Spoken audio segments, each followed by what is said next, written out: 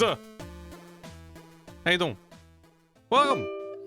Hello, hello, hello, hello, hello, hello, hello. Welcome. I hope y'all doing good.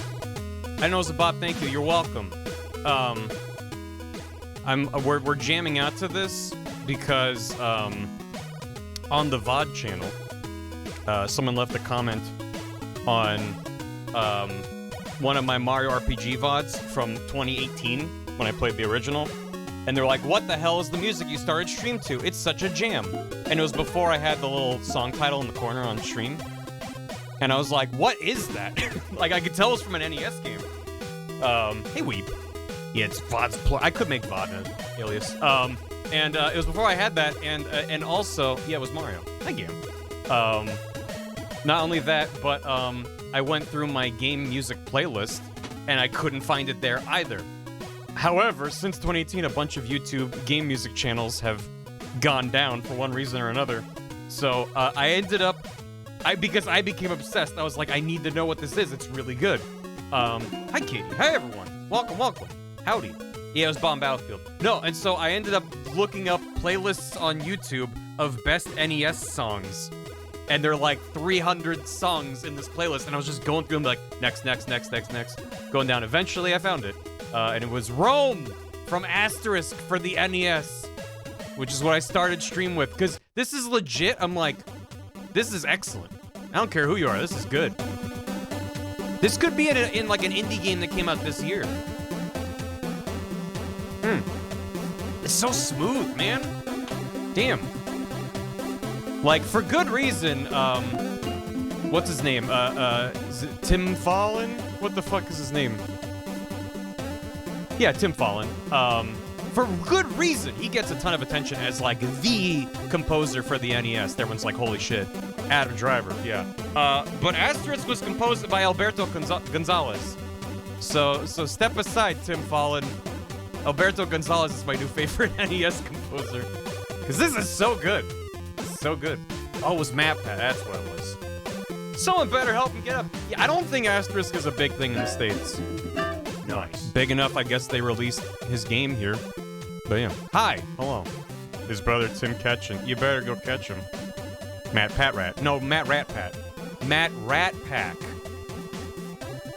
If he ever makes a YouTube channel dedicated to analyzing popular music from earlier the 20th century, he could really go Matt Rat Pack. Matt Rat Pack. Hold on, let me cook. Anyway, hope you're all having a good one. Thank you for tuning in and etc.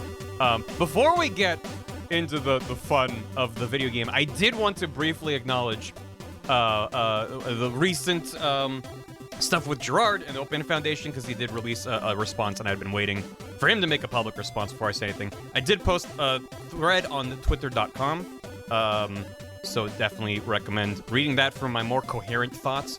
But I did want to set some time aside if there's anything else people had questions about, or anything they wanted to say, or you know, people are more than welcome to leave comments on the VOD on YouTube, and I can try to respond to them.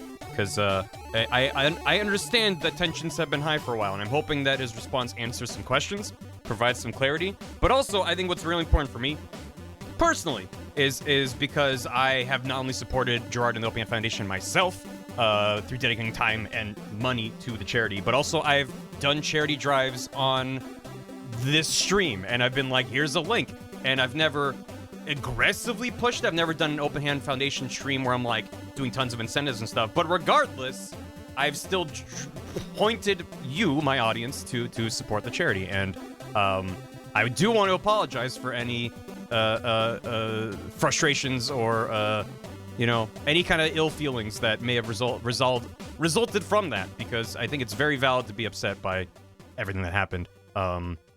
Personally, I'm good. You know, I've talked to Gerard a bunch throughout this entire thing, and I definitely understand the situation as best as I can, but I still feel some sense of responsibility. However small it may be in the grand scheme of things, but specifically to you, my viewers, because there's a chance that you donated because of me, and so I do take that very seriously. It's something that I said on Twitter, that I take I take it extremely seriously, and I think transparency is very important when you're asking someone to open their wallet. And that's something I really don't do on my streams outside of charity streams. And so when I do that, I do it very cautiously and carefully. I do my own research and check in, because I don't look into their IRS documents, right? So I guess there's all things that we can learn from this. And my biggest takeaway, I think, is that moving forward, when I'm doing my own charity initiatives and drives and things like that, I'm not going to be supporting, as much as I still believe in the mission of the Open Hand Foundation. I think ultimately they're a charity that exists as a middleman, where they are collecting funds to then give off to a charity. And I think there's just more potential for things like this to happen. Or at least even less transparency, less of a say in where it's going. Whereas if it's like, this is the charity, it's going to one point, you can make up your mind about that one charity. Whether or not you want to support them, whether or not you agree with their structure. Whereas when there's a step in between, I feel like that obfuscation, I don't believe it was ill-intentioned at all. But I think it is something worth kind of considering. No, I couldn't have known. But it's still...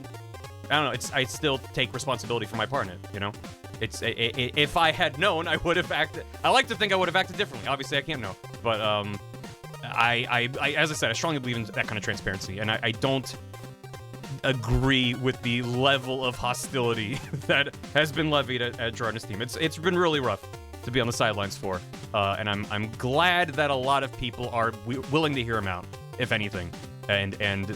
It's not that a 19-minute video that he posts or a Twitter thread for me is going to right every wrong or make everything hunky-dory for everyone. Everyone's different. A lot of people are still hurt by this, and that's understandable. But absolutely. Yeah, I definitely recommend watching his video, especially if you've been watching or aware of the other controversies. If you don't care, then I'll try to make this section of the stream brief, but I think it is important to acknowledge. So... Anyway, let me see if there's anything that people wanted me to specifically address, as I was rambling.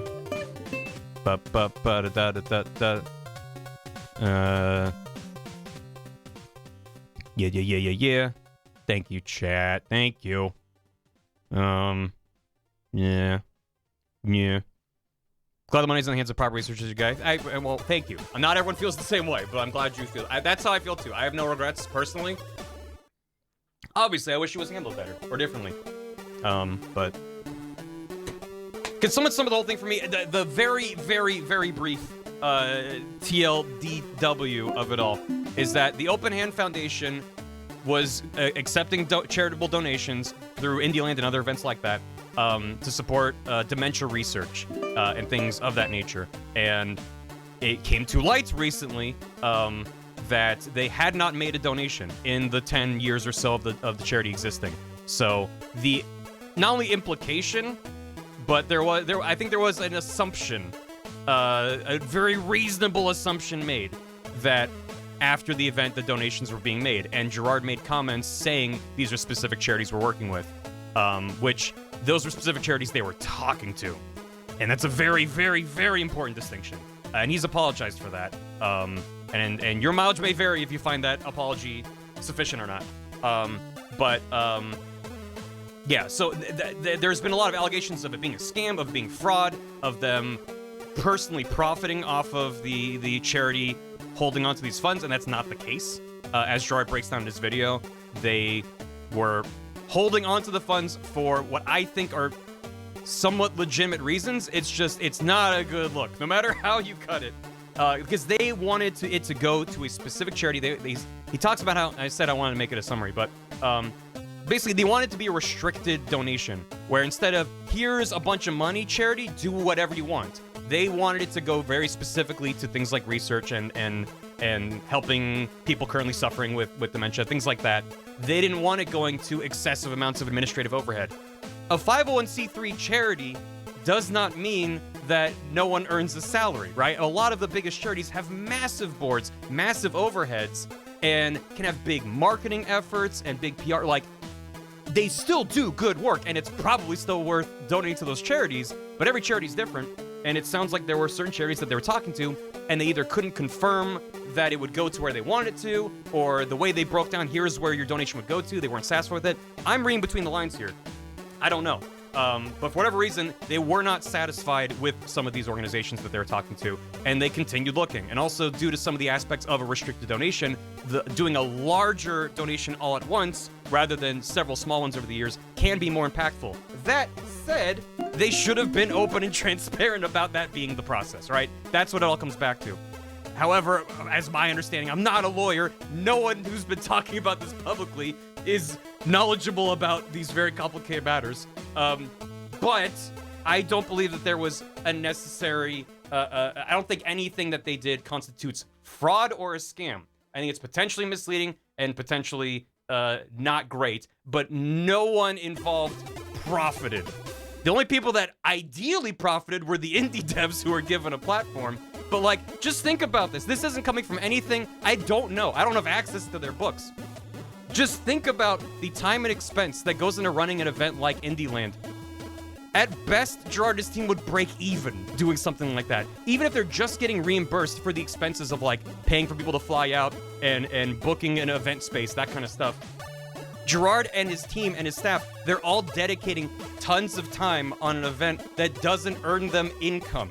They could spend that time making YouTube videos and making income. Like, if this was a scam, there are YouTubers and creators out there who do crypto pump and dump schemes on their audience. That's a scam.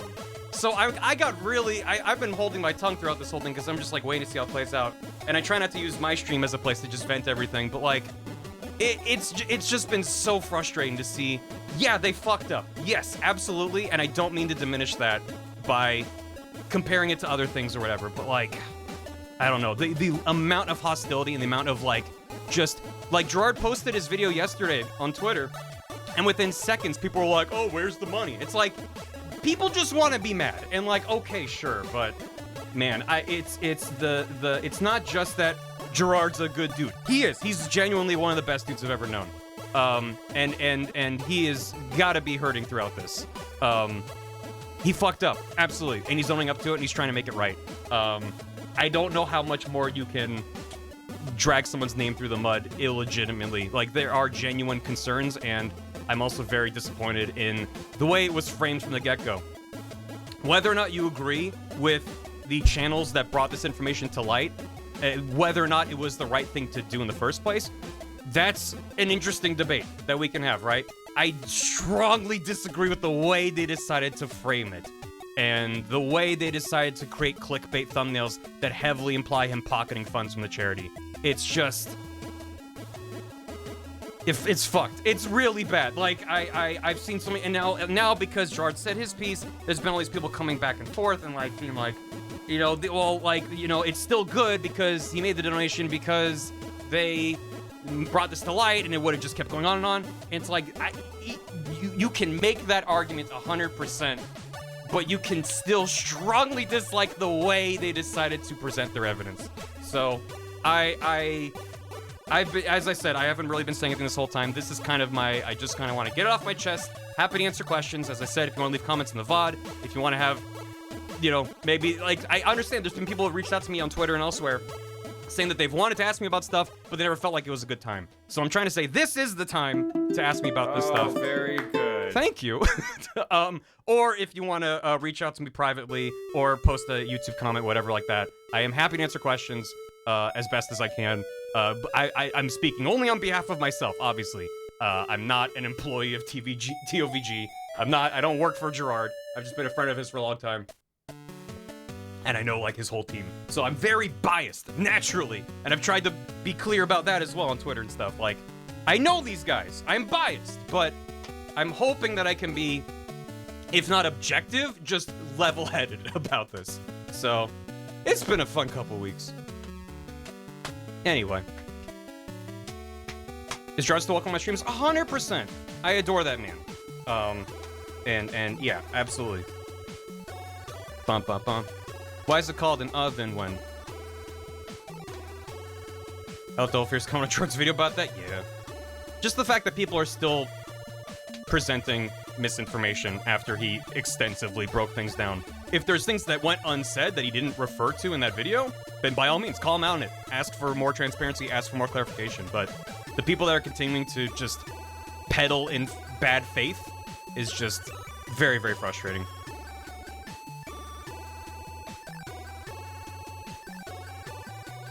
Yeah. Do you think it's important? It's absolutely important. It's important to be level-headed and away from more evidence. Yeah, it's every time there's a big there's a big controversy kind of thing. Like, I don't know. I mean, I want to say maybe there's exceptions. I don't know, but if one party is throwing accusations against another, despite how cut and dry it may appear, I think we live in a society and we should allow someone to say their piece. And then you can say, okay, fuck off. But you should, the way we just grab the bag and run with it as a peoples on the internet, it just like, man, it sucks. It sucks. You know, being on the front lines, I can't express, I've never been directly targeted myself, thankfully. But I've been on the front lines several times to just the entire internet hates you. And it is soul-crushing. And it's, man, I don't know if there's a better way, but it just sucks. It just sucks, that's all. And I guess if I can try to wrap things up with a nice happy bow, it's that I think a lot of the response that I've seen to his post yesterday has been, if not, like, welcoming him back with open arms, at least understanding and willing to listen, and that's literally where the bar should be. I mean, it could be higher, but like, if you're just willing to hear someone out like that, like, fuck, you know, just wait and hear the other side, try to think about it, you know, I don't know. But I genuinely don't want to diminish the misleading and the whatever you can put, whatever you can specifically pin on him as him being guilty of. I don't want to diminish that. It is still a bad situation that they are trying to make right. And I don't know. It's like, it's gonna help a lot of people. I hope it just hasn't tainted the entire situation. And like, I've talked in the past about how it's a cause near and dear to my heart. There's a lot of dementia in my family. I've had to watch a lot of family members go through that. And it's a cause very near and dear to my heart, and I feel no less passionately about it. Just sucks. So. To presume they understand financial statements? Yeah.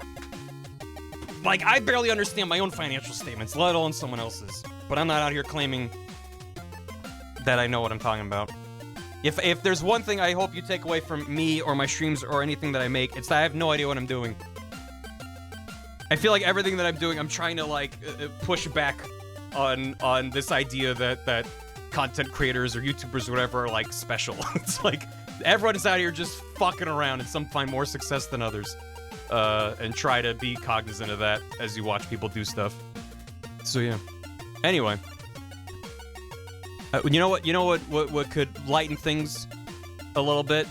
I went to Target yesterday to do some shopping. And I did see this. And I just think we could take a moment to look at this little guy. This extremely round banjo. And I hope that could bring us back. So shaped. Did you buy one for me? Yep. So I didn't, because I walked past and it was $35, and I'm like, that's a lot for a plushie. But then I took the photo, and I realized it says, it's $35 for Bowser Premium, whatever that means. So, I have no idea how much he costs. So yeah. So the Banjo Fangamer has? I don't know. I should have looked at the tag.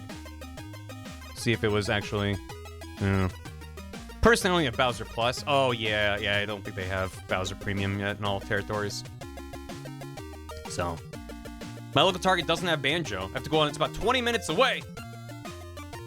I mean, it might be... Listen, I'm not sponsored by Target, but if I was, I would be yelling at everyone to go buy out their stock of Banjo plushies. Anyway, yeah. The tag says Scotland Yard, right? It says London on it. Oh yeah, we're playing a video game. But no, I don't know how much I have to say. I was trying to go through your comments, chat. Feel free to yell at me if there's something else you want me to talk about regarding it, because once I say my piece, I would like to move on. But I'm also, as I said, happy to answer other questions through like Twitter or YouTube comments on this VOD. I don't want it to be jumping around every VOD, right? It's easier for me to just kind of focus on it in one spot. What about the Tumby? The good at the game plushies, but they're plushies for a show I like, or it's consistently terrible. Oh no. I passed by a bunch of cheap Mogus figures. I regret not buying them. Yeah, I saw a bunch of Mogus stuff at Target as well. It's kind of neat. Like, it's easy to forget that Mogus is made by a couple of people. Yeah, there's like a new Lethal Company update that everyone's yelling about. Again, massive success from like a single dude. It's cool. I appreciate. Thank you. This good for zero play. I don't know. I do not know Corbel.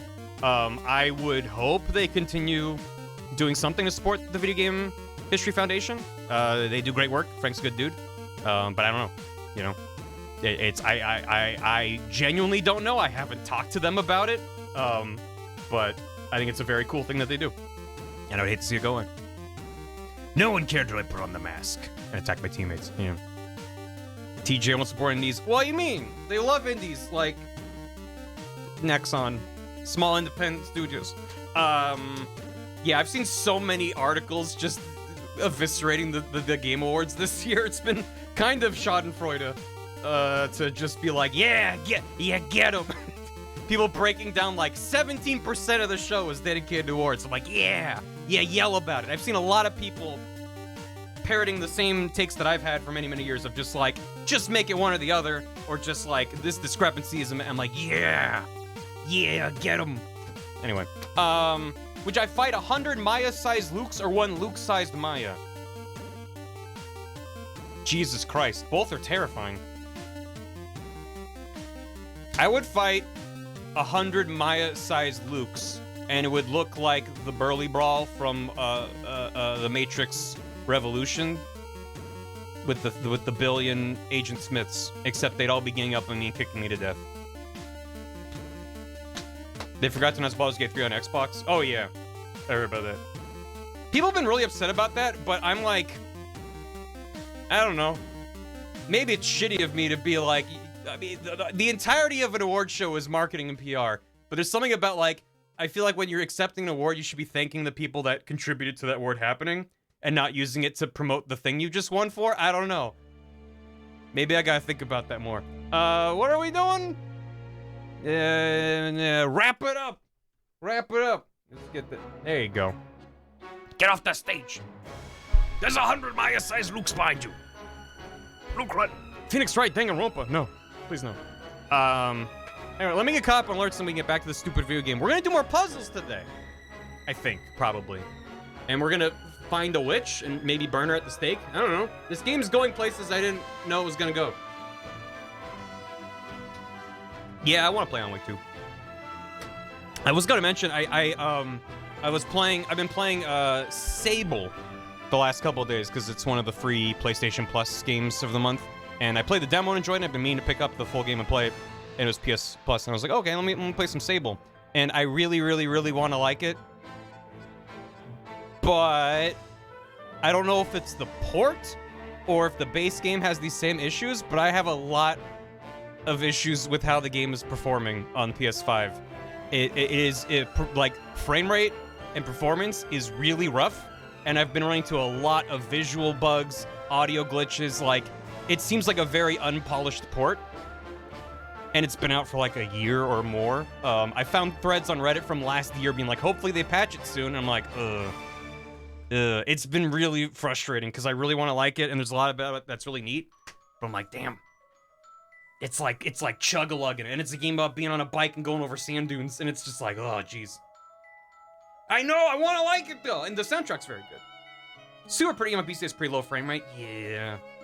But like, I legit, there was a quest I was sent on to go to a cave, and I got to the cave, and it was behind a waterfall, because it's a video game. You gotta put a cave behind the waterfall.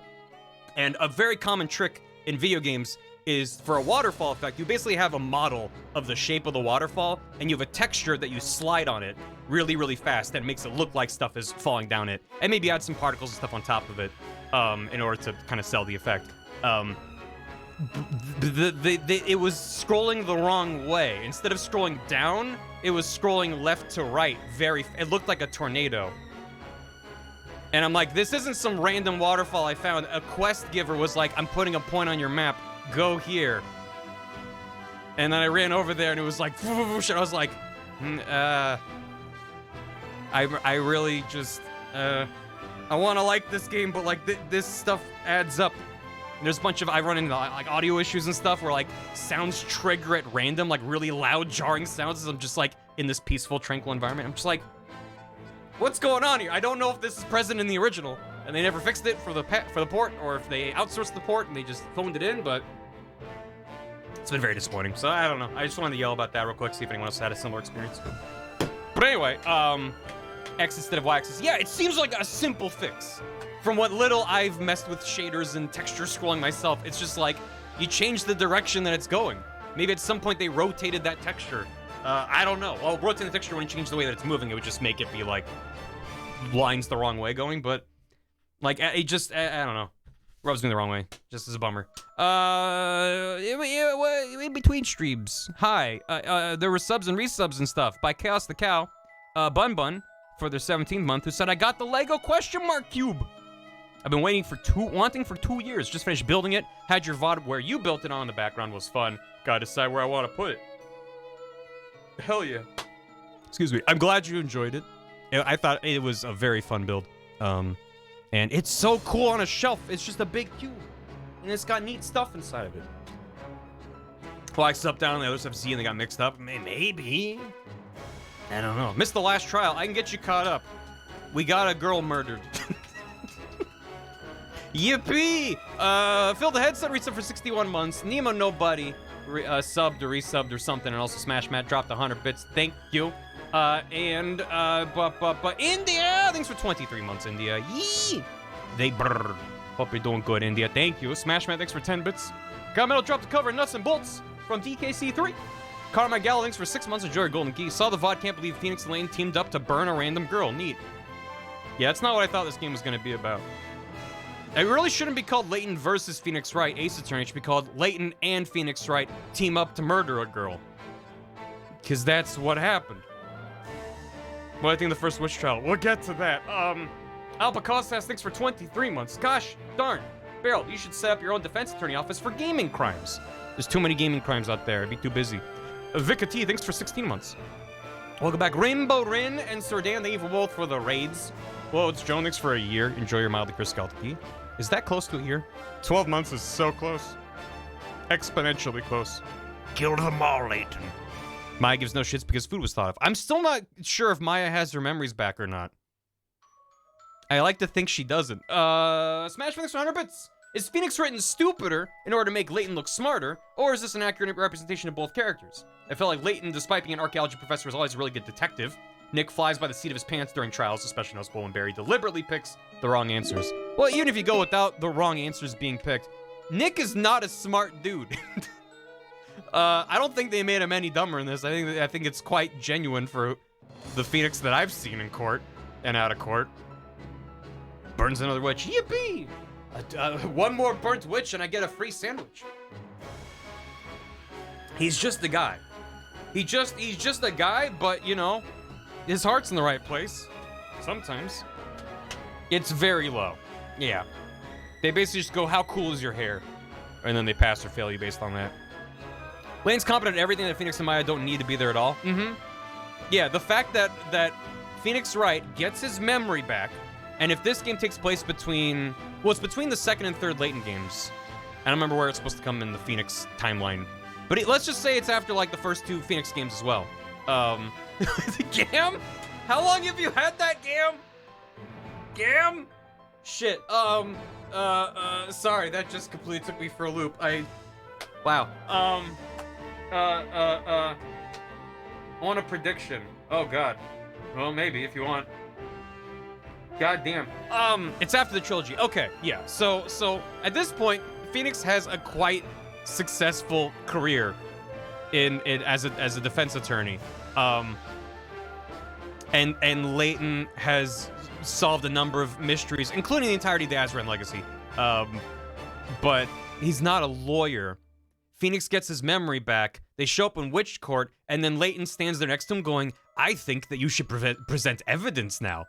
And Phoenix is like, oh, that's a good idea. Like, Layton not only replaces Maya in terms of, you can do it, but he's like, I'm also Mia. I'm also providing legal advice and helping you be a better lawyer in this thing that neither of us have experience with, but you would arguably be more equipped for. I mean, it's great because it creates this early banter between Layton and Phoenix, and that's what I'm here for, right?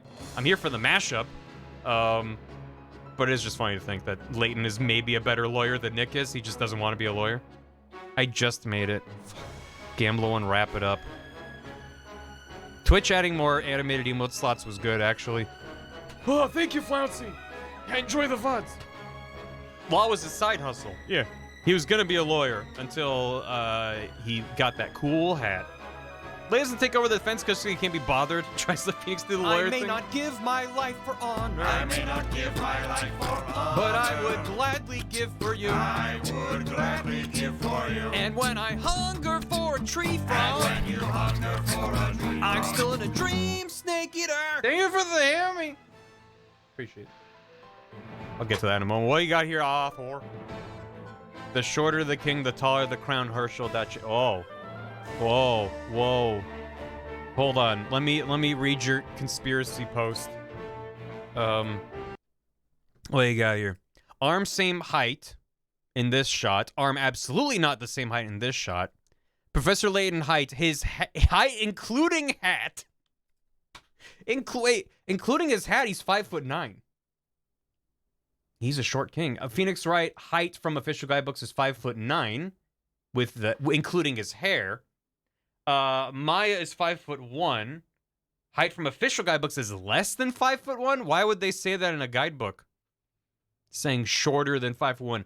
154 shorter than Maya face centimeters. Luke doesn't get a height. Not he doesn't have one listed. He doesn't get one. Very crunchy. Layton is about equal to Maya's height. That 1 pixel is Luke. Sure. Yes. Arm absolutely the same height. Small bit of perspective. Layton's hat is about equal to the top of Phoenix's head. Perhaps. Layton's around 5'1", but they keep adjusting his height for some reason. It just makes him look more like a Lego than usual. More like a Lego is very funny. I mean, listen, just sometimes they're setting up for the shot and they're like, you're too, get the apple crate. And then they put it and he stands on it and then they get the shot. That's pretty standard. This is a work of art. Thank you for this. This is good. He has a fruit crate and he has to solve a puzzle about it.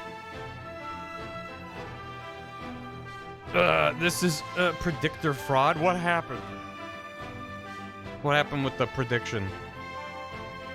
I want a poll. Make your own verses with blackjack and puzzles. Favorite: Layton, Luke, Phoenix, Maya, Blue Badger. Milk crate got isekai with Phoenix. They got milk crates in Isekai Land. Probably. It won't take my predictions. Not taking poo. Oh, weird. I don't know. Twitch having a normal one. Red Knight Herring, thanks for 34 months. Troubling, thanks for soup. Screaming Flamingo, thanks for 29 months. Spark Farkles, thanks for 33. Popping in from Vodland to share my sub. Have a good stream. Thank you. Ev Bay, thanks for 100 bits. Luke is the Witch of Jam. I don't know what that means, but it sounds correct. Milky Pork, thanks for 3 years. Enjoy your Oki. You can go ooh or your DKCO. There's a lot of O's you can do. Milky Pork, thank you. I don't think Professor Layton is a lawyer. I also don't know if he's really an archaeology professor. We've seen him teach like once. It's kind of an Indiana Jones conundrum. You see him in class like one time. And like, is that enough? The Witch of Jam sounds like a Homestuck thing. Ooh. Hey, Kit is cat. All students want to get with them? Yeah, they all have notes to them written on their eyelids that you can read from across the lecture hall. It's not to my votes, you don't have to refreshing. Huh. Why is this poll so balanced? Because chat loves a balance. That is quite balanced. Yeah, Kate Ish, thanks for 6 months. Enjoy your golden key. Al the Funkman, thanks for 13. Hope everyone's doing fine. Smash Man, thanks for 69 bits. Nice. Shout out to all Asterisk fans out there. Wish I was one of them. You can become one of them. Go to your local comic book store and be like, give me the hottest issue of Asterisk. And they're gonna be like, huh? Damashi Alva, thanks for 17 months. B. Marie, thanks for 100 bits. Barry completing this before the Apollo Trilogy remaster. Eyes emoji. I mean, we'll see. I ain't promising shit after this. All I'm saying is after we finish this, we're gonna go back to Metal Gear at some point, and we gotta play Revengeance. That's the next one on the docket. So, get hyped for that, because that game's fucking nuts. Citizen Kane, thanks for gifting a sub to Chris and Chips for their 14th month. Adam 5 number 6 for 100 bits. When you get a moment, I have 2 clips from Dan's stream that I must share. Simply must. They can't go without being seen. I did see, so I know basically nothing about the Lethal Company update. I did see they added an arachnophobia toggle that if you enable it, replaces the in-game spiders with the word spider. Blue Badger won for favorite, 25% of the vote. That was a very close fight. Blue Badger, then Phoenix, Luke, Layton, and then Maya. It's a very good toggle. It's quite good. Thought that was a mod. What I saw online implied it was legit. Maybe it's a mod. Anyway, what did Dan do? I'll lead you guys to safety. It's right around this corner. Oh, don't step on that. Fucking 2 times shit. I almost got them both. I almost got them too. Fucking ass, bitch, fucking ass, fucking goddamn. Dumb bitch. You just want to scare the fuck out of me. Wait, was there a snare? Can you imagine if I got both of them with that? Oh my god. God damn it. Fuck. Okay. They're Bless gonna his hit it. soul.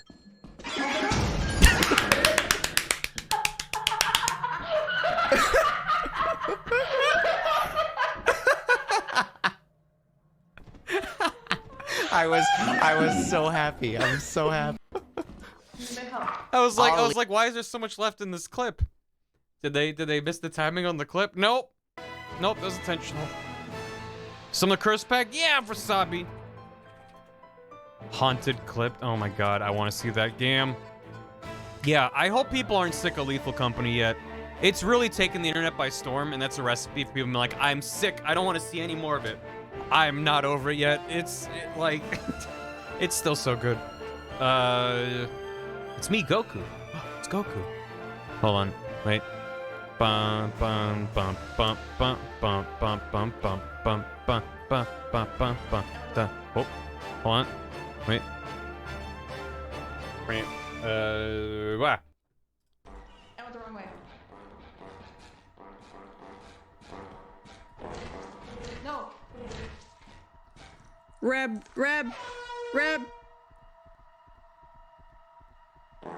Hey, it's me. Oh, Goku, you son of a bitch!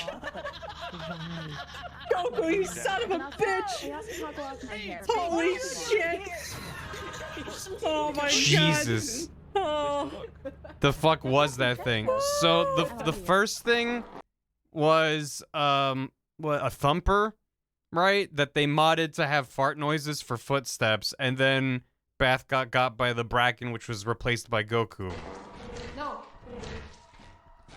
Reb. Hey, it's me. Oh, Goku, you son of a bitch!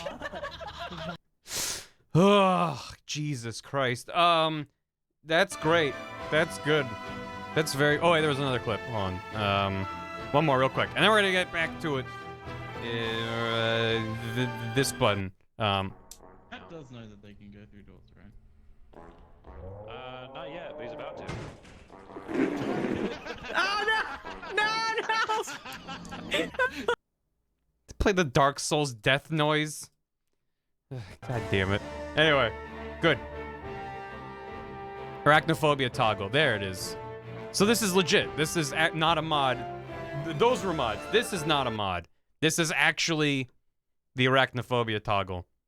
Well, next time I stream Lethal Company, which I definitely will stream it again at some point. It's so much fun. I'll probably keep that on just because there may be viewers. I don't like them, but I'm not legit arachnophobic, but I kind of want to put that on, not only because it helps more people watch the stream, but also that's amazing. That's hilarious. Why the hell did Automod grab that? You said there may be viewers. And Automod said, hold on, this might be sus, and I had to approve it. Automod? Citizen King gifted a sub to Tita for the 3rd month. Hey, Tita. Axel Bagale, thanks for 420 bits, nice.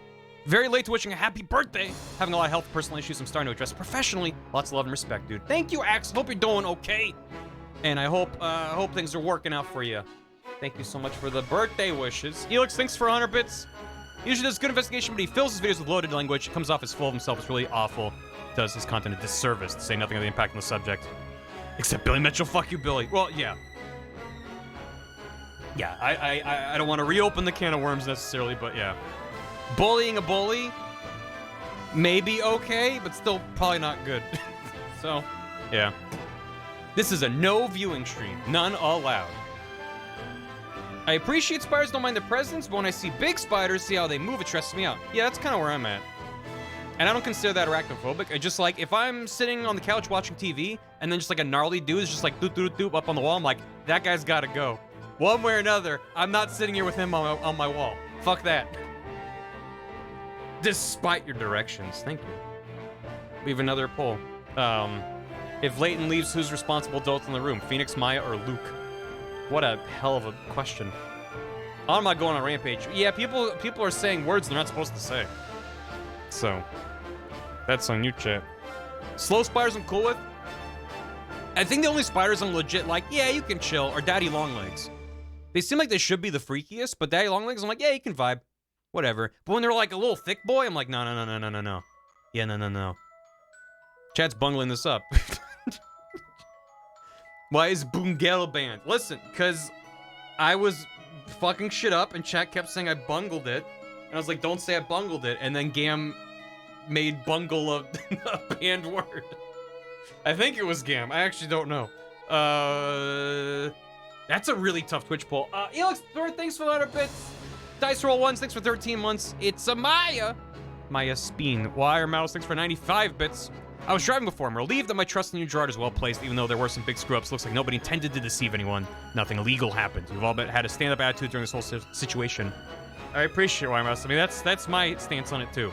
And as I keep saying, it's 100% valid to not accept the apology at face value, or at least to still be upset about things. I'm not expecting everyone to watch that video or see my thread or whatever and be like, okay, everything's great, back to normal. I hope people feel that way, but I wouldn't expect it. And so I'm hoping that trust can be re-earned. So thank you. Wirethin, thanks for the hammy. Want to thank you for being entertaining while I went through some rough times. Because getting laid off, I'm back in school, love listening to you while I study, and currently have a 96.8% average. You help a lot. I mean, that's all on you. I had nothing to do with that, but I'm happy to take credit for it. Thank you, Wirethin, for the hammy. And I hope that the rough times are now smooth, like a bowling ball. Very smart. I am so smart. SMRT. GMSec, thank you for 22 months. Layton versus Wright deathmatch. Who wins? Us. Whoever wins, we lose. Luke is the adult in the room? I disagree, chat. But compared to Phoenix or Maya, maybe... Smooth like a brain. Twitch bots might get a bit sus with all the banning. It's probably fine, maybe. No one's getting banned. Or are they? Mew Mosbury, thanks for 30 months. Enjoy your outhouse key. Frishiden and Varden. Do you think I'm cute, Uwu? Bad. Bad parasocial behavior. Bad. Stop it. Thank you. Winter Rose, thanks for 72 months. That's a lot of months. Hey, chat, this is a 6-year subversary. It's dedicated to you. Yes, you. Barry, chat, you're the best chat I've ever been a part of. You're also welcoming, funny, and talented. I genuinely enjoy being a part of this community, despite how cursed y'all can get. Just because we live in Barry's non-Euclidean house doesn't mean you can get away with not dusting your room. Please, I can't stop sneezing. Thank you. That's a lot of months, Winter Rose. Thank you so much for that stupid amount of months and years of support. Thank you. Oh, fuck yeah, Gabe. Let's go. And then we're gonna play the video game.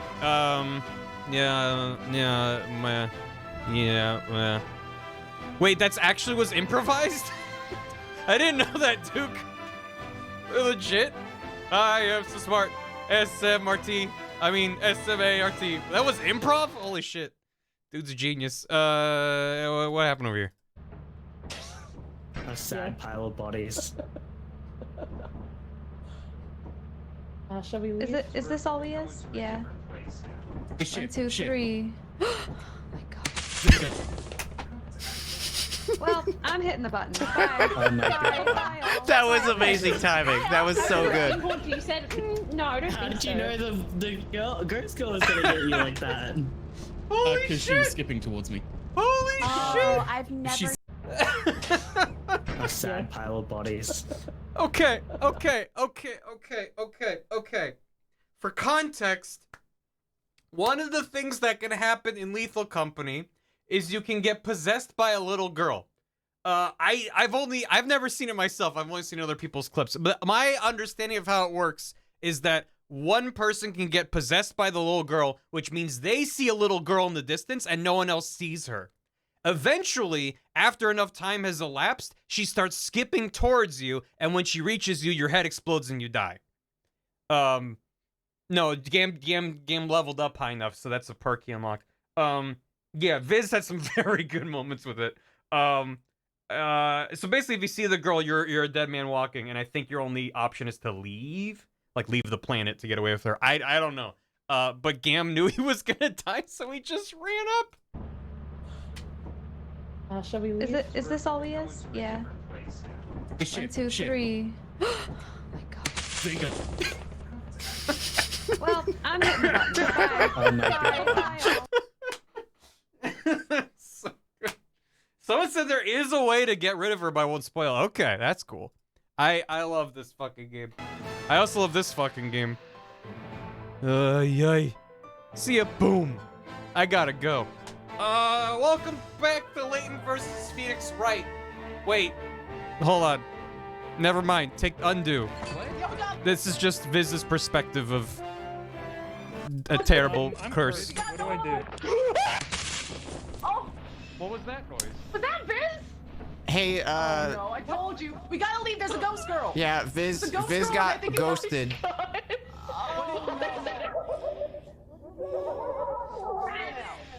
She's going to Uh-oh, it's my turn, Hey, can we start the ship? Can we start the ship, please?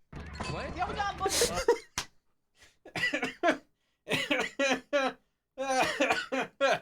Peak cinema. Shit. Just following the head and then looking up to see the girl standing there like you're next is just... Oh my god. Very good. Anyway, yeah, it's good. I had 3 papers due at midnight. That's too much for my brain to handle. I'm gonna watch you instead and maybe complete my papers. Good luck with that. Chusb. I believe in you. I think you can knock out a couple of those papers. Game good, friends good. Hi, Dan. My perspective of cursing. Okay, the last one. And then video game. Hey, so that's the person I saw. Hey! Hey yourself. Oh, hey yourself. Yeah. Hey, so that's the person I saw earlier. Also, it seems to fuck with the audio and make it like really echoey and weird, which is very fun. Over there.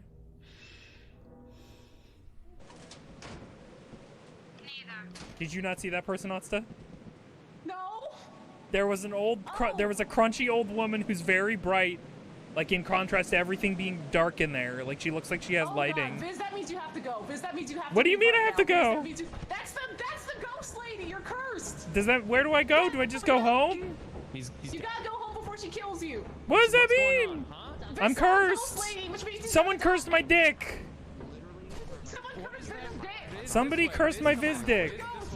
What way? I'm right here. I'm already in the ship. I didn't know both go around. I'm cursed. What do I do?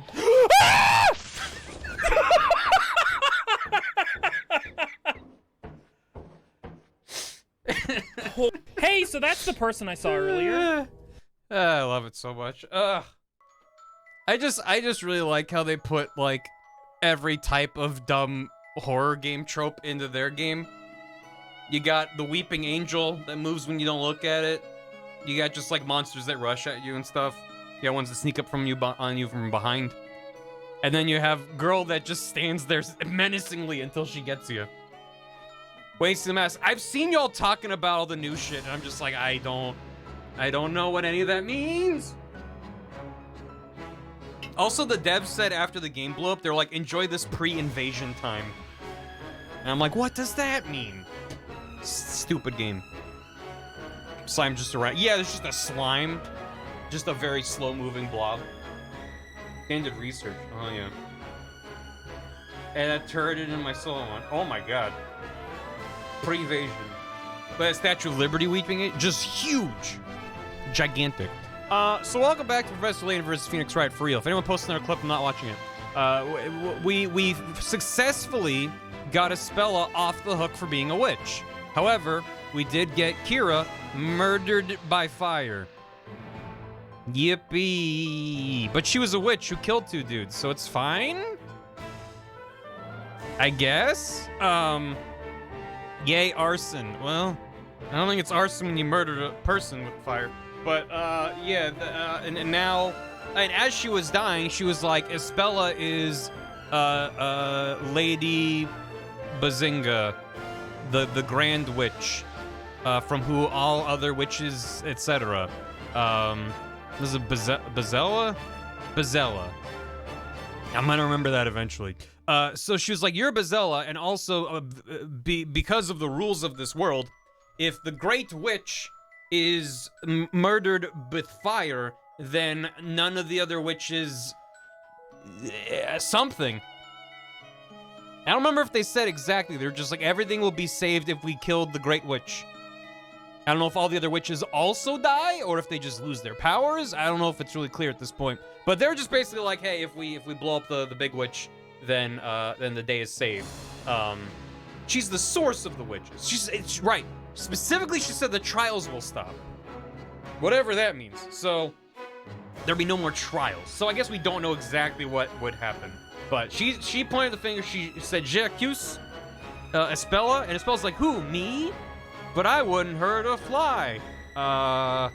And so now we're presumably switching back from Phoenix to Layton, and we gotta do some sleuthing. Learn more about the Great Witch, maybe learn more about Espella? I don't really know. The Great Witch was killed, and there are no more trials. If we kill her, there will be no more trials. Oh, I thought they literally meant, if we kill her, there will be no more trials. Like it's written in the book. But I don't know. Yeah, Espella did volunteer. She was just like, no, kill me instead. So, maybe she just knew that Layton's a gentleman. He wouldn't let that happen. Didn't know it's all the deep lore. Yeah. You mustn't read from the book. So yeah, maybe she's fire type. Maybe it just helps her out. So, I don't know. But all I can tell you is that we're definitely nearing the end of the game, right, chat? That's why when I hit continue, it says chapter 3. But, you know, it's only 3 chapters, right? So, I'm sure we're gonna get some good answers soon, and we'll figure out what's happening. Let's go. Yay. Yay. Yay. Pull me back. Pull me back. And so. Miss Cantabelle, oh yeah. My spin, by the way. Let me, sorry about that. Sorry about that. Sorry about that. Sorry about that, chat. There we go. And so, Miss Cantabella stood in court under suspicion of being a witch. Thankfully, a young baker... ...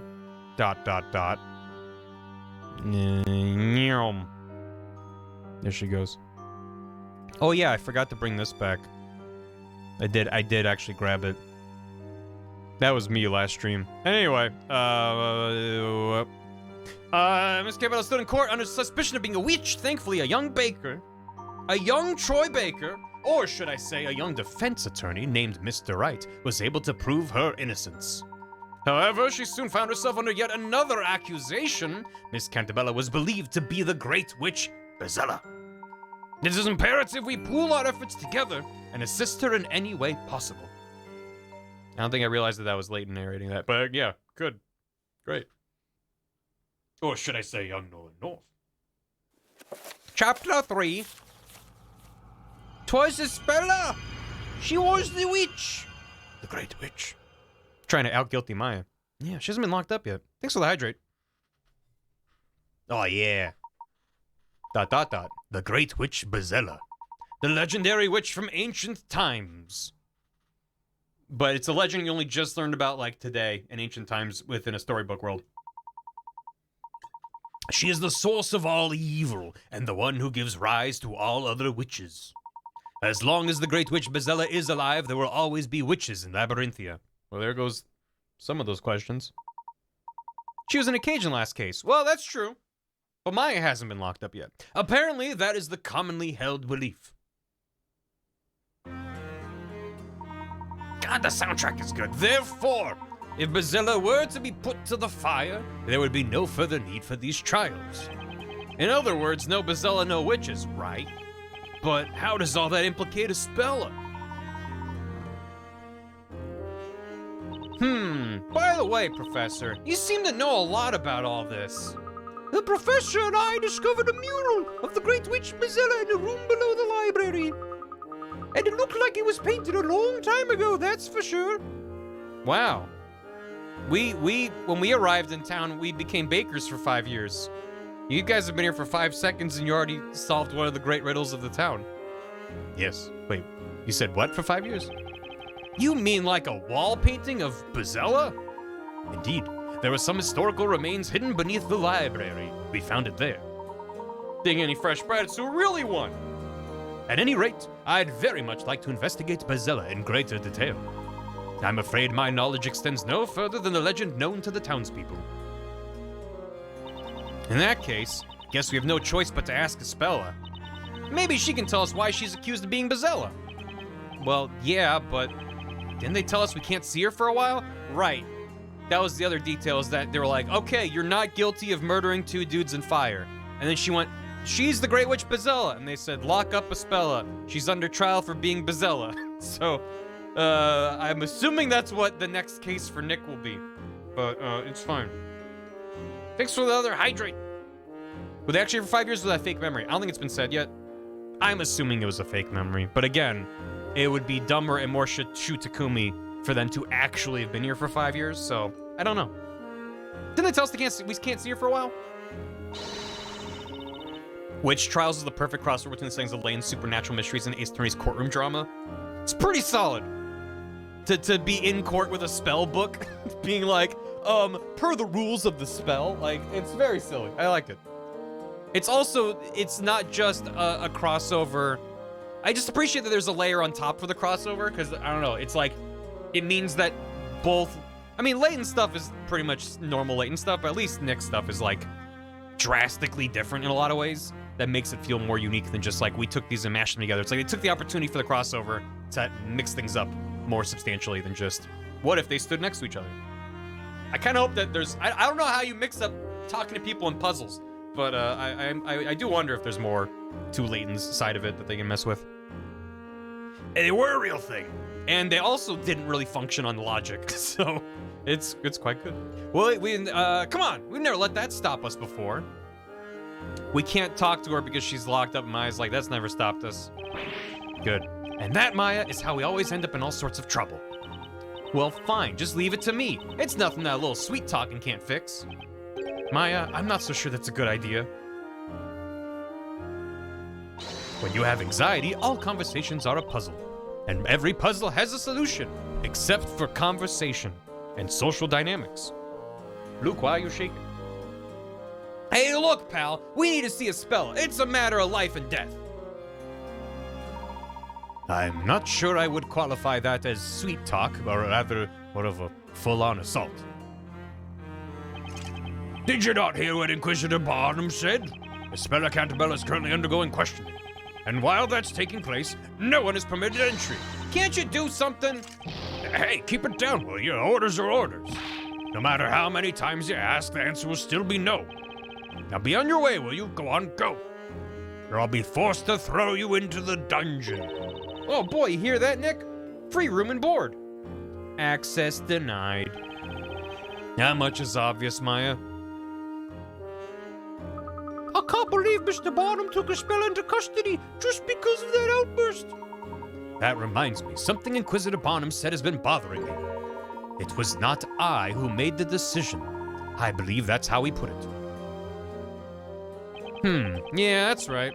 So in other words, there's someone of higher authority than Inquisitor Barnum, That's it. We'll just go and ask that person instead. Oh, who in Labyrinthia could have more authority than Inquisitor Barnum? Well, I know how to find out. Let's ask around, Luke. Am I and Luke gonna team up? Not you again. You don't give up, do you? Like I said before, you cannot see. It's not Espella. There's someone else we'd like to see. That's right. We'd like you to take us to see the person ranked above Inquisitor Barnum. Above Inquisitor Barnum? You're not telling me that. You want to see the High Inquisitor? Oh, so they're called the High Inquisitor then. Professor, I solved the puzzle. Inquisitor baby girl. What's this? Are you seriously suggesting you don't even know of High Inquisitor Darklaw?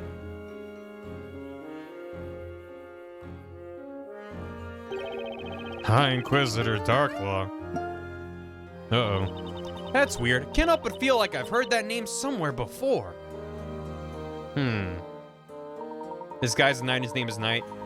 Nominative determinism strikes again. I'm sorry, but could you tell us where we can find that person? Please, do me a favor and don't ask. She's not the sort of person you can just drop it and see, believe me. Is Darklaw Miles? No, we met Darklaw earlier. She claimed to be the teacher for the school that Espel was in back in London. So she was outside of the book, pretending to be, she was the hot teacher. That's the one. And I was immediately sus of her. Because if not her, someone cast a spell on Espella and made her be all blank-eyed and just kind of like a sexy goofy, as I put. Yeah, which again is redundant. You can just say goofy. There's something more of importance we wish to discuss with her. You people really are fearless. Well, don't say I didn't warn you. To meet High Inquisitor Darklaw, you must go to the Inquisitor's Hall. Just be careful not to upset her. We understand. Thank you for your assistance. Is the High Inquisitor really so fearsome? Of course not. Not our High Inquisitor. She's wonderful, beautiful, intelligent. Just a little strict. You don't have to go mentioning what I said about upsetting her, understood? Don't worry. You can rely on us. High Inquisitor. That title sounds really high up the food chain, doesn't it? Apparently, if we go to the Inquisitor's Hall, we could see her there. Well, we won't achieve anything standing here. Let's go and see her. Inquisitor's Hall. Inquisitor's Hall. I swear on my knees. The guards are watching us. Should I say staring at us with an unspoken threat in their eyes. Look at them all being tiny on the bottom screen. Tiny little pixel art guys. Bobbling up and down. They're like 3 pixels tall. Look at them. That's good. Everyone's together. They're all together. What? Earthbound Layton. That's just, London life. High Inquisitor Darklaw's in the Inquisitor's Hall. Even if you go there, I doubt she'll see you, though. I'll be the judge of when the... So many candles, yet it's so dark in here. Let's light some more. She just wants to set everything on fire. The ceiling may catch fire. This chandelier is very simple compared to the Great Archives. You know, the candle maker must be the richest person in this town. They're all so smart. Every single person here is so smart. 78. The guards are watching us. Yeah. And an old wooden bench that many woodworms would call home if they could speak. Those awaiting trial sit here on these uncomfortable, worn-out benches. Chairs, I'd rather stand. That bench is bristling with splinters. Maybe this bench is a torture tool. Shall we try it on you, Nick? No. No down. One brainstone, it's the professor's. It really is just the professor keeping everything together. He is the only adult in the room. Whoop. So I can leave that way. Okay. Whoa. Hi. Is this the Inquisitor's Hall? That was quick. Ah, I can see Inquisitor Barnum over there. Okay, which means that woman standing next to him must be... High Inquisitor Darklaw. They look so serious. It might be difficult to button. Perhaps we should wait until they finish their conversation. Let's listen in. When did I start playing a Final Fantasy? Or a Fire Emblem? Or a Xeno Chronicles of Narnia? We have prepared for the questioning of Espella Cantabella. She's in the Death Knell dungeon. Would you like to see her now? Barnum, I intend to leave the questioning of the girl to you. Oh. Nice. High Inquisitor Darklaw. But if she is indeed the Great Witch, shouldn't the High Inquisitor be there? It is not necessary that I be present. I have much faith in your abilities. Understood. I will not let you down. I intend to visit the scene of the crime. You take care of things here while I'm away. The scene of the crime? You mean... That's right. It's unlikely there are any clues left, though. Anyway, the questioning is yours, Barnum. Yes, m'lady. It looks like they finished talking. Inquisitor Barnum. You! How did you get in here? The door was open. Sorry, sir. We didn't intend to eavesdrop. Inquisitor Barnum, there's something we'd like to ask you. I have no time right now. You'd best leave. He's gone. He's back. Gone to question Espella. It would appear that we have to find what we need. We would have to find what we need to know from the High Inquisitor. Maybe invest in locks. What? Hi. What a pretty lady with a ruthless face and a scary sword ready to cut someone's head off.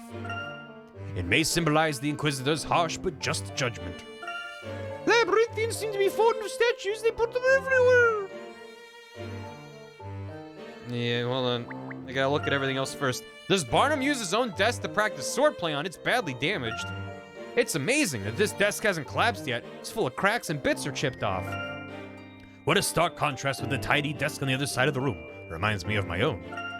All these notes and documents piled up on the desk. The Inquisitors have a lot on their plates, too. Thank you, Luke. That's Barnum's armor. It makes quite an impression. It must be difficult to walk in heavy armor like that. Imagine the heat in summer. The armor and cape are made from the finest materials, far better than what regular knights wear. Yeah, Where? Good.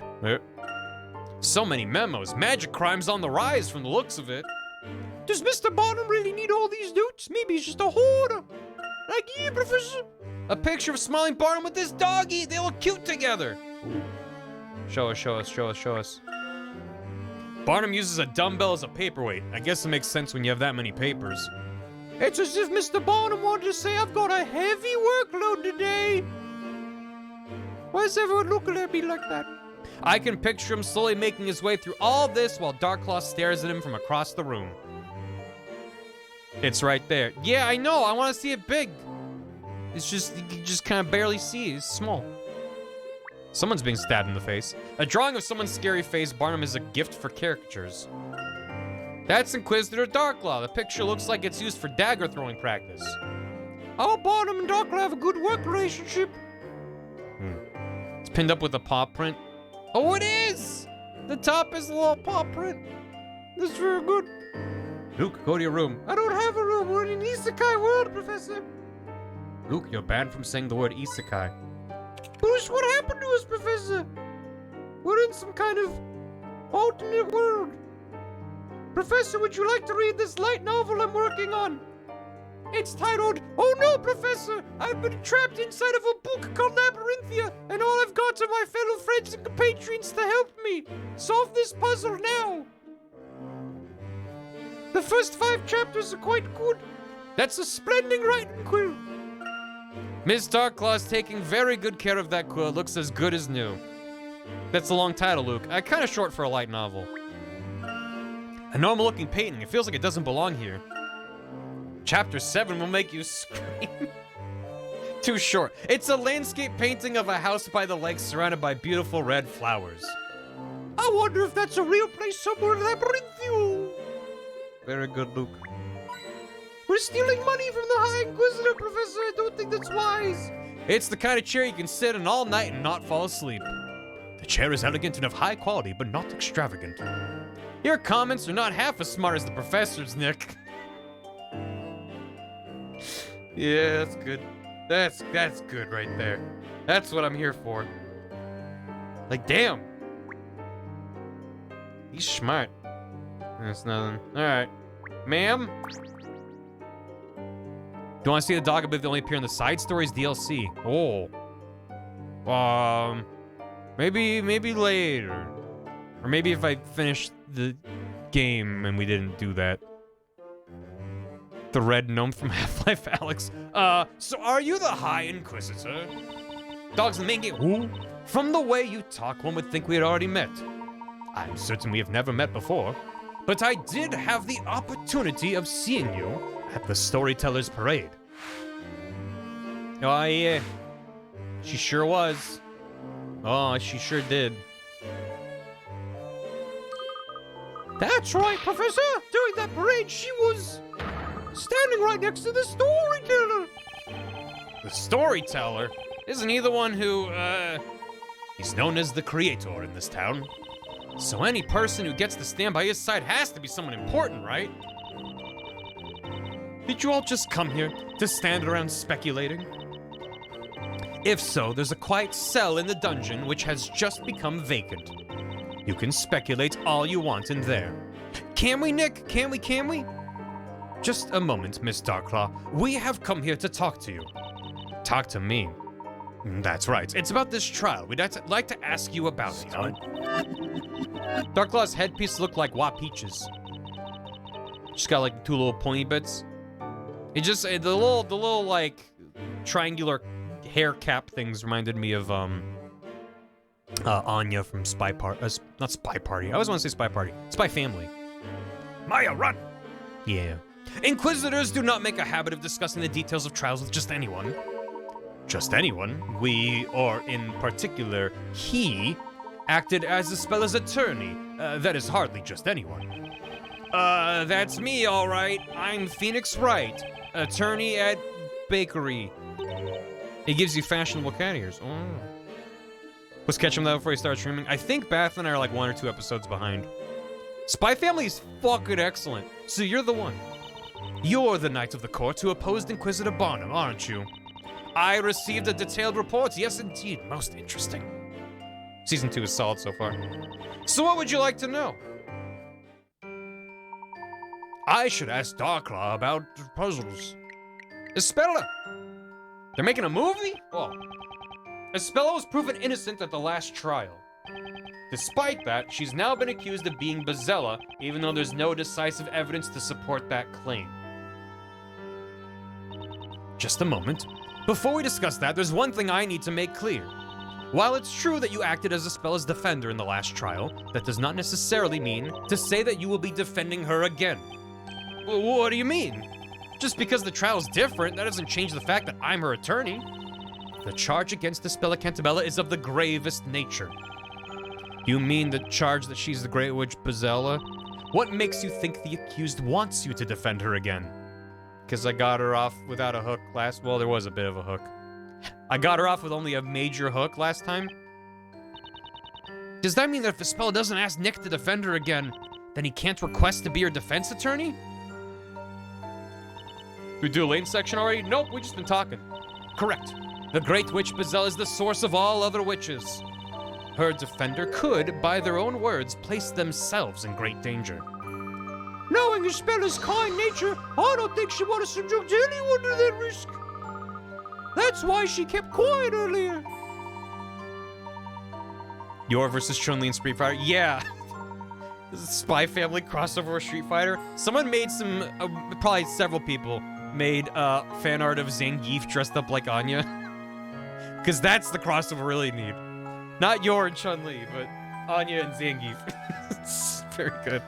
Ispella is at this very moment undergoing questioning, is she not? And there's a possibility that she may be cleared of the suspicion of being a witch. That's right! there can't possibly be evidence of Espella actually being a witch. So how could anyone prove she is? Just how well do you people really think you know Espella? On what grounds can you say that she's not a witch, or that there's no evidence? I'd be glad to have you explain that to me. That's not fair. That's not fair, right, Nick? I don't know. What are we talking about? Ashas Darklaw boot. The Great Witch of Bazara. Yeah, God. The Street Fighter DLC is so fucking expensive. Like, I get it, I guess, but... the best part about the TMNT costumes dropping and being crazy expensive is people made their own really shitty knockoff versions with the in-game free options. So there are a lot of really good ones of like dudes that painted their skin green and put like a box on their chest and just were like walking around the lobby being like, yeah. Well, it's like $100 for all of the DLC cosmetic packs together, I think. The TMNT was like, it's like 20 or 30 bucks. I don't remember. It was a lot for like a couple different skins. But yeah, people made like really shitty knockoffs, which were then better because of, you know, the vibe. It was immaculate. $20 turtle costumes. Yeah, it's fucked. But yeah, no, they have like a bunch of like season passes and all this stuff and like all these different costumes for all the different fighters in the SF6 roster. And it's like, yeah, like $100 altogether. And people are like, I don't want to spend more than the price of the game on some different art. That's fucked. Each costume separately was $20? So if you're like, I want Raphael and only Raphael, that's what? All of them together for $20 is too much. Oh no. That's really bad. Yeah, so the Spy Family Street Fighter is probably gonna be like the same price. Which again will mean that people will make their own better shitty knockoff versions in game. And it'll be better for it. Oh man. Glad I don't play fighting games anymore. I mean, it's all cosmetics.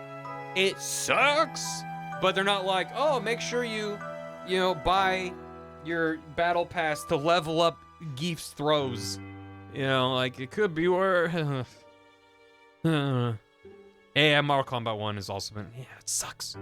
That's fighting games. That's any modern live service game. Anyway, we're currently not experts when it comes to the Great Witch Bazella. You don't have to buy cost so much. I know. I think the point is, like, if it wasn't stupid, I'd be like, yeah, I could drop a couple bucks on, like, a silly costume. Great. That feels like an investment. It's like, I could buy many games for that money. You could perhaps tell us more about this particular witch. Was 5 worse? I didn't get into 5 at all. Warner Bros. Released recently. Yeah, I mean, check that out. Dead Space 3 microtransactions for crafting. Did they do? Yeesh. Yeah. It all comes back to horse armor. God damn it, Todd Howard. To begin with, is the Great Witch not just a figure of legend? The Great Witch Bazella does exist. That is a fact, accepted by all of the townsfolk. Why are you saying it's a fact accepted by all the townsfolk? That kind of leaves some wiggle room in your response. Give us $2 for no reason DLC? I bet an indie game could get away with it. If they had a bunch of different microtransactions, one of them was like, give us $2 and you get nothing. Especially if there was a place to display the nothing, you know? In the past, the Great Witch Bazella used her evil power to burn the entire town. She burned the town. Professor, we saw that witch in the picture in the library. She was burning the town. If the Great Witch Bazella uses her powers, this town could burn again, as it did long ago. We have to capture Bazella before that can happen. But there's no way Espella would ever do something like that. One thing I'd really like to know is why Espella, of all people, is suspected of being Bazella. Of course, there is one reason. One reason? I should ask her about that reason. From what you've told us so far, it seems there's something about Espella that we do not yet know. Izinga Kanta Bazinga, and something which makes the townsfolk and you yourself believe that she is the Great Witch Bazella. Could you tell us what that reason is?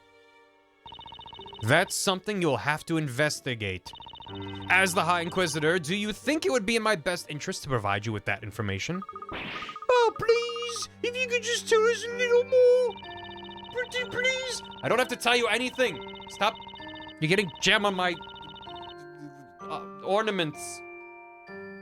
You know, the tassels. I don't have to tell you anything. If you really want to know, find out for yourselves. Then at least let us see Espella. So, Inquisitor Barnum is questioning Espella right now, is that right? Yes, he is. So seeing her tonight would be difficult. Try coming back tomorrow. Tomorrow? All right, fine. We'll try again tomorrow. That we will. I hope you all realize how this will look to the people of this town when they see you all supporting the person suspected of being the Great Witch Bezella. When it comes to rescuing Espella, I'm not worried about what people think. And I feel the same way as Mr. Wright. That is what I was hoping to hear. Huh? At the very least, you should investigate. And I pray I don't see disappointment in your eyes next time we meet. Now, if you'll excuse me. Hey, Nick. This is what I sound like now. Hey, Nick, I was thinking. We've met her before, haven't we? Yeah, we have. In that trial back in England. Huh? Then who on earth is she? I'm not entirely sure, but at that time, she was a teacher from a boarding school for girls. A school for girls? Professor, I've never heard of something so ludicrous. Was she indeed? It would seem the labyrinth is packed full of puzzles. And this is one puzzle that I would really like to solve. Okay then, leave it to me. I'll give it my best shot. Oh, where shall we begin? Well, I appreciate your enthusiasm, Luke. I wonder if it might be better to first return to the bakery. Mrs. Eclair is no doubt worried about us. We should let her know the situation. Right, we need to tell her all about the trial. I have a feeling that's not gonna go too well. She's presiding over a bunch of female college students. I think you did very well, Mr. Wright. I'm sure she'll understand. Gotta get that bread, gamers. She's like a mother to Espella. She must be worried sick about her. Okay, everyone, let's head back and tell her everything. I hope you've been enjoying Professor Layton versus Phoenix Wright, Ace Attorney. Did you notice that my name comes first in the title? It's because I'm better. How the court proceedings went, and the way the townspeople reacted. Espella, it would seem you do indeed have a secret.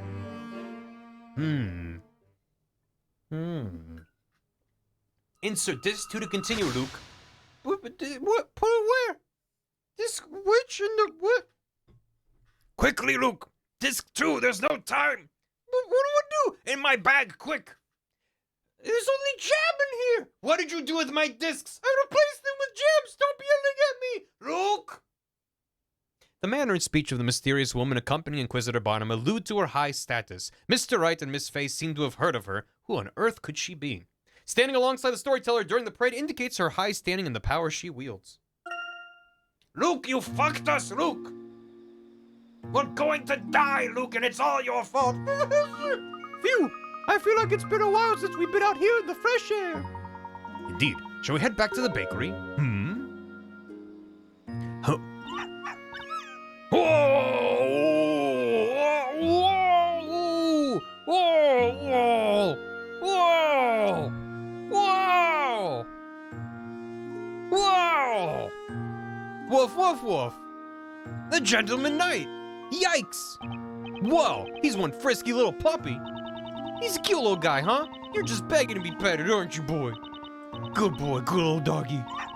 Oh, yeah.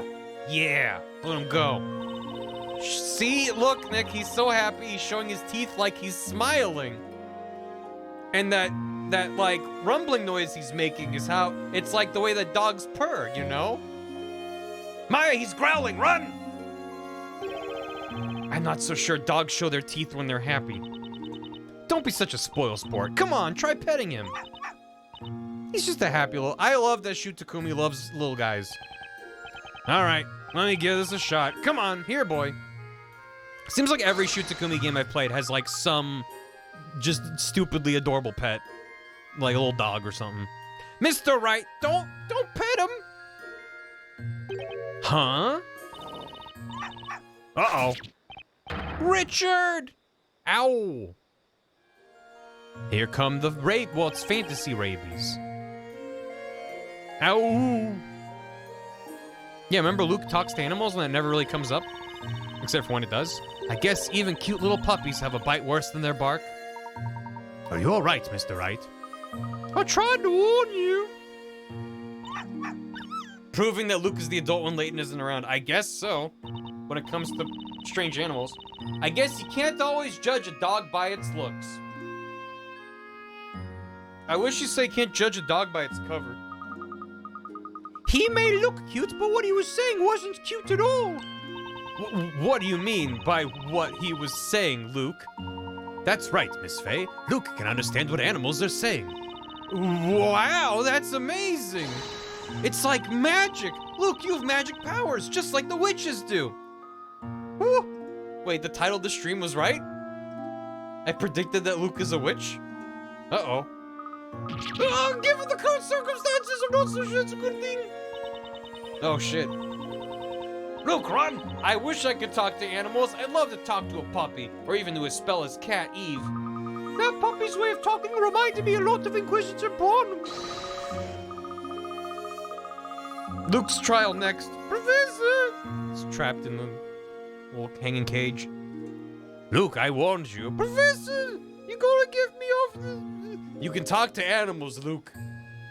I'm sorry, but there's nothing I can do. He's being lowered into fire. Ah, it's good. It's great. I can only talk to ghosts. Not like you. You have real magic powers. Wait, you can talk... What? He said something like, I'll only say this once, Sir Blue Knight. I, Constantine, do not permit you to stroke me. The dog's name is Constantine. That's a good name for a dog. All words to that effect. He can make lifesavers. Mm-hmm. I'm more of a druid than a witch. So the dog's name is Constantine, huh? Perhaps that could have been Inquisitor Barnum's dog. I'm sure of it. He ran off in the direction of the Inquisitor's hole. Maybe he's going to meet his master. That dog's just like his owner. Constant. Constantly barking, constantly biting Nick, and constantly adorable. So, Maya, you mean you really believe in my ability? Trust me, Luke. When it comes to people and their special abilities, nothing surprises me. I have a few myself, you know. Okay, then let's get back to the bakery. Come on, Nick, let's go. Are they saving the I can talk to ghosts reveal for later? Or is it not? It can't not come up in this game. Unless Mia doesn't like isekais and she's like, nah, I'm good. I guess so. I think I've been bitten enough for one night. By dog, and by his owner. I will not elaborate further. Thanks. The Witch's Court is like a crossbreed of a courthouse and an execution place. I wonder why it was built so far away from the rest of the town. This deep in the forest, no one can hear the screams of burning witches. Luke! Maybe it's been a mistake to bring you on all these adventures, Luke. What do you mean, Professor? I'm not traumatized at all. However magnificent this courthouse looks, the trials that take place inside are an ugly matter. Yeah, he's not wrong. And he's the only one to be thinking of, maybe Luke is the adult. Jesus Christ. That sucks. For many reasons, that sucks. I do like this art, though. This is very nice. Oh, give me that. Steal money from the Inquisitors. Oh, steal money from the Inquisitors. Oh, another owl flew by. Professor, I saw another owl. Owls are nocturnal animals. This forest seems to sustain quite a large population. More like population. Let's go. To the road to the court. The dim, foreboding forest pathway. A road sign stands at a fork in the road. Professor, I found a spoon in the road. There's a sizable candle inside. It can probably last all night. Boy, I should have been a candle maker.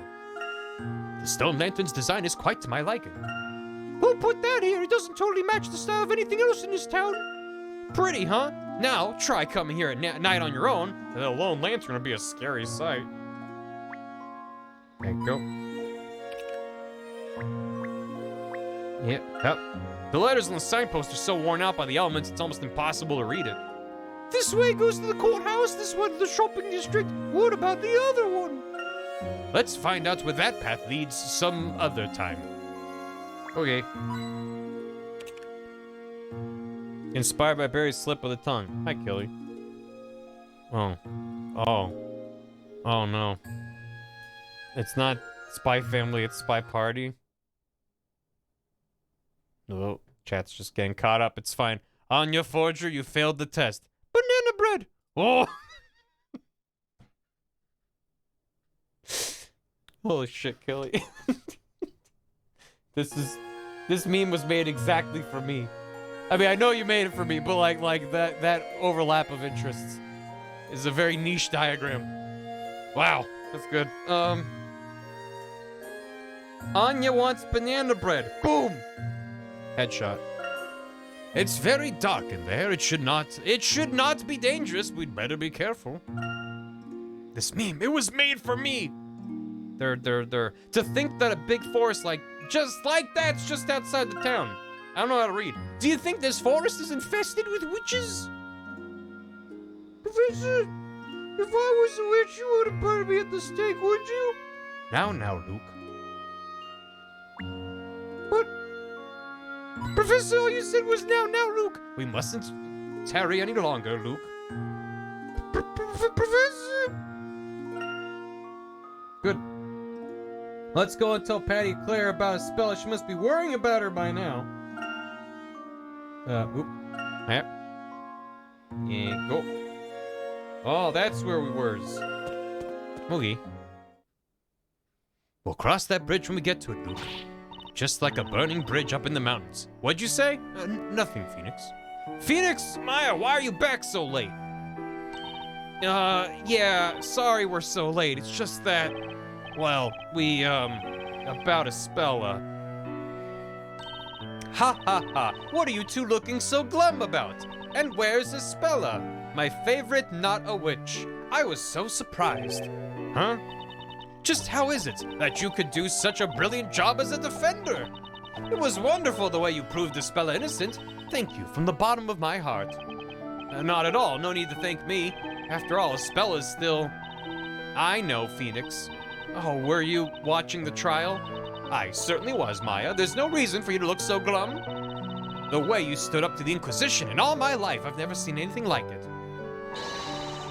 That outstretched arm, that pointing finger. It's truly a sight to behold, Phoenix. Boss! That's why I'm not at all worried. Huh? Because I believe in you, Phoenix. And I know you'll rescue Espella again. You will rescue her, won't you? I will. I'll be there for her, no matter what, right to the very end. Ha ha ha. That's a promise now, you hear? Now then, you must both be tired after all you've been through. You must have a good rest. And that means you two gentlemen as well. Oh, do you mean us? Of course. Why, if it hadn't been for you two, Phoenix couldn't have done what he did. Thank you, madam. Perhaps I should bring out another extra large loaf for our young apprentice here. No! I mean, I'm fine, really, but thanks for the offer. Nick, we have to give it all we've got, for the boss's sake. You've got that right. It might be difficult to rest right after the trial like that. Right after a trial like that, but tonight, perhaps we should all try to get a good rest, as Mrs. Eclair suggests. I agree, Professor. Tomorrow's a new day, after all. Let's go inside, then. If we don't take that rest, we won't be able to do our best tomorrow. I don't know why I'm especially bad at reading words today. I hope Espella is able to rest for tonight as well. Out in the dungeon. ...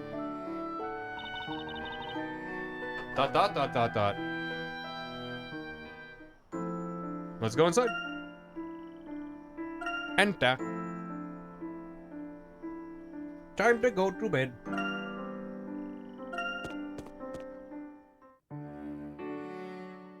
Enter the bakery. Okay. I've done this before too, where I'm like, time to go to bed, but they're like, no, enter the actual bakery first. They share a bed? Yep. Well then, let's all tune in for the night. You think that going up in the bedroom would also trigger that, but okay. They share a bread. What if we put our Minecraft breads together?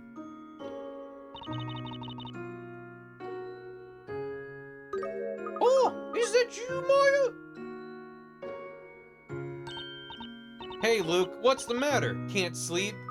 I kinda woke up, but then I guess you did too, right? You're worried about Espella, aren't you? Yeah. After all, you were living here together. She must be like a member of the family. But you and Mr. Wright found yourselves here in Labyrinthio, just like me and the professor, didn't you? Seems that way. Even though we've supposedly been living here for 5 years now, those memories didn't exactly turn out to be real, so she did get her memory back somehow. I've got no idea how I even had that kind of memory in the first place. On top of that, even the boss seemed to have the exact same memory of us. She's done so much to take care of us. When I think about it, I can't help but feel like we were deceiving her, you know? Nice. Thanks for the bits. This is the most concerning development. Somehow, I don't think you have any reason to feel that way, Maya. It's not your fault that your memories have changed. And even if the memories are different, I'm sure your feelings for Mrs. Leclerc and Espella are real. You're so right, Luke. Thanks, Luke. I feel way better now. Not at all. It's nothing. Just the duty of any gentleman. All right. I'm gonna try real hard and get my beauty sleep. I'll be out faster than you can say goodnight. Good. I'm not so sure beauty is achieved by sleeping, or that sleep is something you can try hard at, but I'm definitely ready to sleep. That's a lot of words, Luke. Maya, did you just say something? Me? I didn't say anything. Well, I'm sure I heard something. Maybe it's from outside. I wonder what it was. Let's go and have a look, Luke. Shut up, Luke. I'm good at puzzles that are talking to people. Hey, isn't that Patty over there? Looks like she's searching for something. Eve. Cooey, Eve. Is that how you call for cats? I've never been a cat owner, chat. You go outside and go, cooey. Goodness me, where could that cat have gone? I thought you asked them if they want to play on the PSP. I thought that's how you... Yeah, that's what I thought. Yeah, Yeah. Every day, It's like Suey, but a C for cat. She doesn't normally go wandering off this time of night. I suppose you're worried about Espella too, aren't you? Espella. I wonder what she's doing right now. Is she crying herself to sleep? Don't worry, Espella, you've got friends here, and we're going to make sure you come home to us safely. You just tap on the deck real loud. And when you do, we'll all sit down and have a nice dinner together. Cat's favorite loaf of bread. Cats love mumble rap. Boss, she's worrying so much about Espella. She looks so sad. You gotta scream in fake German. Oh. Yeah, Espella's playing Baldur's Gate 3. A single loaf of bread. She really does. This must be so hard for her. Maya, I've got a great idea. Let's go and find Eve for her. If Eve still isn't back by the time Espella comes home, she'd miss her for sure. And Mrs. Leclerc could be an accident too. Luke, you're a little genius. Let's go and find Eve for Espella and Patty. I wonder where she could have gone. We'll probably find her quicker if we ask around a bit. Eve is easy to recognize. She looks quite distinctive and has that scarf around her neck. I'm sure someone must have seen her. Correction, you're not just a little genius, you're a super mega huge genius. It's nothing. I mean, I am the professor's apprentice. Let's get this show on the road. How about we start by looking around the town center?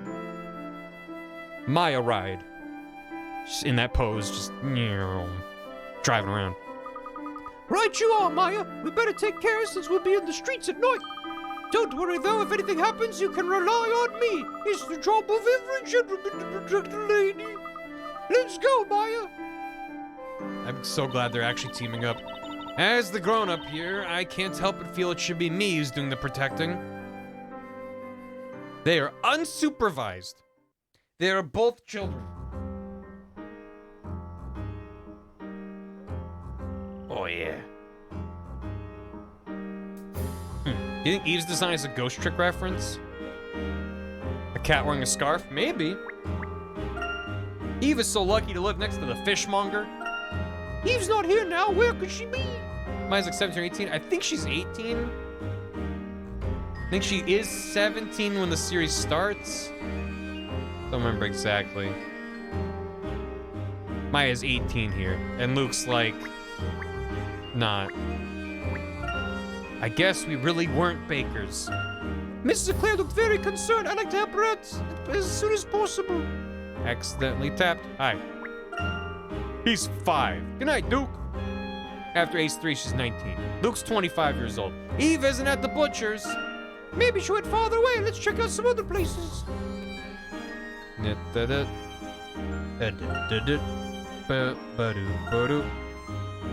With our powers combined, we could have half of a thought, Maya. What, you say something? She's not in the fountain. I thought she could have gone for a swim. Cats generally hate water, but there may be some that do like it. Hello? Miss Maya, do you have any idea what kind of a shop this is? I vaguely remember someone telling me this is where all the bottle enthusiasts gather. What? Is bottle enthusiasts? That's weird. Yeah. Listen, they made the environmental art first. They didn't know what to say. A stray cat sleeps here during the day but disappears at night. Maybe it left because it found the ultimate barrel and this one just doesn't compare anymore. If it was still here, I could have asked about Eve. Where's Nerd Weight Bottle? Nerd Weight Bottle! Nerd Weight Bottle. That's where they had BottleCon this year. BottleCon. You seem to be really into helms, Miss Maya. I thought you could only get this enthusiastic about food. Well, they're the coolest headgear. Let's get one for the professor. He'll love it. I don't think he will. Let's ask him first. Luke's a good kid. But what? Eve may be sleeping, curled up in one of these pots. That's right. Cats love getting inside narrow spaces like boxes or pots. I guess they feel cozy. Hello. Oh God. Excuse me. What is it, lad? You have something you wish to sell? Must be serious for a young fellow of my lad like yourself to be visiting my shop at this hour. What kind of store is this anyway? I only see a bunch of pots and junk here. This is a pawnbroker's shop, madam. So pray tell, what is it that you're selling? We're not exactly here on business. We're looking for a cat. It's a cute black cat called Eve. You haven't seen her, have you? A black cat, you say? I have a feeling I may have seen it, but then again... Yes? It's no good. I felt I was about to remember for a moment there, but I've got things on my mind and I'm finding it hard to concentrate, you see? If only I could solve this. Oh, you talking about a puzzle? Because I could totally solve it for you, Zvari, just like that. Oh God, Zvari. I'll help too. Maya's still a newbie when it comes to solving puzzles. Okay, Luke, we can do this, can't we? Zvari, just like that. No context. Then let's get to it, madam. Recently, the mice have been bothersome. I want to catch the mice that have been causing trouble in the shop and teach them a lesson. Confirmed after Trials and Tribulations, yeah. Yeah, because, what's his face? Oh, what the hell is his name? Whatever. Yeah, Luke at me. God, how could I forget? Masquerade. This art is delightful. Meep, meep. Boop, boop, boop. Meep, meep, meep. Boop, boop, boop, meep, meep. Meep, meep, meep. Boop, boop, boop, boop. Meep, meep, meep. Boop, boop, boop, boop. Meep, meep, meep. 8 mice have been separated into 2 groups. The blue group contains good, honest mice. The orange group contains devious mice. Look at the example on the upper screen and separate the 8 mice into the correct groups. Huh. What did Katie yell? Bad typo. Oh. Katie yelled, "This so cute," but may have typoed "tits so cute." This is rat profiling. Which rats are the good rats? Well, really, goodness is just a social construct, Maya. Don't you agree? The king rat's a good rat? Holy shit. Look at the way that they, when you pick up a rat and they start kicking. They had to animate every single one of these. It's kind of amazing. shake them around. Leon! How is this a puzzle exactly? Oh, is it? Oh. Is it worse than I immediately thought? Because I was like, oh, look, the king goes in the good pile. But the king is a brown rat. And this is a little gray rat. So is it... I don't like this puzzle. Sidekick to sidekick communication. Oh. Oh, ratsism. Is that what the puzzle is? Yeah, it must be. They have different tails too. Some of them are like curly. Yes, you have to go off their physical characteristics. This is... Good PNG tubers of Luke and Maya, they would be very good. So, this is the king, actually.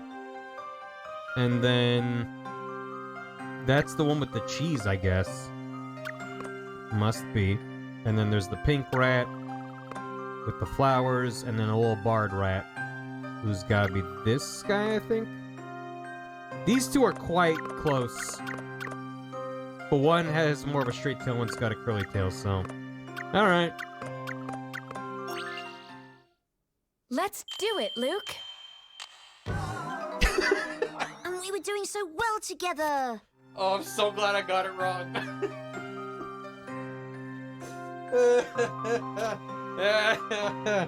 Oh, they're trying so hard to have a thought. Oh, we did it! Hooray! Alright, okay, what did I do wrong? Which one did I get wrong? Well, I wasn't racist enough. Oh, okay.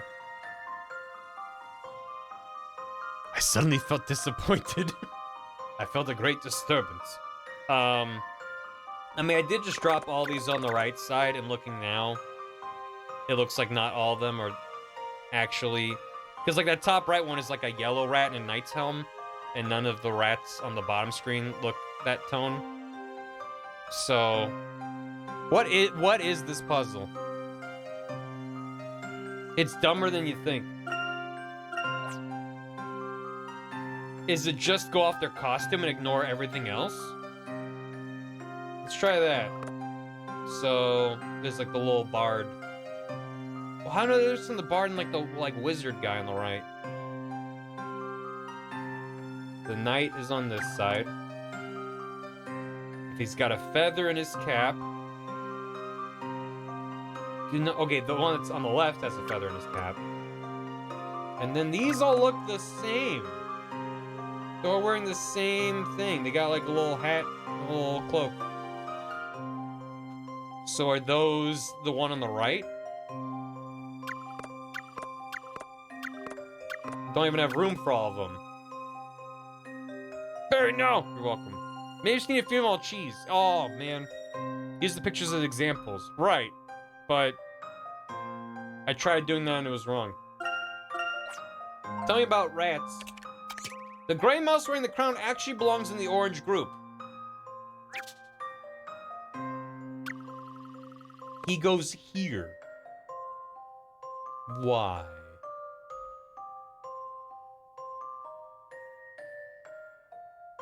I mean, I get if the point is don't go off what they're wearing, which was my first thought. He's gray with a curly tail. Well, his tail kind of goes up and then down. Well, I guess that is the... That's the signifier for the loop-de-loo. Oh, no, that's the loop-de-loo. That one kind of looks like it goes up and then down. We hate the monarchy. That we do, but... Okay. It's gray, it goes up and then down. This one's a dark gray and goes up and then down. This one's brown and it goes boop, which means this one. This one's also a dark gray and does a loop-de-loo, which is, I guess, that one. This one's pink and it goes up and down, which is none of them, but loop-de-loo's there. This one's also... That's not really any of them. Is there something else that I'm missing? I got it. I don't think I got it. This is brown, does a loop-de-loo. This one's gray with the loop-de-loo, which I guess is that guy. I don't think I'm doing this right. Close, but not quite there. It seems like I'm still missing something, but I don't know what. Is there something dumber about it? Is there something else between... Maybe there's something between the blue and the orange that cleanly separates them that I'm not seeing. Like it's just the tail and it's nothing else that matters. Hey, it's just the tail and nothing else matters. If they're bad, their tail points down. If they're good, their tail points up.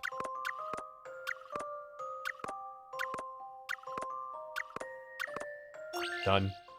Done. Let's do it, Luke. Yes, we did it! They had a thought! Heaven and hell. Micely done. The mice's clothing and color are not relevant, you rat-cyst. The telltale sign was the direction of their tails. Got there eventually. Just took a bit. Hem! I didn't think you'd solve such a difficult puzzle so easily. I'm quite impressed. Yeah, it's tailless instead of rat-cyst. Alright, that settles it then. I'm the professor's new apprentice. I think not! Professor only has one apprentice, and that's me! He does have an assistant. Well, he used to have an assistant. I don't know where Emmy's been. It's been a long time. So, do you two want to talk about a cat or don't you? Oh, of course we do! We'd very much like to hear about that cat. So, Mr. Pawnbroker, what can you tell us? I haven't actually seen the cat, but I'm certain I overheard the minstrel near the fountain singing about a black cat. Near the fountain? Got it. Thank you. We'll go take a look there. Goodbye. I know this isn't the fountain, but we didn't go up here before. And I'm missing a hint coin here, apparently. Hello. Ah! Hope Emmy shows up. That'd be neat. Make way, make way. Letters to be delivered. Oh, sorry. Phew. Okay. Everything seems to be okay. What is it?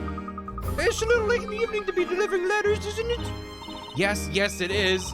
I'm the only courier in this town, which means I'm always busy, even at this time of day. What? You're the only one? That must be tough. So what is it then? What can I do for you? All right, you haven't seen a black cat anywhere around here by any chance? Black cat.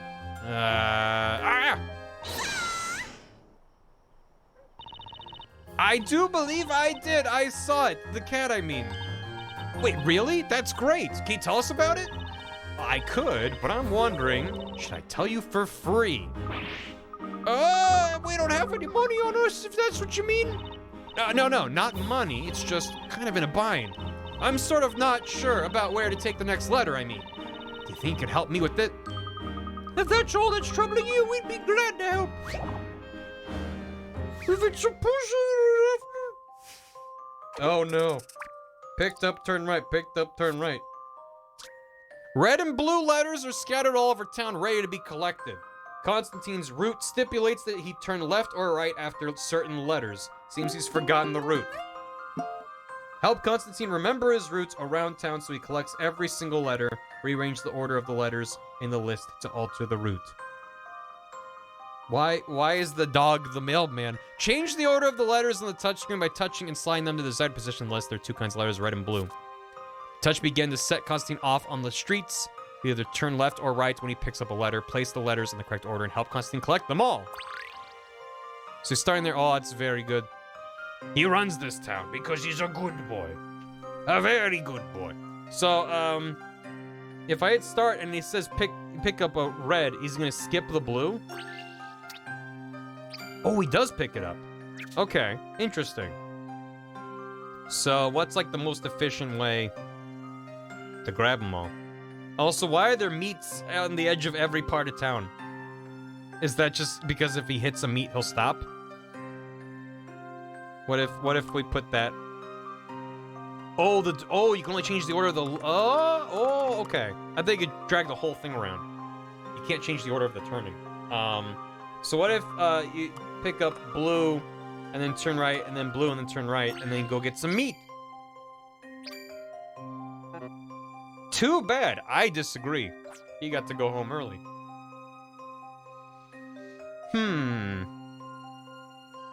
So he has to turn right, right, left, left, left, right, right, right. So right, right. Oh. Right, right. What if it's red, turn right, red, turn right, blue, turn left, red, turn left, then blue, turn... Wait, it's left, left, left. Ugh. That's right, right, left, left. No. That don't work. What if we start with blue, turn right, and then red, turn right, red, turn left, yes. Red, turn left, yes. Blue, turn left, yes. And then red, turn right, red, turn right, blue, turn... Is that it? That might be it. Run, little man, run! No, I think this is wrong. But it's close. And then right. Oh, no, wait, no, yes. Sweet. Did it. Maya the Magnificent strikes again. She had a fight! Check it out, Nick. I'm so glad that not only does Maya get little I solved it cutscenes, but that there was like a duo of the two of them together. All the letters have been collected and accounted for. Constantine looks quite pleased. Well, good. Hey, that's amazing. Now I know where to go. Thanks. A puzzle like that's a piece of cake. Now then, promise is a promise. Let me tell you about that cat. Although I didn't actually see it. The cat, I mean. I more heard it, or rather about it. The minstrel near the fountain was singing about a black cat. Near the fountain, town center. Right. Well, time's ticking. Better get going. These won't deliver themselves, you know. The letters. I mean... Look at all those smash invites. That's a world-class sprint. Now that's determination. Come on, Luke. Put the pedal to the metal. Hey, Maya, wait for me. Let's go. Bum, bum, bum. Star Wars blaster. I know it really was. Hey, Bard. Good evening, sir. There's something we'd like to ask you. What's the matter? You're a bit quiet this evening, aren't you? I wonder what's up. Sore throat, maybe? C'est la vie, c'est la vie. They have French in Magic Land? C'est la vie. I have no choice but to retire, c'est la vie. Yikes! Alas, now a rival is up and appeared, so how can I sing when I'm so feared? A simple bard just cannot compete with a rival that strong, he cannot be beat. France isn't real. Please calm down, what do you mean? Ahem. Oh, that bard with a parrot on his shoulder. Wrapped in colors, he couldn't be bolder. When he sings it is with such grace, he draws the eyes of all in the place. This bardly bard named Bardley, no bird sits on his shoulder. Dressed so drably, he can hardly compete with the bard who is bolder. It would seem some amazing new rival has appeared. Woe is me. France is spreading. Well, for starters, you could try perking up a little. Perking up? I need some color to cheer up my day. I need some color to replace the gray. You need color? For example, bright colors such as these. Oh no, look out, Maya puzzle! Oh my god, the Tetris maze. Uh-huh. The stained glass window above has been beautifully painted using 4 bright colors. Painted similar stained glass windows such each enabling color is different. Think carefully where each color should go. Touch the desired color and does that. Yellow can only be used once? Why? Touching a painted area with a different color selected will result in that color being replaced. Painting so no 2 areas in the same color next to each other. Good.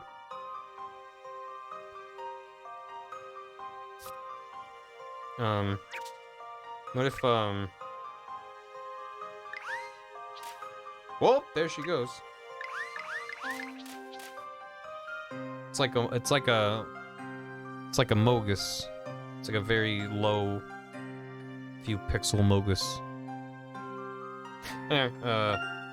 Okay. Yellow can only be used once, so yellow should probably be the big one in the middle. Yeah. And then, what if we just kind of do these like so, and then that, and that, and that, and that, and then that. I've solved your puzzle! Don't worry, leave this one to me. That's the make stained glass. Yeah, you just kind of paint the glass. From a gentleman in training. Nothing like a few splashes of color to really brighten up a window. I wasn't paying attention, how?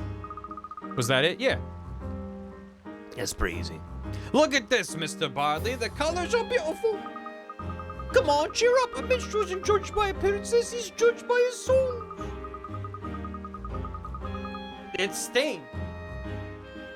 Tarnished. I'm certain there are many people who love to hear your songs, Mr. Bardley. Absolutely. I, for one, would love to hear more of your songs. Really? Yes, really? Really, truly? Yes, really, truly. Yes, truly, really. Oh, yes, you're right. Now I feel reborn. There's no reason for me to feel so forlorn. I shall sing to my heart's content. Morn, noon, and night. On and on and on and on. I won't give up without a fight. He's really jamming. That's more like it.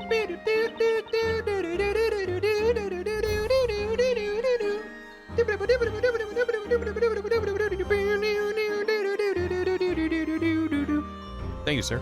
That's more like it. At least he's perked up enough to continue singing. Spit your shit, King. Yeah, too right, naturally. The 4 colors are supposed to be solved all possible divisions of a 2D plane. I don't know what that means. Well, it sounds neat. Don't stop till the break of dawn. In return for the cheer that you did bring, now more than ever, I'll continue to sing. You're very welcome. Still, seems like there's another minstrel somewhere in town. Oh, kindly duo, what could it be? What brings you to Bardley? What would you ask of me? Oh, I almost forgot. Mr. Barley, have you seen a black cat somewhere around here? I've seen it. I've seen a black cat. Since you are asking, I'll sing about that. A beautiful black cat with fur so sleek, chased and chased, ran to the main street. 3 knights gave chase, but it didn't last. The cat got away by running so fast. Do-do-do-do-do-do. He's going the distance. He's going for speed. That's it, Luke. Eve must have gone to the main street. Come on, Maya, let's go that way. Yeah, he mentioned something about Eve being chased. Better hurry. For whom he still burns. Cats go in the distance. Where's the main street? South. Right, I forgot about that, yeah. Arrest that cat! Get him. Oh.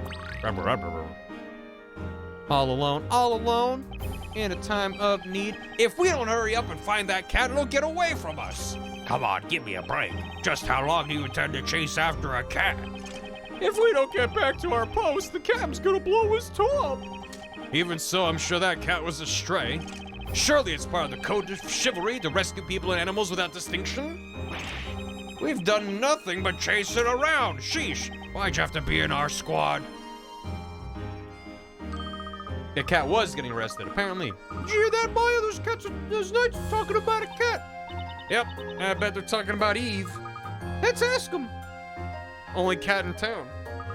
Excuse me, sir. We're looking for a black cat. Hey, we overheard you talking about a cat. We're looking for a black cat wearing a purple neck scarf. A cat, you say? That must be... Hey, wait a minute. Aren't those two the ones who gave Inquisitor Barnum such a hard time at the trial? Aha! These are the ones, all right. They were with that defender. What business could you possibly have with us? Be off with you or feel our wrath. I know nothing of this cat you seek. But I heard you.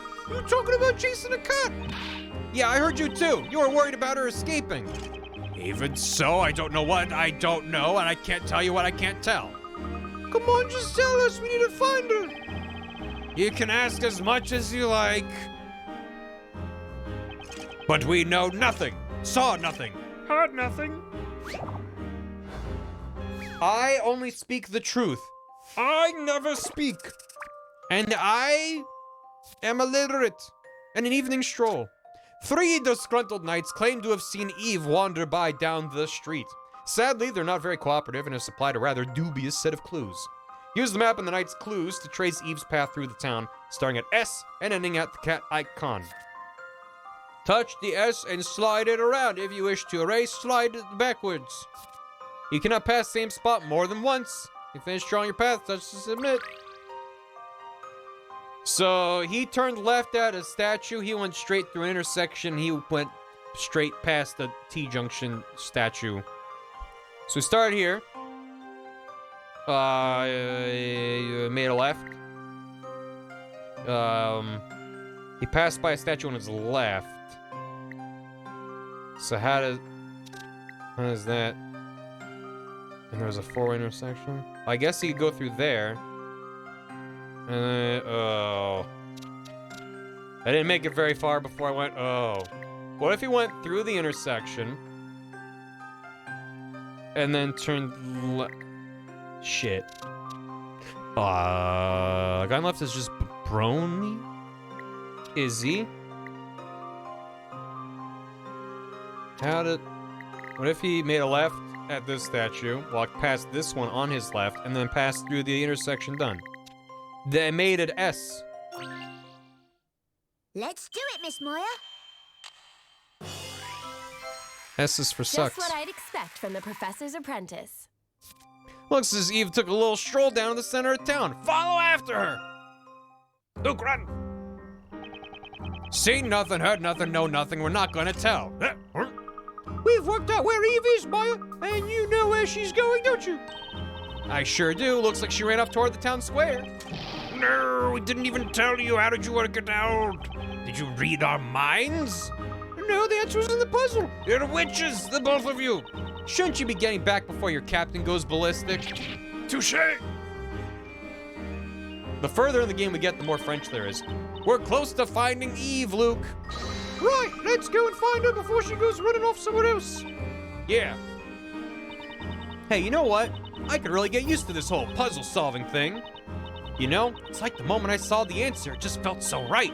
And I was right. Hey, I was right too, you know. Anyway, let's go. What puzzle? It's, you know, it was quite puzzling. Shop's closed, we should come back during business hours. It's so late, the shopkeepers have already gone home. Good. Stalls like these look more appealing at night than during the day. It makes the ambience of a stall it's the ambience that makes a difference.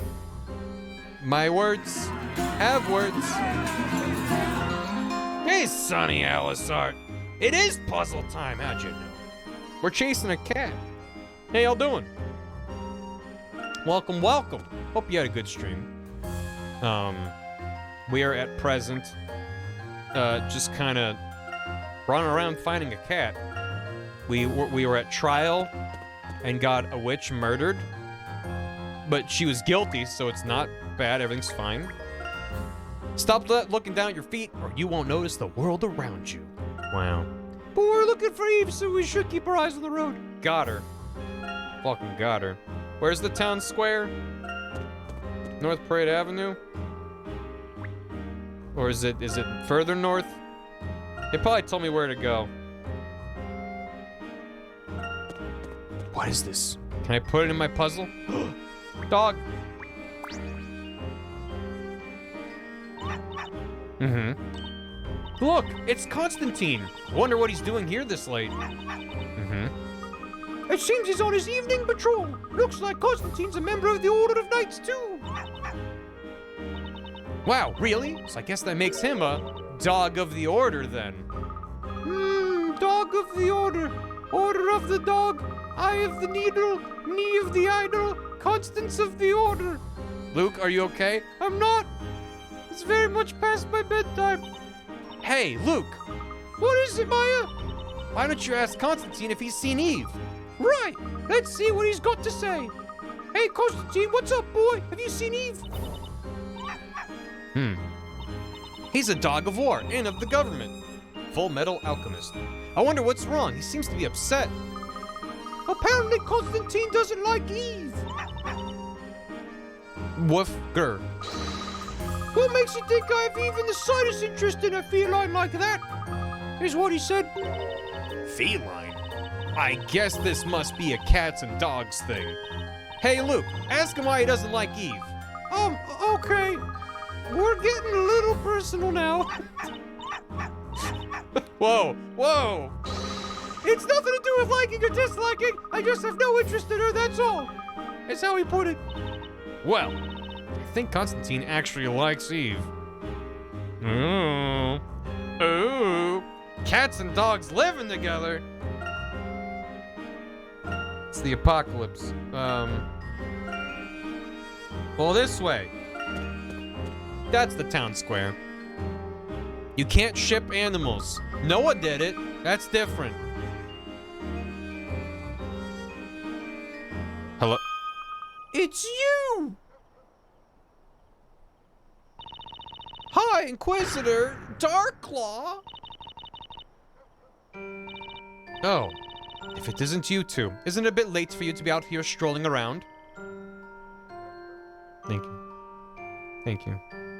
Thank you. Hold on. What? Is she what? Is she what?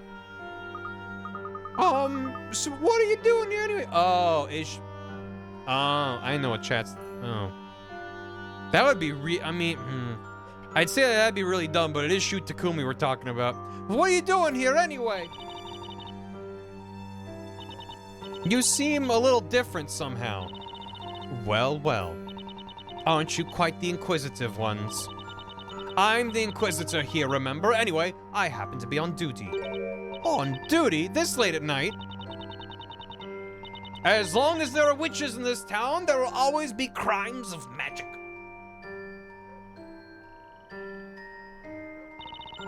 I'm directing the Knight's inquiry into a certain incident involving this bell tower. A certain incident?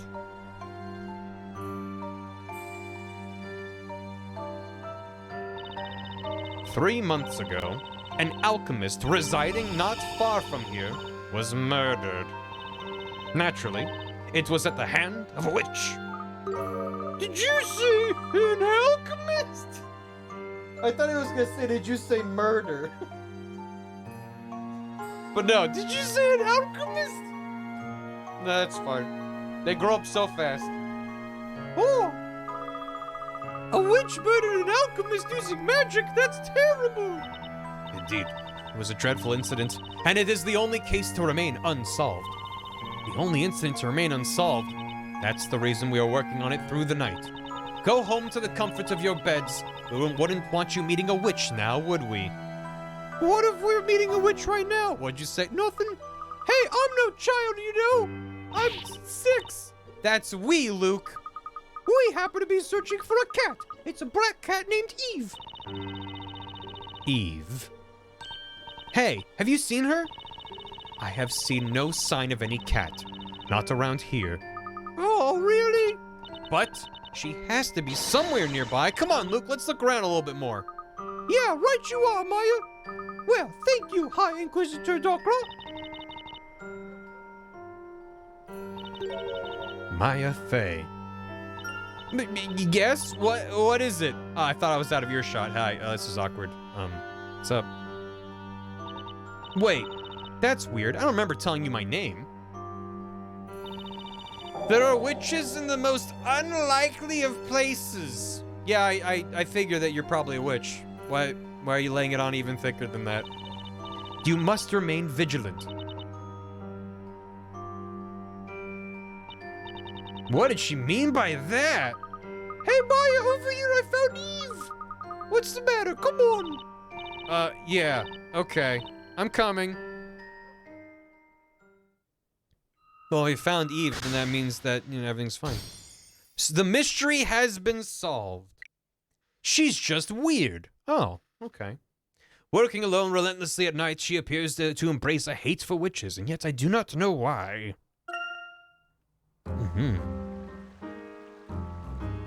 She points at a little rock, and Maya walks over and lifts it up, and there's a teeny tiny witch under there. Oh!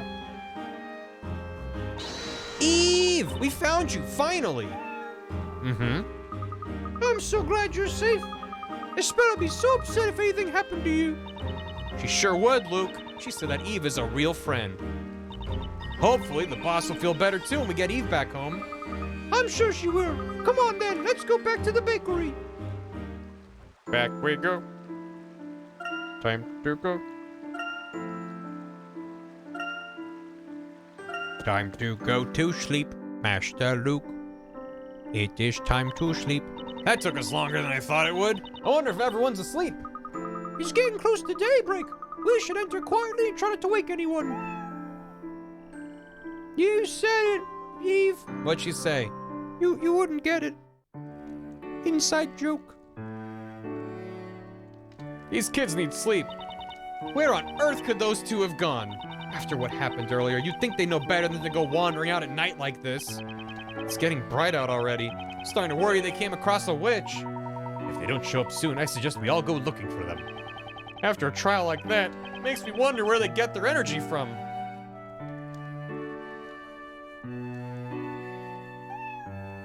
Oh my god! Luke turned into a cat! Luke, no! He was cursed by a witch. Oh, Eve, where were you? Ah, good morning, everyone. What do you mean, good morning? Where have you two been this whole time? Sorry, we didn't expect to be gone for so long. I'd have thought you'd know better, Luke. What were you doing out there at this hour? Sorry, Professor. We went looking for Eve. Looking for Eve, you say? You mean you were both concerned that Eve was missing? Well, when Isabella comes home, she'll want Eve here to meet her, won't she? After all, Eve's like a member of the family. Oh, you dears. That's very considerate of you. Thank you. But I want you to promise me that you won't go wandering around late at night like that again. It's just not safe, what with all those witches out there. We promise. I'm sorry, boss. I'm sorry, too.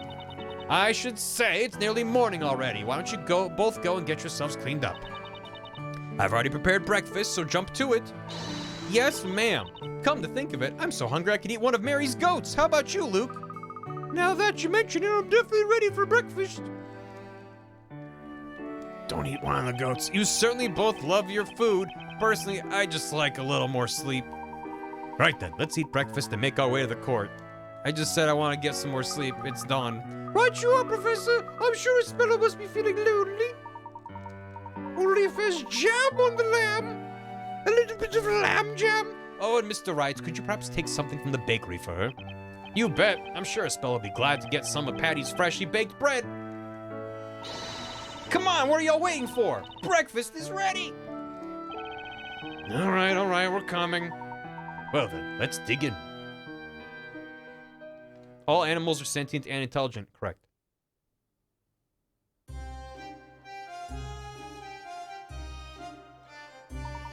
As it seems we're all ready to go, shall we make our way to the court? So does everyone remember how to get there? Sure, we just head east from here, and it's on the other side of the forest, isn't it? Boy, Spell must be feeling so sad and lonely. Let's get a move on. Let's go. Oh boy, milk. Where do the wagons with milk come from? I'll tell you when you're older. I haven't seen any cows or goats around here, but there may be a farm outside the town. Someone left their wagon unsupervised. Look, Professor, free milk. The goat lady said that goats give little milk, so it's very expensive. Goat puzzle. Welcome, welcome. How about some fresh goat's milk from a freshly milked goat? Well, I'll be if it isn't you lot. What a coincidence seeing you here. Hey, Miss Mary, I thought you were selling milk on the outskirts of the market. That's right, I do, but not everyone can get to the market to buy their milk, child. That's why Snowy and I sometimes set up a stall in town like this. It must be hard having to do it right after the trial like this. We have to deliver the milk while it's still fresh, you see. There's no way we can go taking a break. Not only that, but we hardly feel like resting. Not after all that excitement. We've never experienced a trial like that. Who would have thought that sweet flower seller, Kira, would turn out to be a witch? With a sweet and innocent name like Kira, such an innocent face, too. You'd never believe she could have done it. Don't you think so, my little snowykins? You said it. At any rate, it was a real shock seeing an execution by fire. Yeah, you said it. Maybe so, but on the other hand, it couldn't be helped. After all, she was a witch. Yeah. Anyway, at times like this, a little puzzle can help to clear the air, isn't that right, my little fluffy dumpling? Oh boy, a puzzle to help. The witch is being lowered into fire. Oh. Gabbin' goats. Na ba na na ba na. Na ba ba na na ba ba na. Banana. 5 goats were put out to pasture. Oh no. Oh, each goat has its own unique color and pattern. Not only that, they each have a unique pattern to their bleating. However, these conversation-loving goats all suddenly started talking at once, sending the conversation into complete chaos. Use the picture above to work out which goat is saying what, and pay attention to each goat's color and pattern. So what, the white one says na-ba, the dark one says na-ah, the spotted one says ba-ba-na, the gray one says na-na-ba, and the brown one says ba-na-na. He actually saying banana.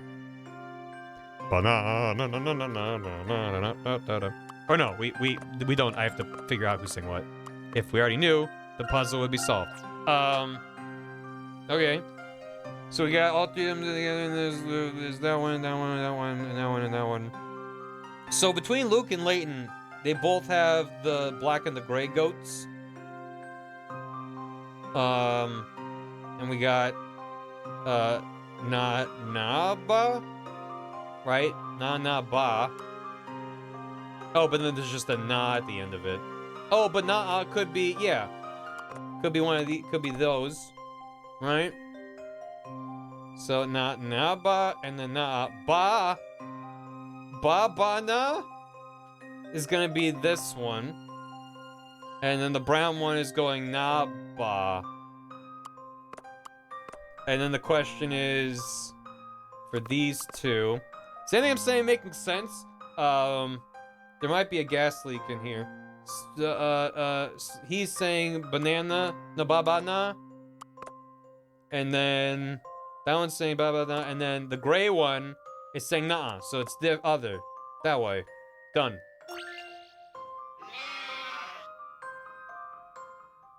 Leave it to your friendly neighborhood spirit medium. Got it. Check it out, Nick. Ba ba battlefield. Well done. Amazing listening skills. The goats can now understand each other and continue on with their conversations. Hello. How can I help? Goats freak me out. It's the eyes. Something about their eyes. They're just very upsetting. IRL. In like media or whatever, delightful. Love them. Real life? Good. But they're so goat. Yeah, they're goated. They're so goated. You freak me out. Good! Yeah, it's the horizontal pupils. They're just... This upset me. What do you think? Doesn't it feel dreamy being surrounded by lovely bleeding goats? I'll be seeing them in my dreams tonight for sure. Probably be counting goats instead of sheep. They certainly do look cute, don't they? Their cute appearance can be quite relaxing, if only you can block out their bleating. Gotta run.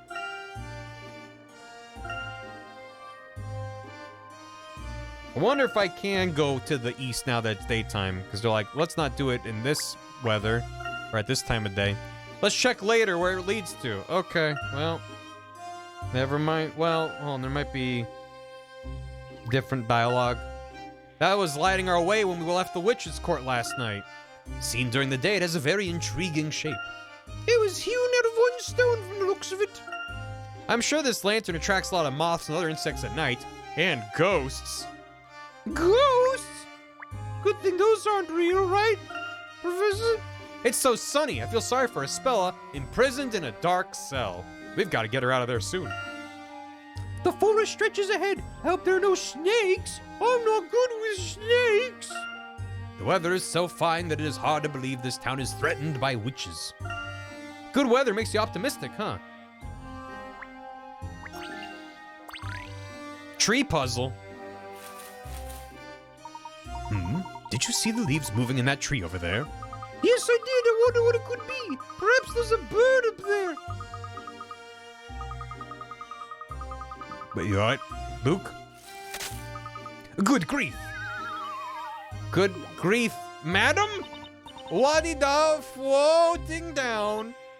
Tumbling down, I must say this is a surprise.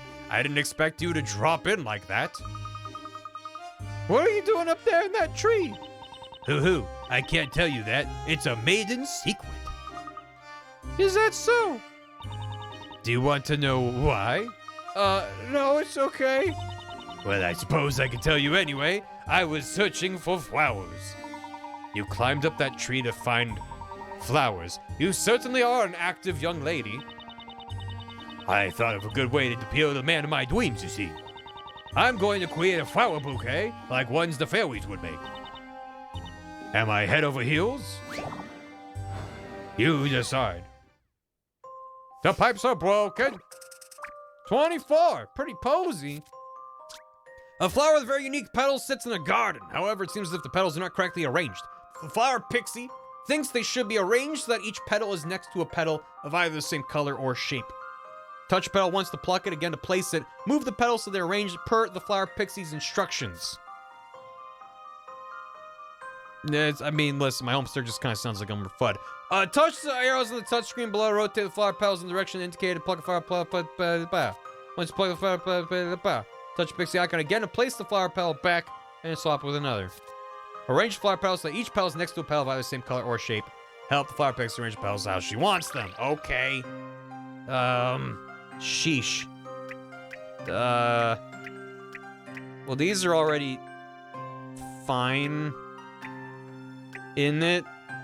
So what if, put that there, and then, wait, maybe this guy, same shape.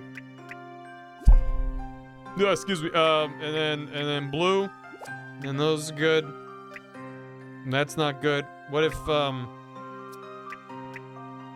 that? Wait, this ain't right. Darn. What if, slap that there, slap that down there, and then you got that, into that, into that, into, it's almost, there's only the one purple, and only the one pink,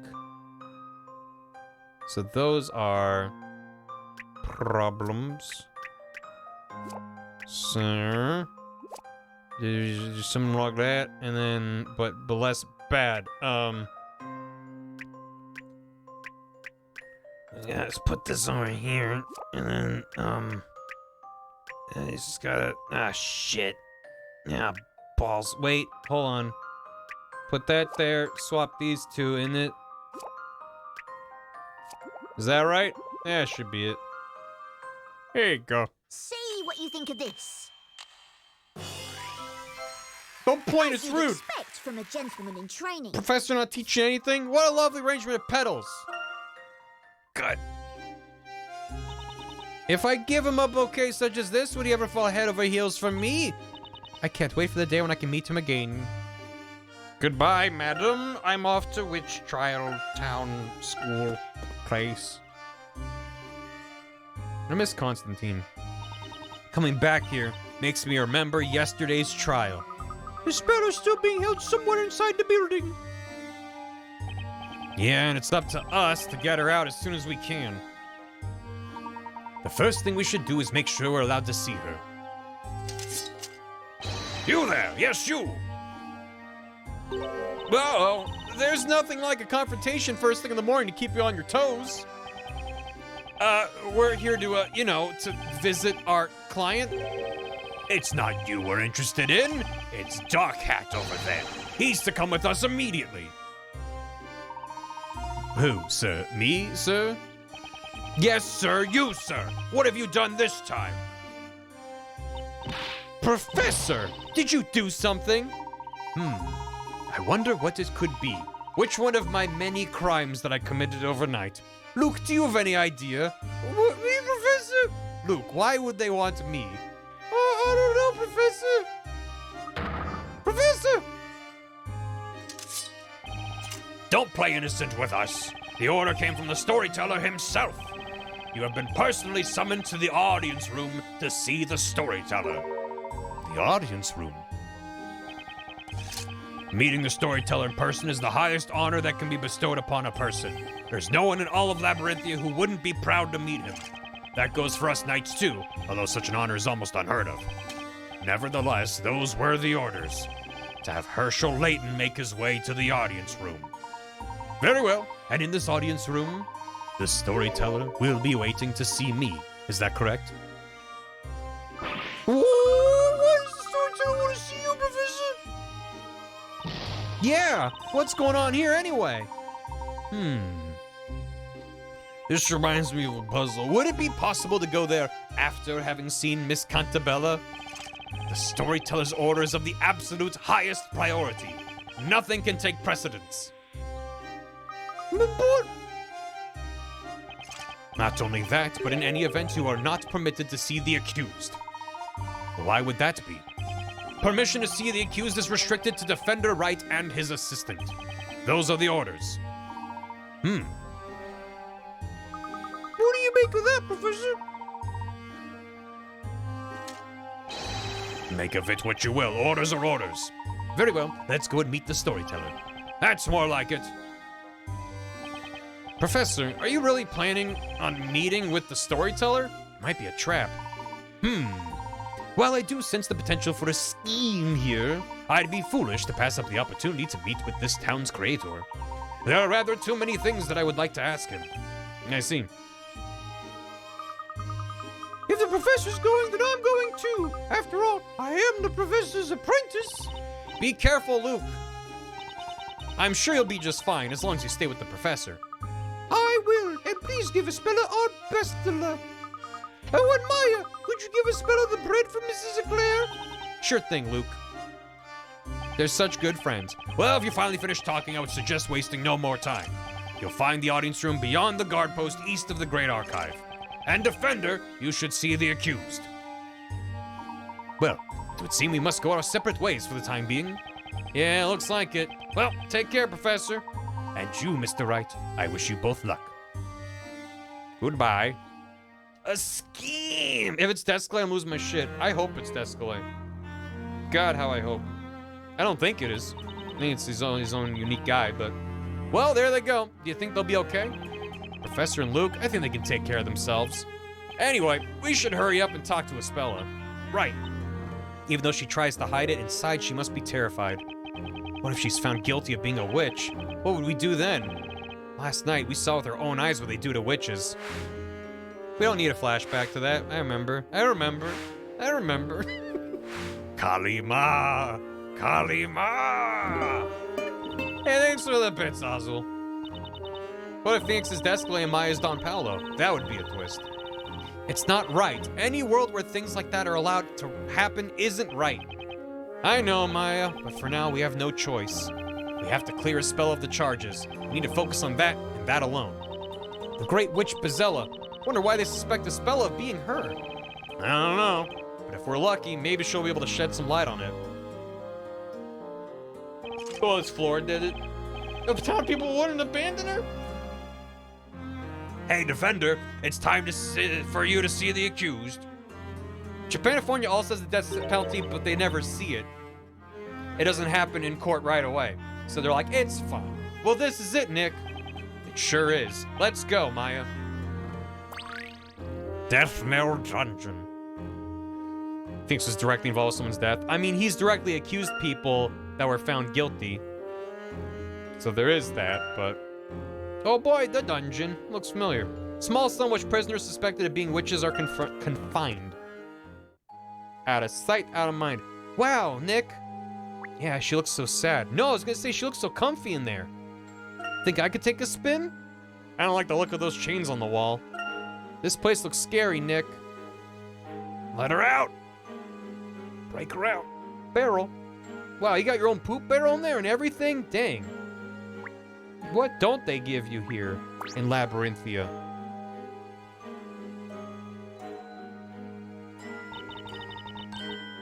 Ah. Mr. Wright. My God. Espella! So, this is the Death Knell Dungeon. Looks more like solitary confinement to me. Don't worry, I'm fine, really. I was a little surprised at how hard the bed was, though. Espella. Oh, that's right. I have something for you here. The boss made it for you.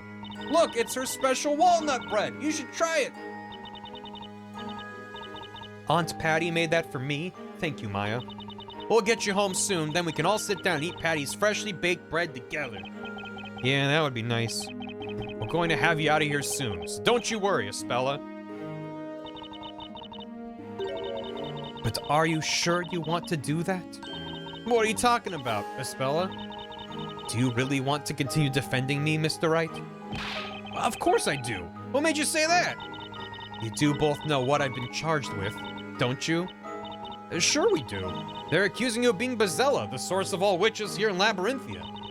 That's right, and anyone who defends such a suspect will also come under suspicion themselves. People are likely to criticize you and make you suffer, all on my account. I can't ask you to defend me. I don't want you suffering because of me. Listen to me, Espella. We're already suffering just seeing you here in this prison. Do you honestly think we just stand around not doing anything? Mr. Wright. Hey, I think I get it, Espella. I bet you're just worried that Nick will slip up the way he always does. What do you mean always does? Huh? Trust me, there's nothing to worry about. The professor and Luke are on our side too. So, with all four of us combined, we have the equivalent of the professor's knowledge and experience. Because none of the rest of us bring anything to the table. Huh? No. That's not what I meant. I wouldn't think that at all. Mr. Wright, you were just amazing. You and Mr. Layton both. It was like you were working magic together. Magic? Well, that settles it then, Espella. And don't worry, we're gonna be there for you. We'll fight to the very end. The two of us, Professor and Luke, we'll all be working together on this thing. We won't let you down. What's wrong, Espella? It's just that the only one who's ever been this kind to me before is Aunt Patty. I don't know what to say. Espella, I'm not sure how to say this, but it seems that the townsfolk are distancing themselves from you. It's as if they fear you for some reason. Yeah, I can't believe they'd all think a cute girl like you could be the Great Witch. Espella, we heard from High Inquisitor Darklaw that there's a reason why people are so sus of you.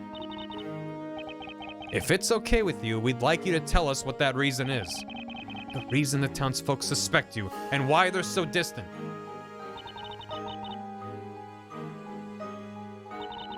Alright, I guess I never had the chance to explain properly.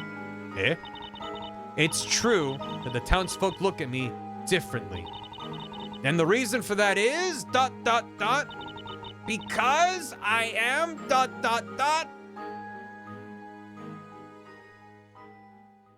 Oh, I'm blacking out. Oh, getting a little dizzy. Something in that bread. Well, Professor, we've reached the library. I hope we didn't interrupt anything. Good timing, Luke. And the place in which the storyteller is waiting for us is east of here, isn't it?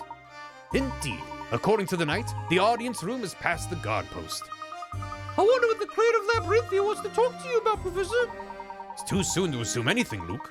But whatever it might be, I have a few things I'd like to ask him too. That was the end of the sentence. They suspect me because I am. No. They need someone to rally behind and blame their problems on. And I'm a convenient scapegoat. That's it. That's it. See you later. Hope she said they suspect me because I actually am Lady Bazella. Ha ha ha. Bow down before me, mortals. Burn her at the stake. We should be thankful for this opportunity that has come so soon. Even if it is part of some scheme. Let's go, Professor, to the audience room. Guarded gate.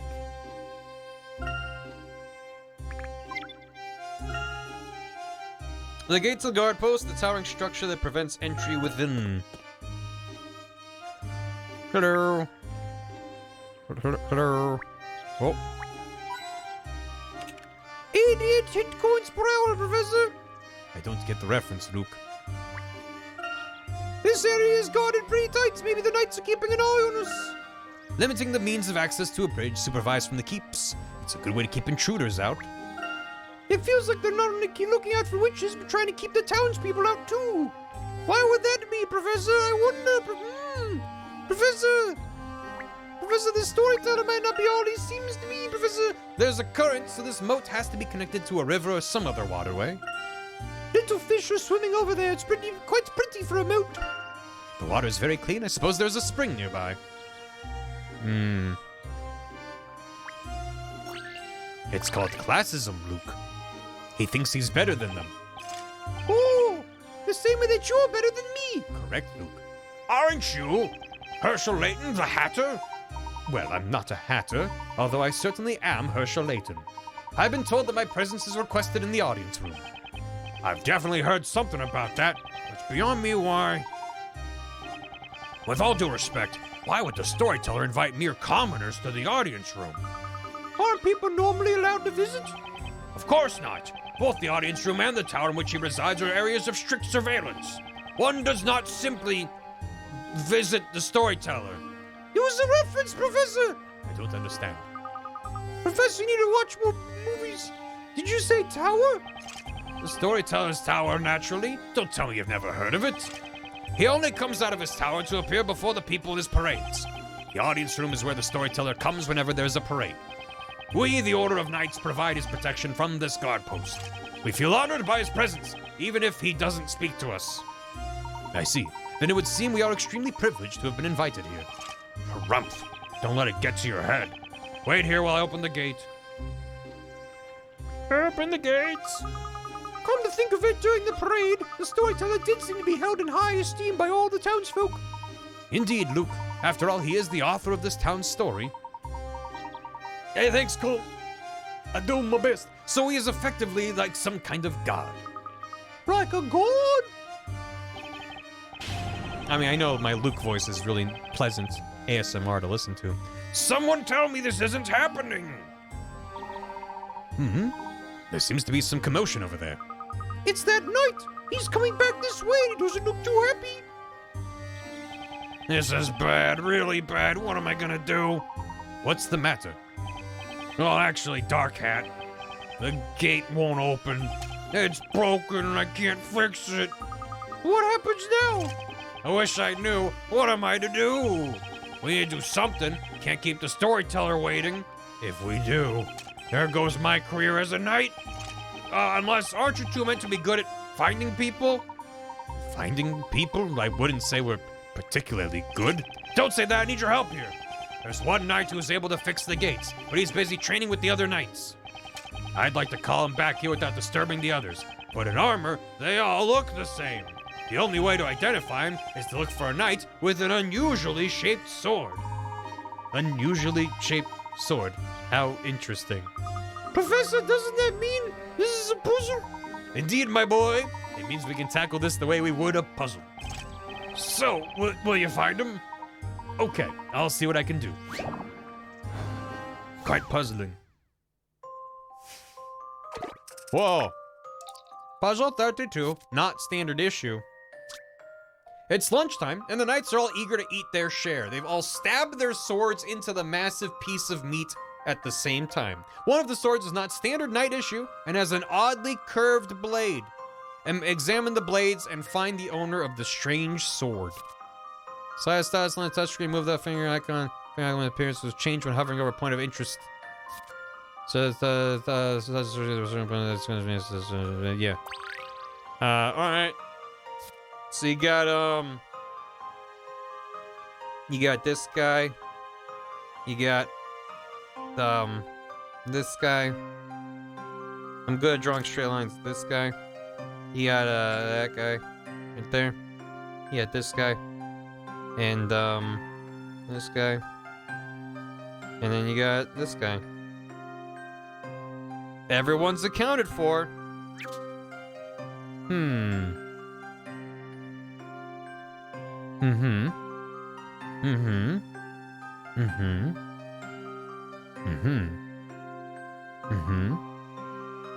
Which sword is curved? This is a weird tarot card. Yeah. None of these knights look the same. He doesn't see it. Oh no. No.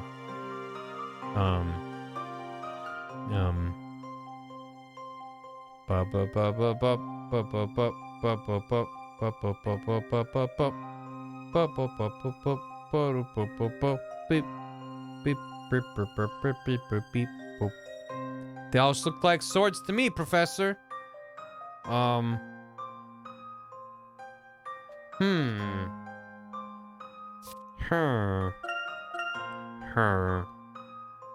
Yeah. Yeah. Well, this is maybe like meh. So maybe it's that one. And then meh. Yeah. No. Meh. Meh. Meh. And yeah. Right. Yeah, let's say it's this guy. That one. Let's see if I've proven myself. Ah, the joy of solving puzzles. How is that a curved blade? It's like a zigzag blade. Yeah. The smallest knight appears to be one wielding the strange sword. That is a really bad sword. Okay. I thought it was gonna be like a sword comes out of like a one end and like sticks out the other side. Like it's a curve. Because it said the word curved. Yeah, it was more crooked than curved. Well, thanks to you, Sir Hatter, I've been able to have it repaired immediately. I'm glad you were able to fix it. A puzzle like that's a piece of cake for the professor. As I suspected all along, you're certainly no ordinary gentleman. Sir Hatter, Herschel Layton, shall henceforth be allowed to pass through this gate freely. Thank you, kind sir. Please make your way to the storyteller as swiftly as possible. To the garrison.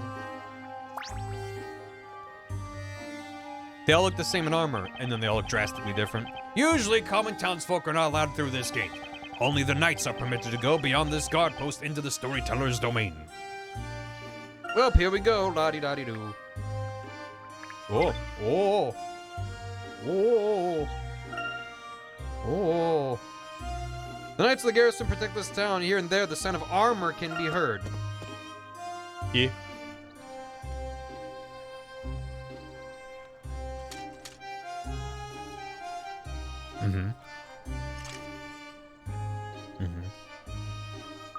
Wow! No matter where I look, there are knights everywhere. Yes, indeed. The knights have their guard post on this side of the gate. Given the grandness of the scale, I imagine they are living here too. Well, I wonder exactly where around here we're supposed to meet the storyteller. The knight said to go to the audience room, wherever that is. But the name is grand as audience room, you'd think it would be easy to notice.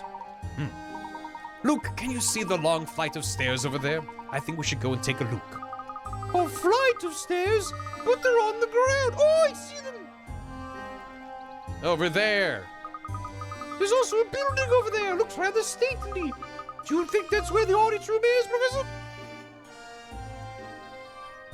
Indeed, my boy. However, there seems to be something going on over there. And from the looks of things, I don't think we'll be able to just ignore it and stroll right by. At any rate, let's go and take a look. Don't take me, Professor. I'm me. Oh. Take a look. It's in a Luke. Reading Rain Luke. This is no good. It's been 3 days and 3 nights, but still I don't get it. What is it you don't understand? Whoa, don't frighten me like that. How long have you been there? We've been here for hours. Well, I suppose I can tell you. See, I've been doing my mind training. I bought Brain Age for my DS. Us knights must train not just physically, but mentally too. Training of the mind, how delightful. As a gentleman, I always endeavor to keep my thinking flexible too. Your comment exudes confidence. And if you're so self-assured, why not try solving this puzzle? This is a chess puzzle based on a brave fight between knights. I love a chess puzzle. The trouble is, no matter how hard I try, I can't defeat the Black Knight. Oh no! Let's take a goddamn. So as long as I don't have to jump around a board and touch every square. Chess skirmish. Puzzle 34. Rule 30. No. 2 opposing sets of knight chess pieces are engaged in battle. In order to win, your chess piece must topple the enemy piece. Chess knights move 2 squares forward and 1 square perpendicular on each turn. Initial direction can be up, down, left, or right. Be careful, the board is filled with pits and spaces that will move your piece in the direction shown. Red color spaces are areas to which you can move your knight. Touch the desired space on the touchscreen in order to move your knight there. Jumping onto opposing black knight's piece will remove it from the board. Defeat all the black knight pieces on the board. I love chess.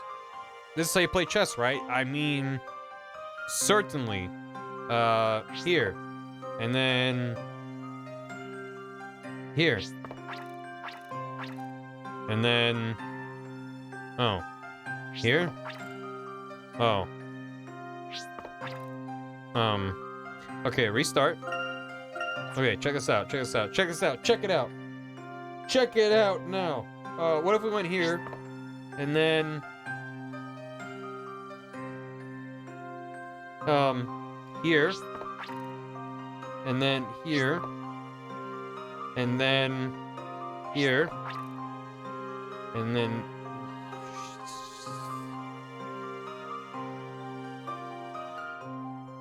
Is it up middle or is it up to the right corner? Probably up middle? Ah! Get his ass! Got him. Allow me to show you my puzzle-solving skills. You solved it. The joy of solving puzzles. This line delivery, that was very good. Checkmate. There's no king. Checkmate. I love solving puzzles. You beat the Black Knight! If I could just remember how you did that. Alright, now if I can beat him, he can keep guard of this area next week instead of me. Keep guard? Instead of you? No, it's purely for mind training, believe me. Sounds like a little fishy to me. This night is sus, Professor. Sussy baka, Professor. Professor, I want to go home and play Lego Fortnite, Professor. Oh, Professor, I think there are mice hiding up there. Take a closer look, Luke. You may notice that there are not only mice hiding there. Eh? Oh, I see what you mean, Professor. There's a hidden puzzle there, too. Just leave it to me, Professor. I can handle a puzzle like this, no problem. This puzzle might prove to be a little tricky. Take a deep breath and do your best. If you think it's too much for you right now, you can always select quit and come back to it later. Right you are, Professor. Oh god. How bad's it gonna be? Oh, it doesn't look too bad. Mouse mayhem! It seems some mice have taken up residence in the house. They're particularly fond of the delicious cheese kept there. Tilt the table left, right, up, and down to send the mice sliding along the surface. Slide each of the 4 mice so they end up in the traps. Make sure they don't touch the cheese. Oh, Jesus. Mice will not stop till they hit an obstacle. Easy. Don't even make me Lamau. Step 1. Step 2. All right. Step 3. Step 4. Step 5. Step 6. Wait, I can't. No, I gotta do the other one. Oh no, I got on the cheese. Undo. Okay, that one. And then... What about, there. Up. Left. Down. Nope. Down. Wait. How does he... What? But there's cheese there. How do I get him to the bottom when there's cheese right there? My God. Well, no. I don't think you can pass over a tile without getting caught. Wait, is that how that works? Maybe I should... Oh, this is quite bad. Hold on. Go back here.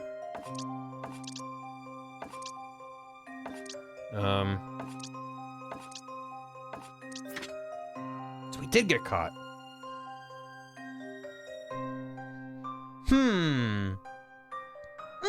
Cheese, Gromit. Cheese. How did I get down into there? Just eat the mice. I thought maybe he would slide across the trap, but then if that was the case, he wouldn't possibly get trapped in there ever.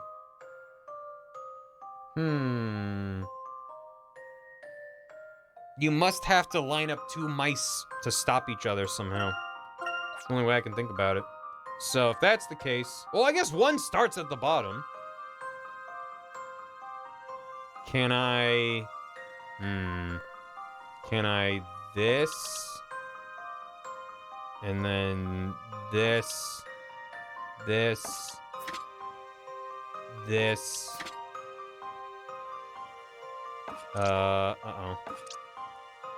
There. Yippee. I've solved your cheese puzzle, Professor. Don't worry. Leave this one to me. They don't serve cheese and crackers in jail, Gromit. Gromit, run! Consider this cheesy battle over and done. What? I'm capturing them so I can give them more cheese. Come on, chat. You gotta think about the long-term prospects. Professor, that's the storyteller's chariot from the parade. So this is where it's parked when not in use. We need to save Mrs. Speller before the next parade. Rats can be tried as witches now. This kind of chess puzzle's becoming quite popular recently. But naturally, I do this for mind training, not just for the fun of it. Splendid. I wouldn't mind having a go myself one day. And a go puzzle. Hello. How many times I gotta tell you? I ain't this sus guy you're after. And you expect us to believe you just because you say so, eh? You can save all the time and trouble here, just admit your guilt and be done with it.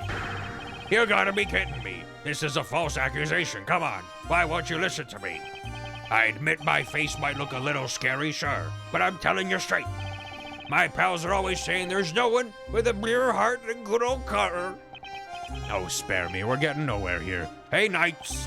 Yes, sir. Put this miserable wretch in a solitary confinement. Yes, sir, Captain. Oi, oi, what are you doing? I'm innocent. Innocent, I tell you. You seem to have your hands full here. May I ask what happened? Hey, if it isn't you two. Do you mean to tell me you're the ones the storyteller has summoned? That's us, all right. You can't go chasing us around the way you did before. If memory serves, he only asked for Herschel Layton, so we can chase you all we want. Oh, no! Luke, run! Yeah, rats. Yeah, we did solve the rat puzzle. Ah, mice. And the mice puzzle. By the way, Captain, what has that man been accused of? What has he done? He's guilty of carrying out a heinous crime of assault and theft. How many times do I have to say it? It weren't me, it's a false accusation. I'm totally innocent. Silence. Who else could have done it? If hospital needs your blood pressure is really high, let's just sleep in cool beds. Oh, neat. You doing okay? Hope you're doing all right. Could you tell me a little more about this? I had a feeling you'd want to know. You seem to like poking your nose in other people's business. A series of thefts have been occurring in this town, and at the same time, a sus figure has been sighted. Now I ask you, does this man not look sus to you? Clearly it has to be him. You got it all wrong. I heard there was a thief in the area. That's why I teamed up with them townsfolk to keep a lookout for the blighter. And that ain't all. I even found a way to make sure every dang corner of the town was being watched. We placed ourselves in positions where we didn't obstruct one another's line of sight. Catch my drift? This suspicious figure you guys mentioned, there ain't no way it was me. You're saying that you watched every part of town while at the same time avoiding overlapping each other's search? That's impossible. You committed the crimes and are lying to cover yourself. I wonder if you're perhaps mistaken. It might just be true. For example, if they position themselves like these, if they perhaps stood in this arrangement, street patrol. Good God. You need Saul Goodman, fantasy attorney at law. There are reports of a thief lurking around in the town center. The townsfolk are in charge of guard duty. There are 2 conditions to their stakeout. 1, they have perfect view of all the streets. 2, the viewing range never overlaps. For some reason. With that in mind, you think you can place the townsfolk in their correct spots? Move them on the screen. You turn right if they overlap. Good. Good thing I know how to make a puzzle. Solve a puzzle. Can I... Oh, he has maximum vision. Oh, I see. A Layton puzzle staple. Yeah, they really like this version of a puzzle where you gotta put stuff down in such an arrangement. Oh, no. Oh, that's cute that they point at each other. You! Does it... Ah. What if I put her down? She can't point at herself. Oh, they can point... Oh! Oh! Ah! The cat, too. It's very alarmed. Oh, you! Not you, not you, me. Be-do-do-do-do. Evening. I'm just gonna start putting stuff down, methinks. Like that. And like that. And like that. And then like a D? No, that can't be.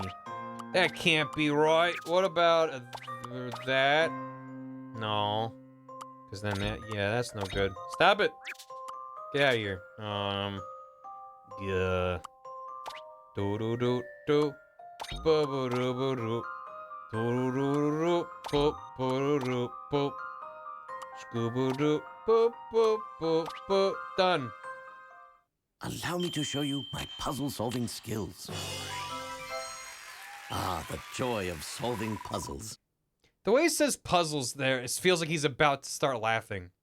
It's like, I love puzzles. It turns out the dubious-looking gentleman was telling the truth. What if he was lying and I had to spend 8 hours trying to solve that puzzle before, like, it's impossible, the end. I would never have guessed such a solution could exist. Did you believe me now? I was telling the truth. The real culprit must still be on the loose, going around stealing stuff in broad daylight. Men, looks like we've no choice. Let him go. But sir, let him go. That doesn't mean he's innocent, it just means he didn't lie about that one thing. We'd better head back to the crime scene and go over it again with a fine-toothed comb. Yes, Captain. I love reloading in the middle of battle. Well, I'm glad we were able to sort out the misunderstanding. I don't know who you two are, but you're a bit too sharp to be some regular townsfolk. Not at all. We're nothing so special. Just a couple of regular English gentlemen. English, eh? What is that, your title? Or whatever it may be, it's not normal to be summoned directly to by the storyteller himself. It would appear you're indeed something special. The storyteller's in the audience room. I wouldn't keep him waiting if I were you. As for the audience room, it's in the building at the top of those stairs. The building up there, just as we thought. Thank you. Just mind your manners when in the presence of the storyteller, you hear me? If I hear any sign of trouble, you'll regret it. Well, we'll be on our best behavior, so please keep your hands off your sword. You're scaring me. It just goes to show how highly the knights regard the storyteller. Now then, let's move on, Luke. Professor, I don't like this. Let's go, Professor. Professor, this is awful for me, a small child. No, Luke, it's fine. Do you smell something? No. Smells like gaslighting. Oh boy. I love having hint coins. I can hear the horses in there. I'd like to chat with them. It's a big stable. It just shows how important horses are for getting around here in Labyrinthia. The horses are in a good mood. They're neighing. This hay's so good. Good. Enthusiastic shouts and clinking of metal can be heard from the other side. A training session? Seeing the knights practice has rekindled my passion for fencing. Perhaps I should join them. Bronze swords useless against witchcraft? Just.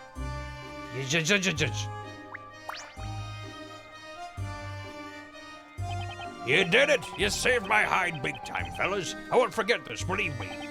And I'll tell you to this, my motto is I'd always return kindness from others. So if you two ever find yourselves in trouble, give me a shout, and I'll be right there. Can't wait for that to come into play, Never.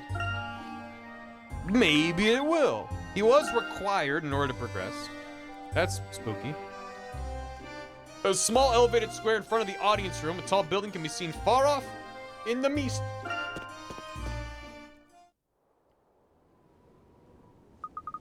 Good news, chat. I got rid of most of the super glue and my fingerprints. Oh god, the storyteller should be in here, right? I'm starting to feel a little nervous. This area's totally deserted. It's even playing stock wind sound effect.jpeg.wav.gov. It stopped now. I mean, it's still playing, but there it is. I love that stock wind sound. All I can hear is the wind. It looks as if not even the knights are allowed to come up here. It's good. It feels nice. It's good. He really is treated almost like a god. I wonder what someone like that wants to talk to us about. You keep saying us. He clearly only summoned me, Luke. I'm just gonna start poking around. Wonder if there's anything I can steal here. Oh boy! You betcha. Ow! What's this? What is it, Professor? Have a look at this, Luke. There's a puzzle concealed here. In a situation like this, perhaps solving a puzzle might help to relieve stress. I think you're definitely not right about that, but okay, Professor. Here I go. Just feel that wind.jpeg.wav.gov on your skin. So freeing. Rotating room 2. Ghastly figures now haunt the interior of this mysterious mansion. I have been tasked with ridding its halls of their ilk.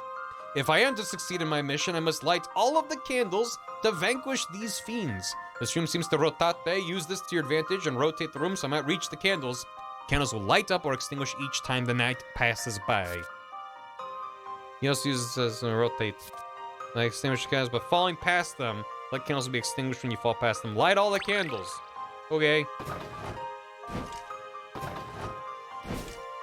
I'm doing it.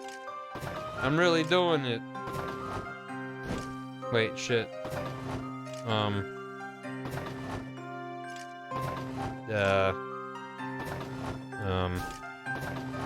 What if... Okay.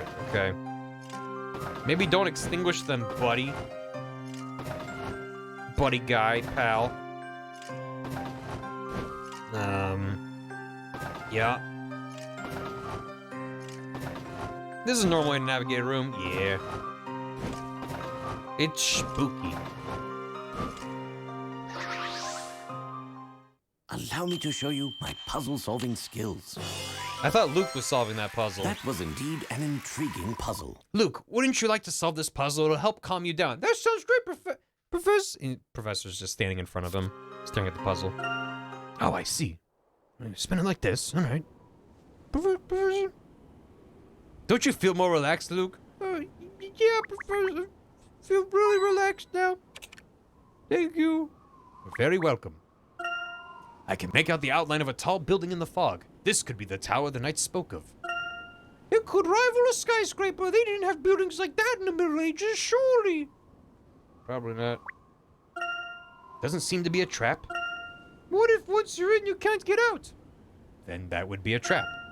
We should proceed with caution. Looks safe to me. What if it's not safe? We should move with caution. That's what I was saying. Okay. Professor, the door won't open. Hello, is anybody there? Hey, Danayasha. And close to 3 years. Yowza. Thanks so much. 34. No reply. It appears there's no keyhole. This is no ordinary lock mechanism. Inviting someone to visit you only lock them out. That's a bit rude. Just a moment, Luke. If you look closely, you'll see there's a puzzle built in there. I believe this may be a test, Luke. A test to determine whether we qualify for an audience with a storyteller or not. That's a bit off, isn't it? When it comes to puzzles, we'll be glad to oblige, won't we, Professor? Indeed, my boy. Let's show our mettle. I'm not made of metal, I'm a real boy. The two owls in the middle are looking at each other. Decipher the door. Definitely not the best puzzle name. Here's a panel of numbers. The numbers range between 1 and 6. I see 1, 2, 3, 4. But okay. Touching the buttons on the touch screen will increase and decrease the numbers. Oh. Gotcha. Arrange the numbers to read 3, 3, 3, 3? Do you think you can do it in only 4 turn? Okay. 3 is real. Touch the panels on the touchscreen below to raise or lower the numbers on the upper screen. Numbers on the panel loop from 1 to 6. All it takes is a little calculation.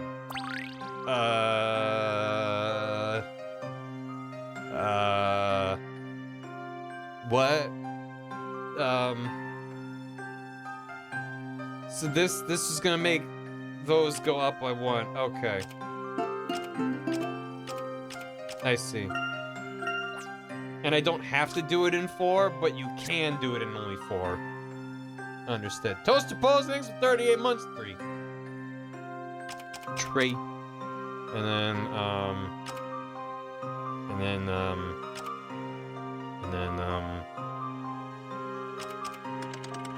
I did it. Let's see if I've proven myself. Come what may, puzzles are there to be solved. That's right!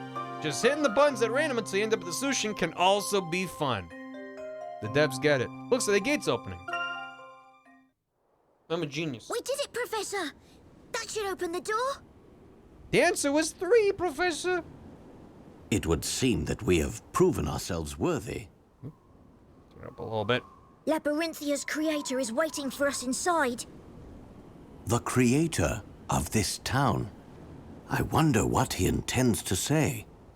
I'm really ... Fade to black. Are you all right, Luke? I imagine you must be a little nervous. Who, me? Well, to be honest, I suppose I am. Just a little. But don't worry, Professor. I can do this. Let's go. Let's meet the storyteller. Very well. Muster your courage. We're going in. Right you are, Professor.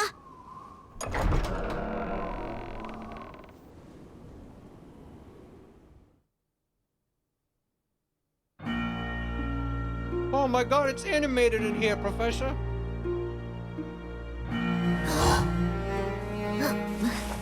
Thus the guests finally made their appearance.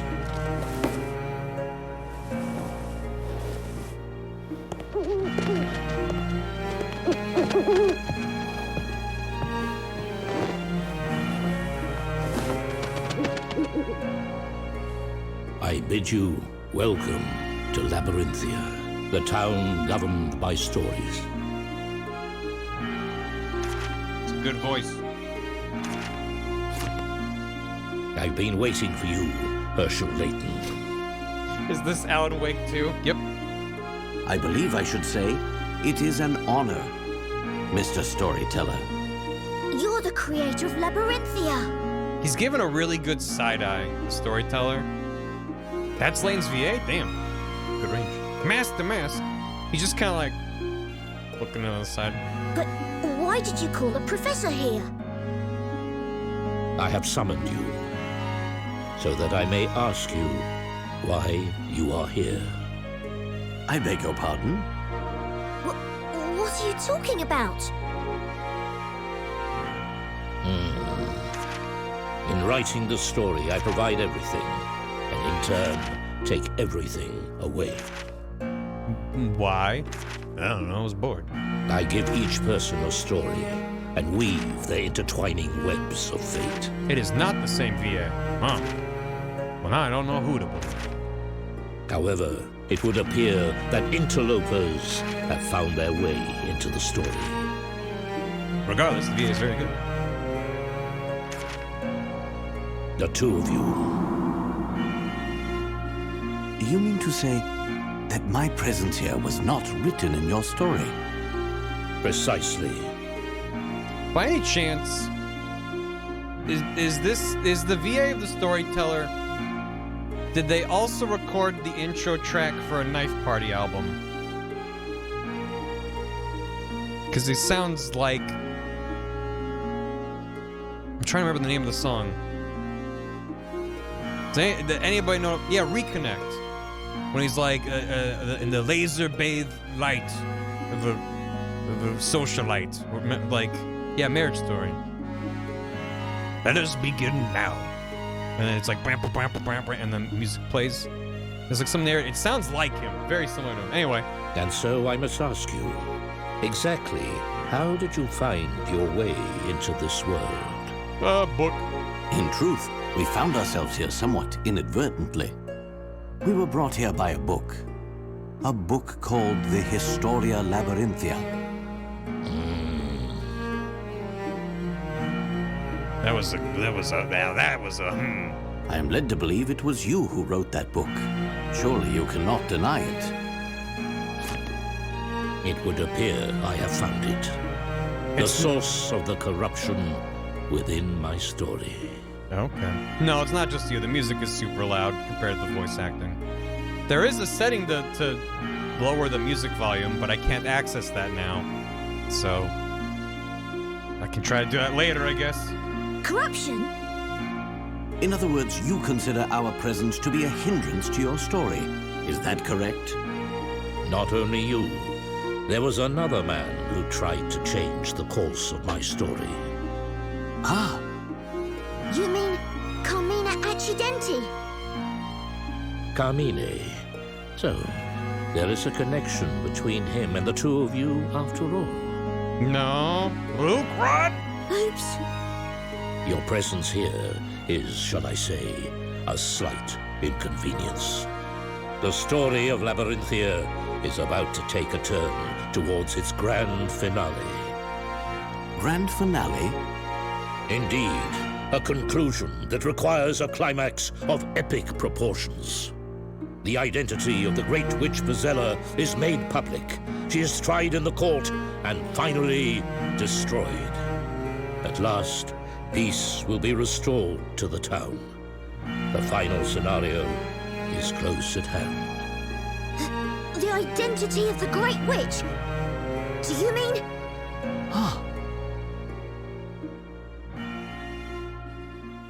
Meanwhile, in the dungeons... It's true that townsfolk look at me in a different way. And the reason for that is because... ... I am the storyteller's daughter. Oh. You're what? Espella, the storyteller fox? You're the storyteller's daughter? I didn't see that coming. Oh. When I first came down into the town, everyone was friendly. Perhaps they thought that if they got to know me, things would go well for them. That was the impression I had. That sounds like the kind of thing people would probably do. But obviously, not me. I wouldn't do anything like that. No one's accusing you of anything, Maya. But unfortunately, things didn't work out the way people hoped they would. Well, people should realize that good things don't come easy. Then one day, someone just happened to bump into me in the town, and I was knocked over. And everyone pointed and they laughed. And then they did it again the next day. And then every day after that. And it was really funny. Later that night, that same person was attacked by a witch and killed by her magic. Oh!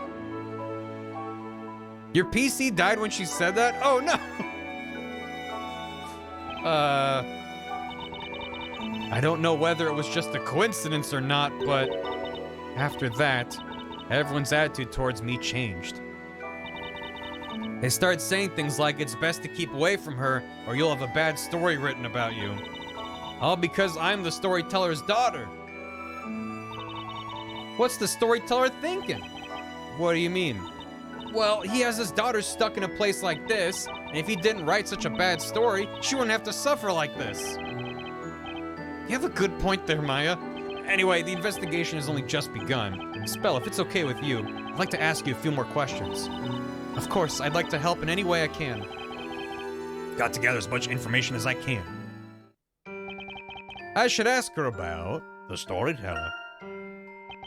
This might be difficult for you to answer, but why are you not living with the storyteller? I mean, with your father? He seems to have a gigantic tower castle that only he lives in. I did live with him before. We lived together on the edge of town in the storyteller's tower. The storyteller's tower?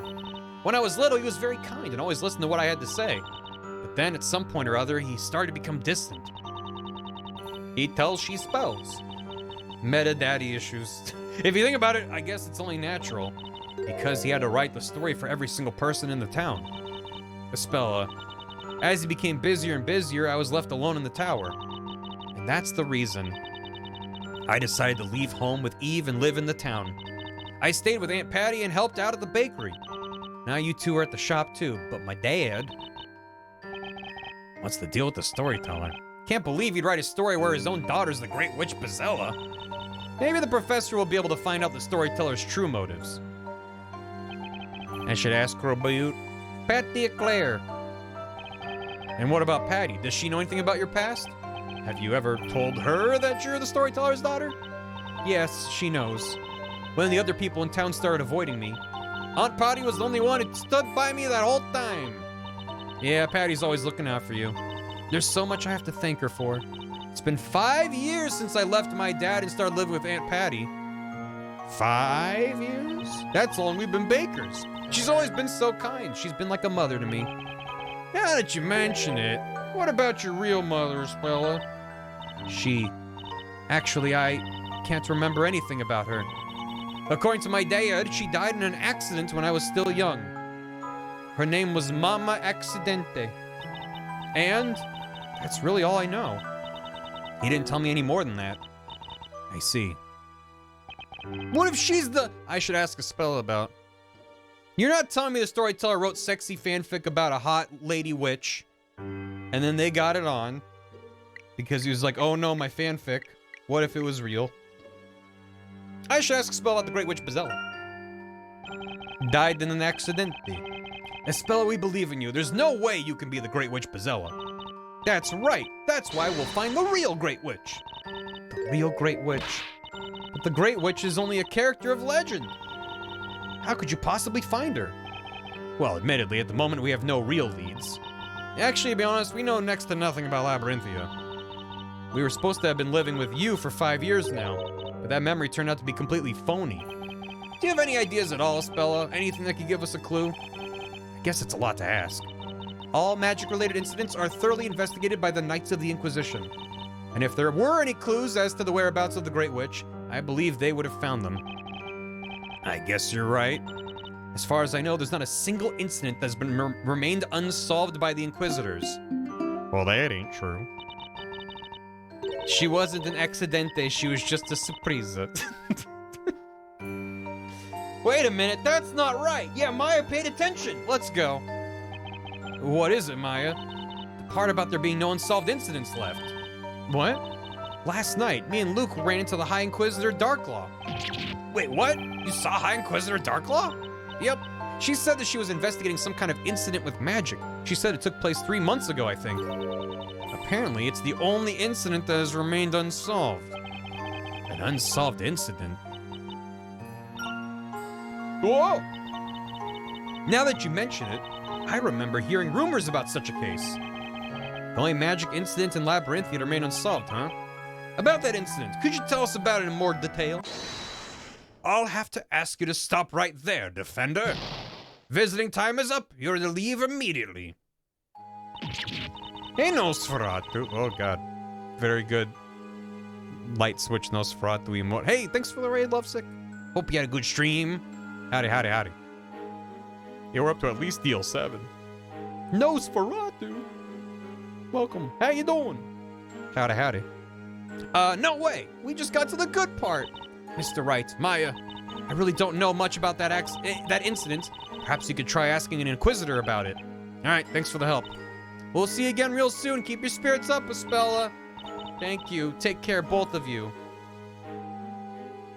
If only we could disguise Maya to look like Espella and then sneak Espella out to help us in the investigation. Then that'd be win-win. Mr. Wright, Maya.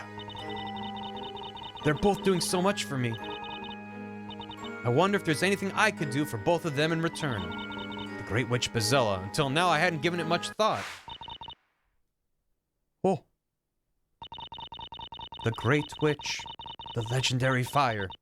Flames Inferno. Oh my. What is this? My head hurts.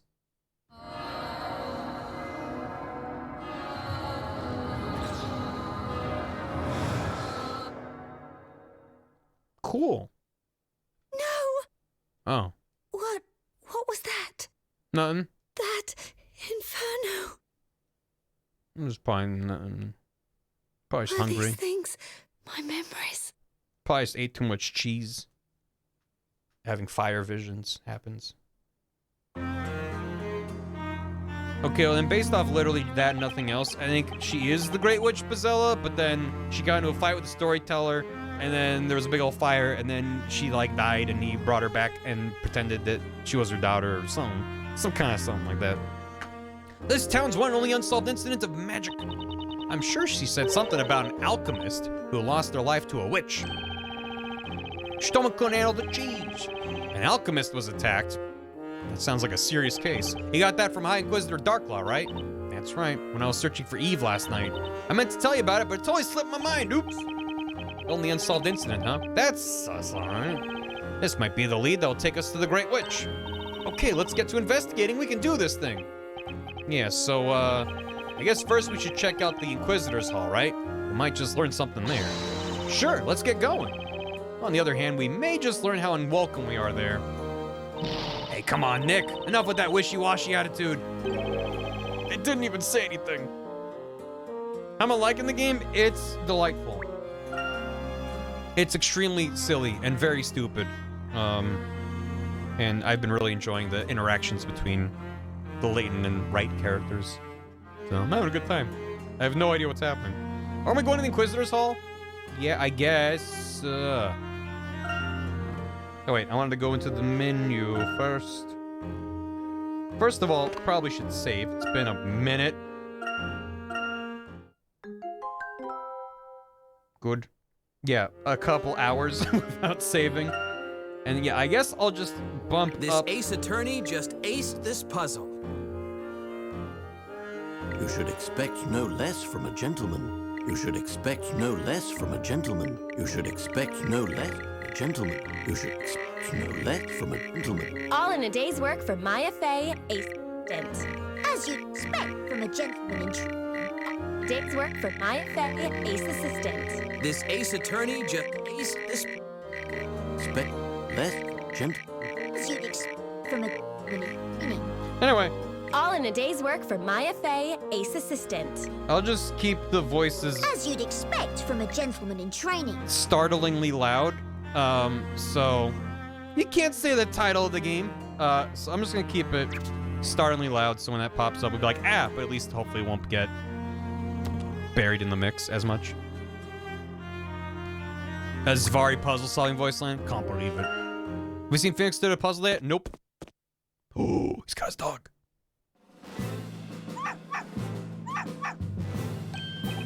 Wait a minute, that aggressive bark. Please tell me that isn't Missile. It's Constantine. Woof, woof. Hey, listen. It's Constantine. He looks happy to see us. Wish I could say the feeling was mutual. Once bitten, twice shy. That pretty much sums me up right now. Really? I don't know. I think he's looking much friendlier today, if you ask me. See, come on, Nick. Pet him just once.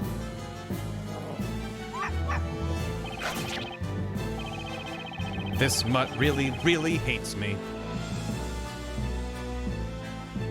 They're all ace. Well, well, if it isn't Sir Blue Knight. Exactly what are you doing over there on all fours? Oh, Inquisitor Barnum. Glad to see you again.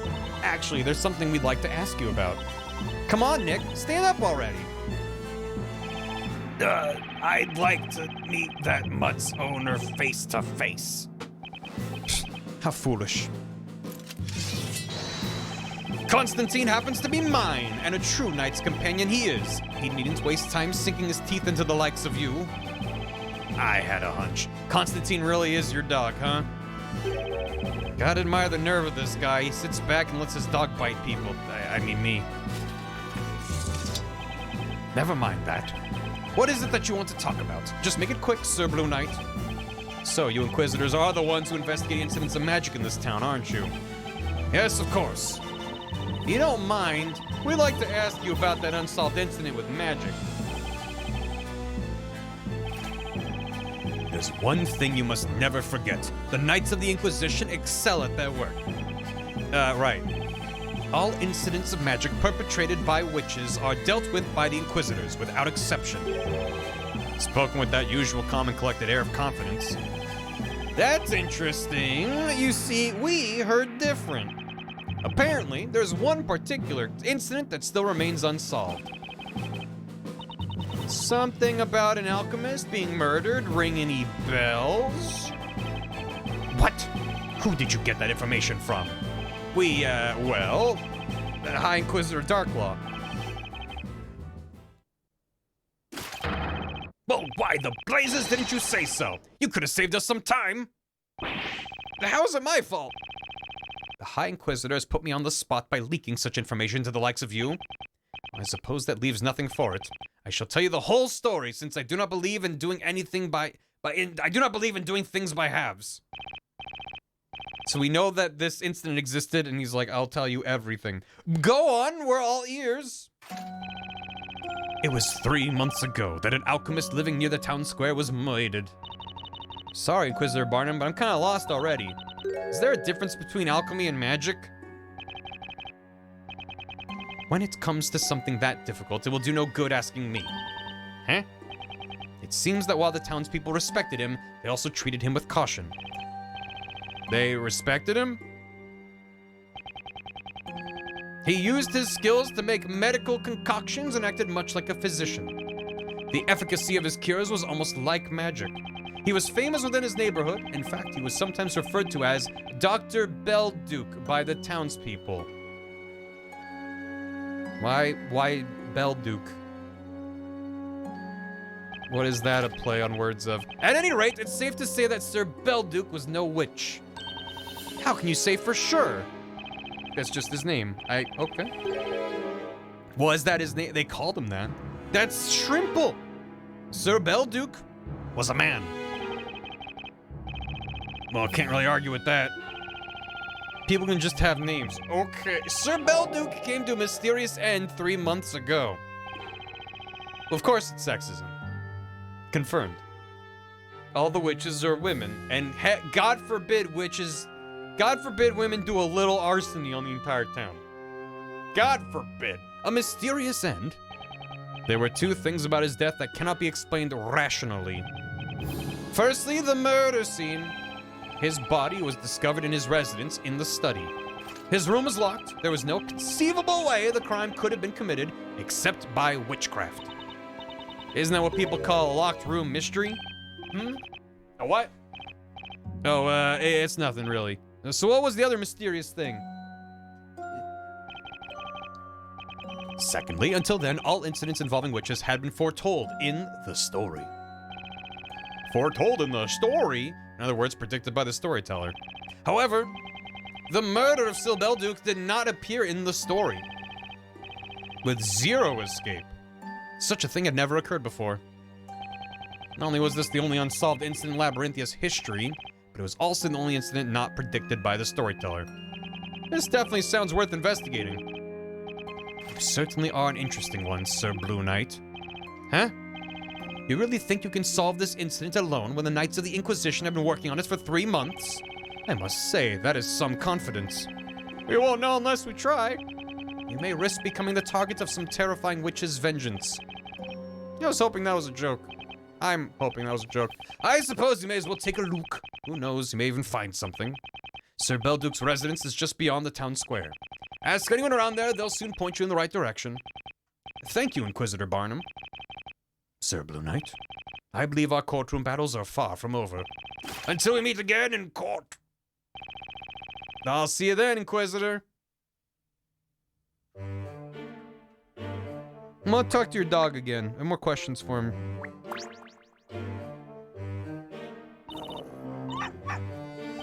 Maya, can you please get this mud away from me? I can't feel my leg. So soon? I was hoping I'd use you as a blue chew toy just one more time. Good. Sir Belduke's residence has already been scoured by the Knights. I believe you'll only be wasting your time if you go there now. Let's go waste our time. Onward, Maya!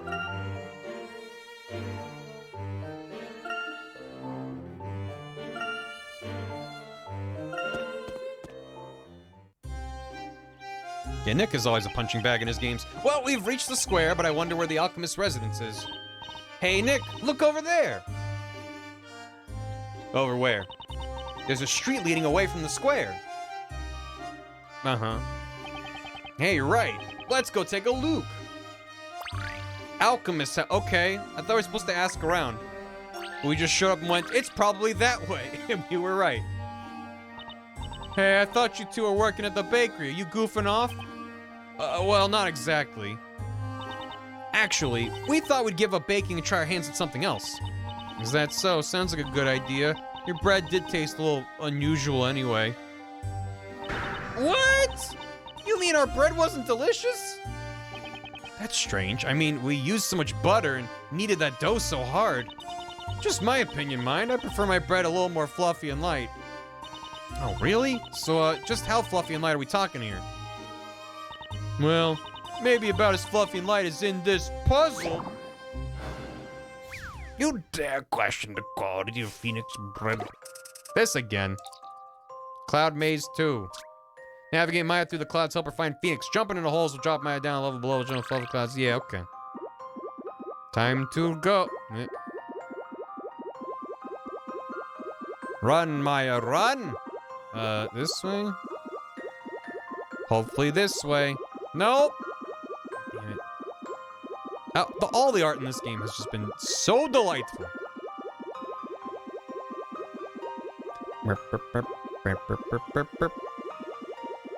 Yahoo. Wee-hee. I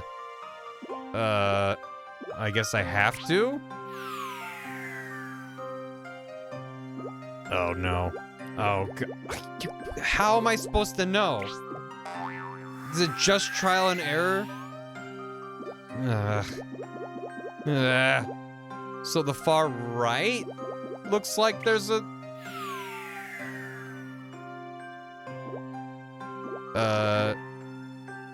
Oh my god. Okay. What the... Okay. Found a bunch of knights. Oh, hi, Phoenix. Hey. What are you doing over there, Maya? Don't worry about it. Back up we go.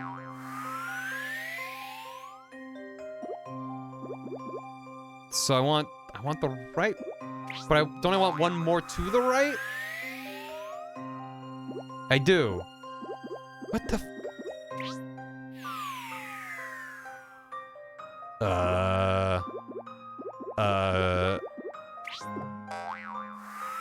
There must be some other path that loops me around over there or something. What the fuck is this? Yeah, remember Link Between Worlds being really, really bad? What? I'm in hell. I'm in hell. This is hell. What the... When you... The Link Between Worlds is great. This sucks. Yeah, I thought I already did this one. So where do I go? It's a maze. I'm stuck in the same part of it. How am I supposed to get all the way over there? I already took this path. It was better before because there was a giant Layton face. Exactly. I'm back in the fucking building again. Really? It's... Okay. Now we're making progress. It's fun going down it, though. Is it?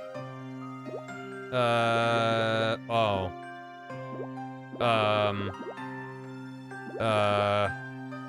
Go that way. Left or right?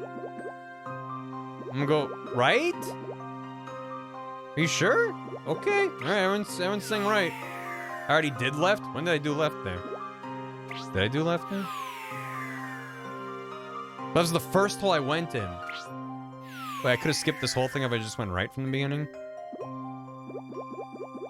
Thanks, chat. Go from the other direction. I definitely forgot that. Hey, thanks. Leave it to your friendly neighborhood spirit medium. Check it out, Nick. It's my favorite Spider-Verse variant. Friendly neighborhood spider medium. Disney experience! I couldn't skip it. I see. Well, impressive work. I didn't expect you to solve that. Thanks. I thought the same thing too. Well, I knew I could do it. Where are you out of work Baker's doing hanging around here anyway? We're investigating an incident involving the Alchemist. Do you know anything about it? Surely the Knights of the Inquisition are the ones you should ask. They could tell you a lot more than I can. You might be right about that. Even so, it's a right shame someone like him could get murdered. I often went to him myself to get medicine. He was always friendly and understanding. Seems like Sir Belduke was a good man, from what we've heard so far. I hope they manage to solve this case soon. Let's go. Ah, yes, that suspicious building. That feels like the big, bad, evil guy casts maze on one of your players. So this is Sir Belduke's residence. Definitely looks like an alchemist's house. I've never seen plants like these before. So what do we do now? Just because the owner's deceased, we can't exactly go barging in. Can't we, though? But have you noticed just how well kept his yard is? It looks like someone's still living here.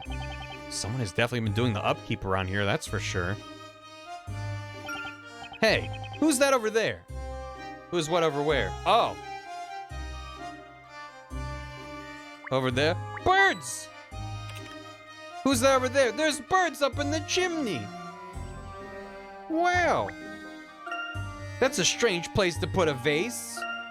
Seems to serve the same purpose as a mailbox. There are letters sticking out of it.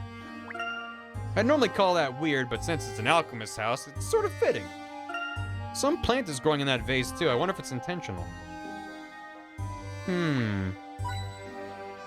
Yippee. What fruit is that? They look so juicy. I'm gonna try one. This is an alchemist's garden, Maya. I'd advise against eating anything that grows here. Report? Never mind. Whoa. The bell tower is visible over the treetops. The town square's that direction. The bell tower's really tall. How come we've never heard the bell? How come it... Hello? My sincere apologies. I'm afraid medicaments are no longer being provided here. Are you like Franziska's long-lost younger brother? Huh? Did you not come here for medicaments of some kind? No, we didn't come here for... What? We're here to investigate the incident, the one involving Sir Belduke. Forgive me if I'm mistaken, but you do not look like members of the Knights of the Inquisition. I'm Phoenix Wright, attorney at law. And you, I'm guessing you live here? Indeed, my name is Jean Greyrel.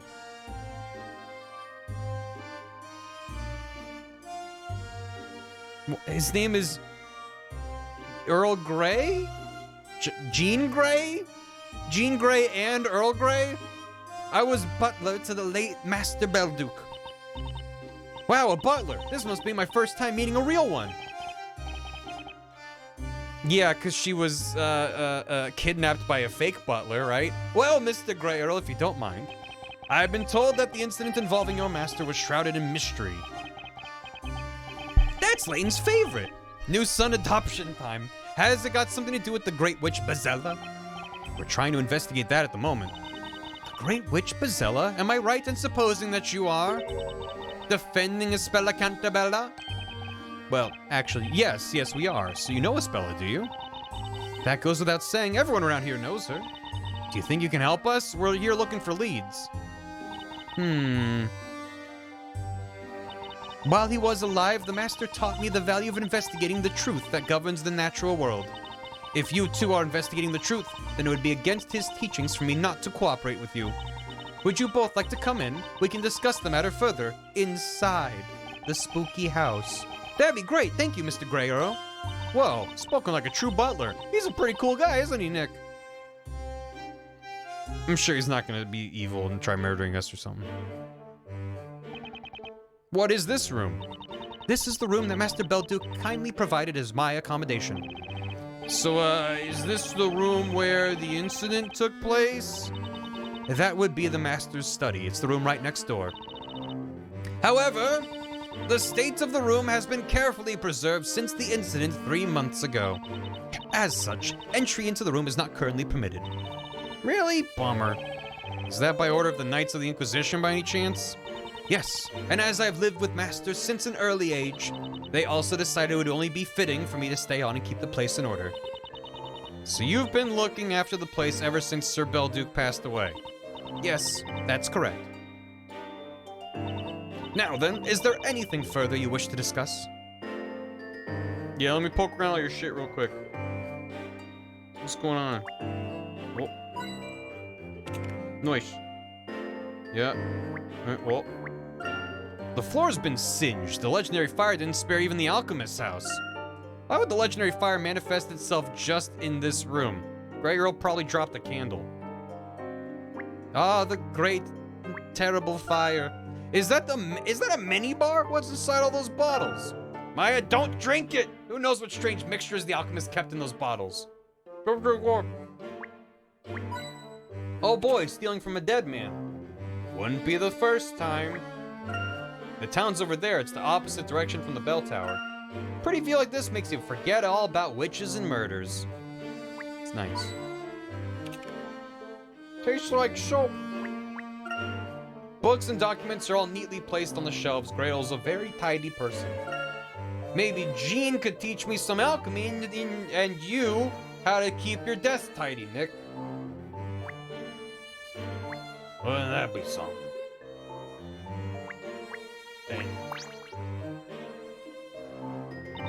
As I mentioned a moment ago, I know very little about this matter. As a matter of fact, it might be better to ask the Inquisitors. I can tell you about one thing, though, namely what occurred before the incident. Before the incident? Yes, it was 3 months ago, around the time that Master Belduke was murdered. We were on our way back from collecting specimens for research, and it was already into the small hours of the morning. There was a thunderstorm on the way, and as the storm drew nearer, we quickly made our way home.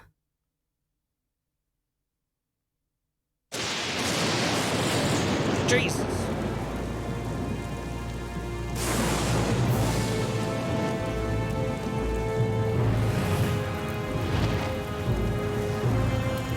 Huh?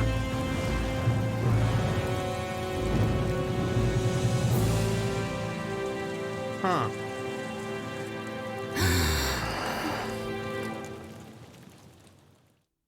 Well, that's neat. Anyone would have been surprised at what we saw. But Master Belduke, well, how can I put this? Was he pogging and pointing at it? He reacted in a most peculiar way. Unlike others who saw it, he seemed unsettled, as if he was truly afraid of something. I mean, that is pretty scary for a bell tower to fire its way After into that bell existence. tower appeared, he changed completely. Master Belduke became a different man.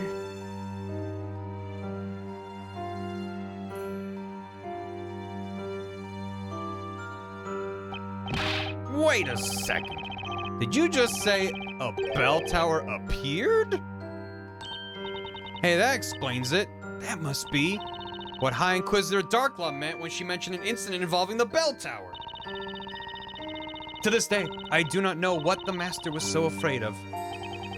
You think it was connected in some way to his death? I think it must have been magic. I mean, for a bell tower to just appear like that.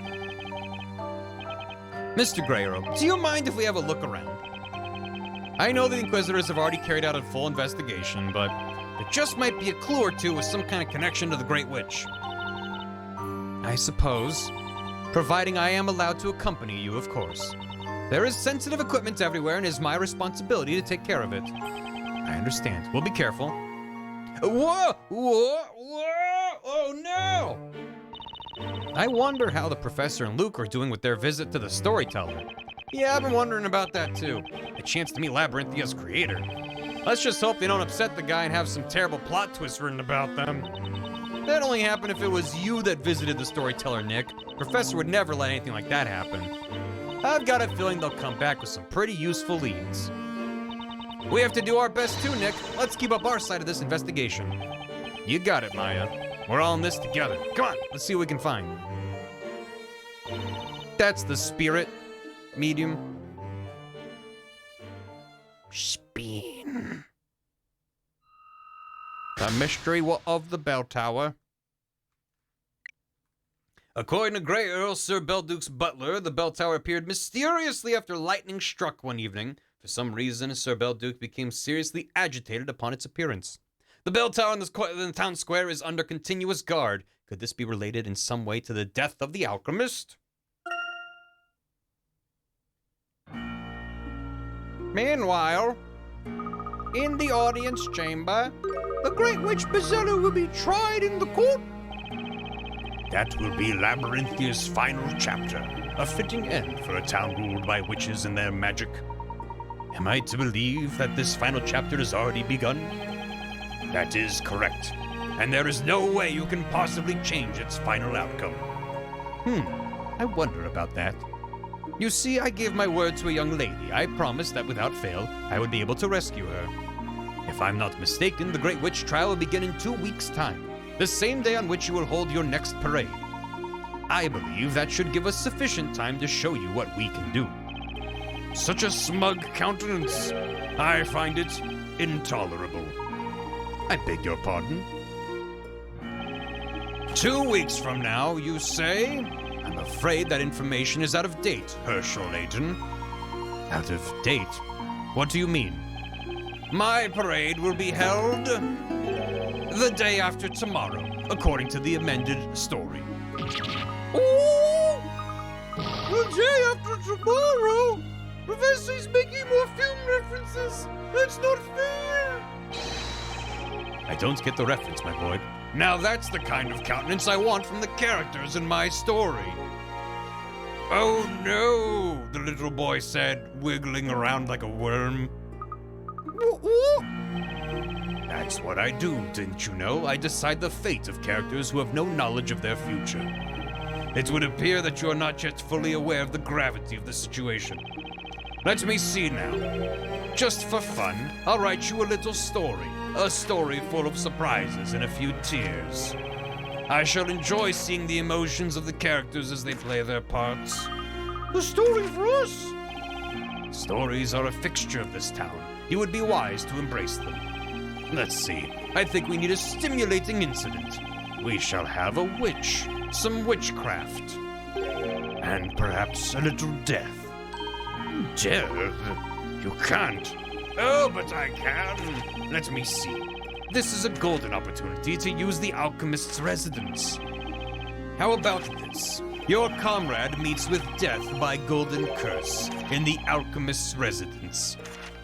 They would never. They're not so foolish as to start touching the Alchemist's things.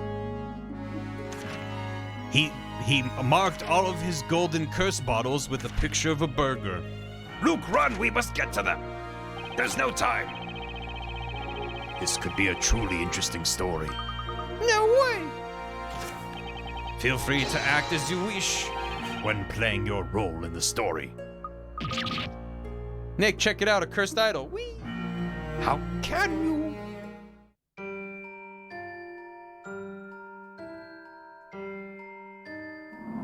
The beginning of a new tragedy, or farce. Or maybe farts. The victim of a golden curse lies in the dwelling of a user of false alchemy. A man from afar falls to a golden curse, and a woman from afar cries out in grief. The woman is captured, her dark trial begins, the fiery pit will cleanse all her sins. Maya's a witch! I mean, she can summon the dead, so... It checks out. A man from afar falls to a golden curse and a woman falls to a curse with grief. This must be referring to Maya and Mr. Wright! Oh. If we don't do something, Mr. Wright and Miss Faye will be in danger. There's no time to lose, Luke. Let's go and find them. Run! Right you are, Professor! The story has already been written, and no matter what you do, you will not change the result. I do not agree. She's getting her happy ending. What we do next can change the future in any number of ways. I'm sure that's what you want to believe. In fact, a naive outburst like that could be a poignant plot point. Please be my guest. Your words may help to raise the tension and bring a little excitement to my story. You monster! Lane's like, shh. Luke, that was not the time. We need to help Mr. Wright and Maya. Okay, let's go, Professor. Better hurry. A friend's death added to items. I'll just take a copy of that if you don't mind. Yes, of course. Here you go. Thank you. Professor, do you hear a flapping sound coming this way? Sound of a large bird, perhaps?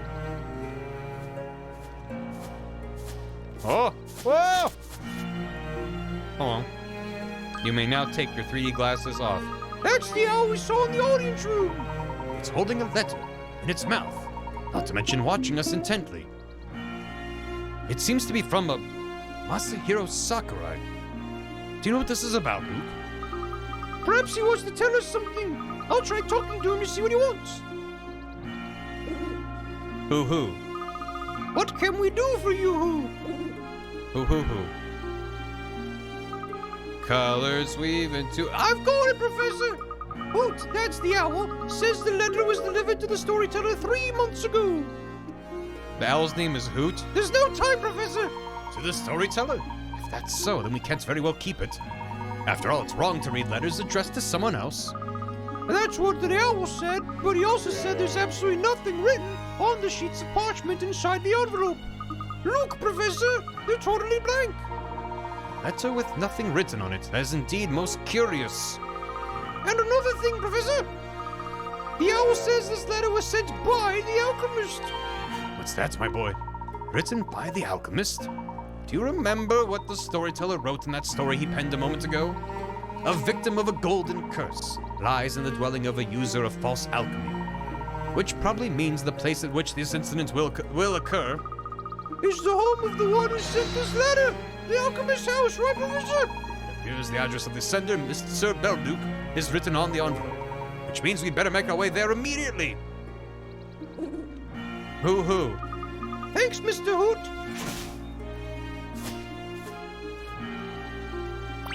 Blank letter added to items. The address on the envelope is somewhere near the town square. That's a little far from here, Professor. We might not make it in time. I think we'd better run! Luke, my boy, we have the need to rent a steed. I think you're right, Professor. That would be far quicker than running. Oh! Quickly, Luke. There's no time to lose. Gallop, my boy, gallop.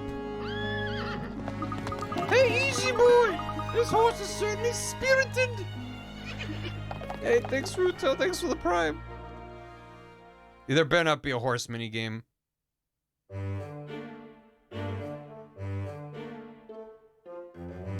didn't get the horse armor DLC.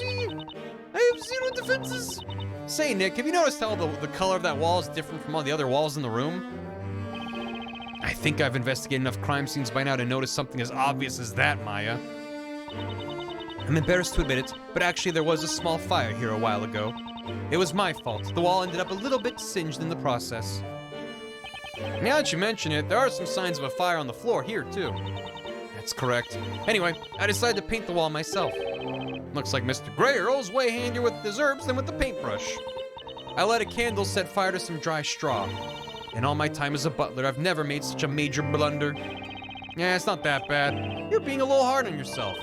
That's right. It's not so bad. You think that's bad? You should see Nick and try to do the laundry. Now that's a major blunder. Okay, that was one time. Anyways, you burnt down the laundromat once. Let's go check out Mr. Belduke's study. While we're here, could you show us around your room a little, Mr. Grey Earl? Of course. If it will bring you any closer to finding the truth, be my guest. Chat. However, as the Knights of the Inquisition have ordered that the crime scene be left undisturbed, I must ask you refrain from touching anything while you're in the study. Sure, we'll be careful. I will touch everything, though. I ask that you not. I'm gonna touch it all. Cute. Is that an alchemist circle on the floor of...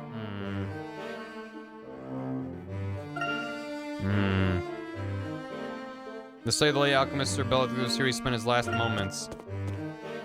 He is an alchemist.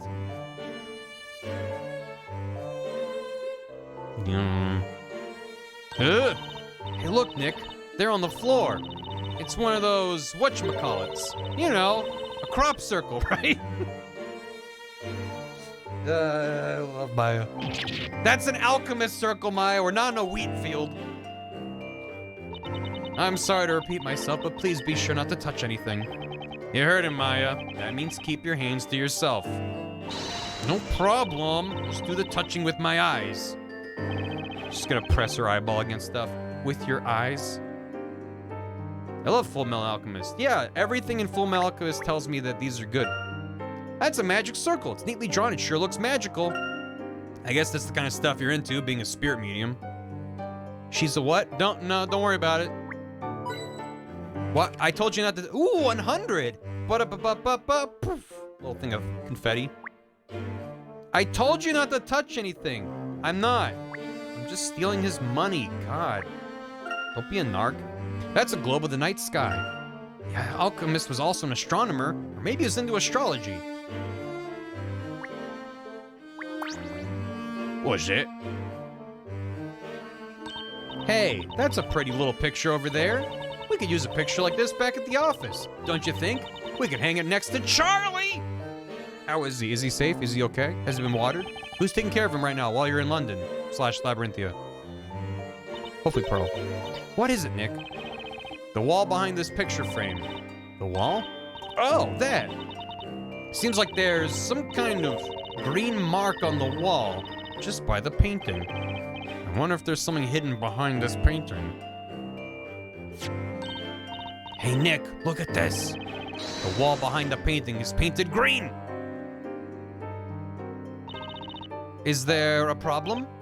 No problem. Look at that over there. Maya's Fortnite dancing. Look, behind you, right now. Default dance, Maya, there she goes. He brings a sledgehammer to the wall. This could be some kind of clue. Wall behind the painting added to items. The cabinet might have contained the alchemist's research materials, but it's been emptied. Make quick, Orange Justice! Only some junk's been left behind. Maya, hit the gritty! You must! It is of the utmost importance you hit the gritty precisely when I tell you to, Maya. Do you understand? Nick, you're scaring me. Hit the gritty when I tell you to! It looks like a load of white powder has been scattered around the desk. That's a lot of white powder. About this white powder. Has it been here since the incident? That's right. It was just like this when I entered the room on the morning following the incident. She's doing the bird is the word Family Guy dance. There you go. I have left it this way ever since. I guess someone must have dropped a container full of some medicine. Please try not to walk in it. You may leave footprints. Now that you said it, all I want to do is leave little footprints all over the place. It'll be like Maya was here. You really know your way around a crime scene, huh, Maya? Might distract somebody just recounting Family Guy funny moment compilations. Okay. So get this. There's this one episode, right, where Peter was all up in these hijinks, right? Phoenix is knocking everything over and dusting for clues. It looks like a load of white powders are scattered on the desk. Urge to leave footprints everywhere rising. Maya? Maya, no. Oh boy. More money.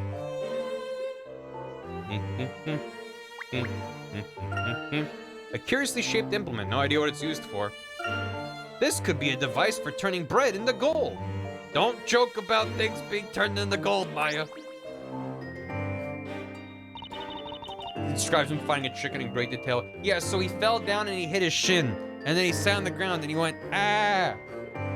And then he sharply inhaled. And then he went, ah. And he was sitting there on the sidewalk holding his leg. And then what happened? And then he kept holding his leg. I see. You're really from a strange place, aren't you? What's the matter, Mr. Greyro? Oh, it's that pendant. I must say, I find it fascinating. What, my badge? Oh, you mean this old thing? It's called a Magatama. Oh. Yeah, that is more significant. Magatama? Yep, you could say it's kind of like my source of power, I guess. She's going to get herself killed. I understand. Stones are often charged with energy, after all. The pendant you're wearing is pretty neat, too. It's such a mysterious color. Oh, this? It's an amethyst. Master Belduke asked me to wear it. An amethyst? The amethyst brings about good vibrations in an alchemy sense. Was your former master, perchance a big fan of the Beach Boys? Yes, why do you ask? No further questions, Your Honor. Yes, and them good vibrations. Mr. Grey Earl! Oh, I'm sorry. I was just remembering Master Belduke. He gave me this stone and accepted me as his assistant alchemist. But now, Master, such is the order of the natural world. Seems like Grey Earl really misses him. He must have really respected Sir Belduke. Well, that's pretty sad. Why is it, huh? Well, I think we just about investigated everything we can for now. We didn't find any leads on the Great Witch.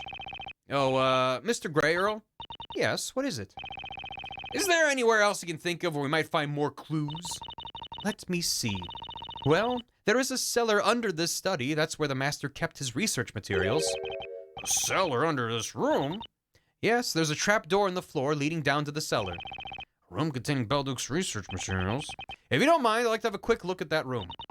I see, very well. If you'll please just wait a moment.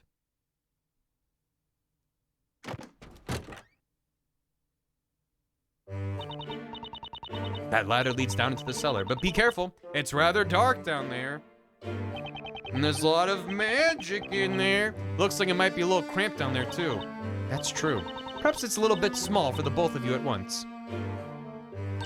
Okay, Nick, this seems more like your kind of thing anyway. What do you mean? I don't know, I guess you're just more suited to small, dark, damp places. I'm not a rat, you know. You're not? Come on, you know that's not what I mean. You're like a mouse. I'll just stay up here and snoop around for some clues. It's not snooping, Maya, it's investigating. You do that, I'll be right back. Yay, way to go, Nick! Well, I should return to my room. Please give me a call as soon as you have both finished. Okay, got it. You can leave us alone in here, that's a good idea.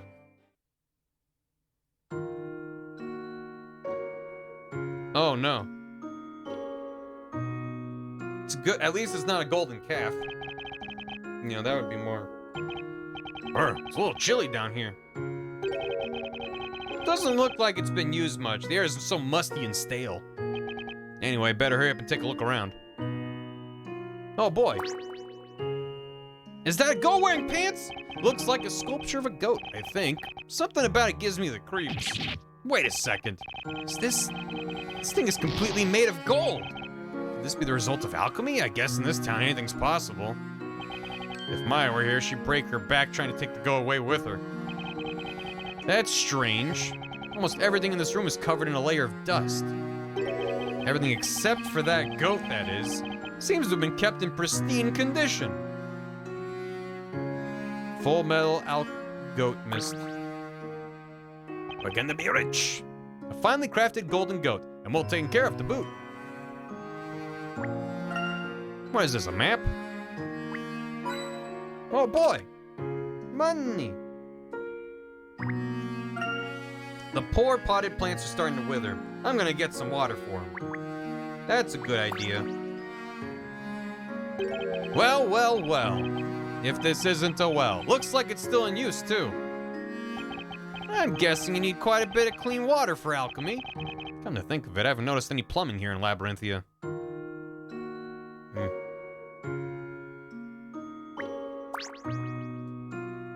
Hope Charlie's okay.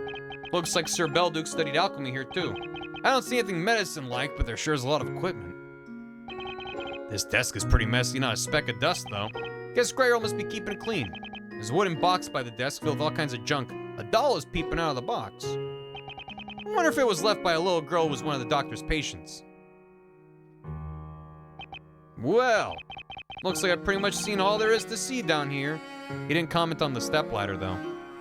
More of a ladder, really. The room doesn't seem to have been used much, and there's nothing I can see that might provide a lead. If I stay here any longer, I might just end up covered in dust myself.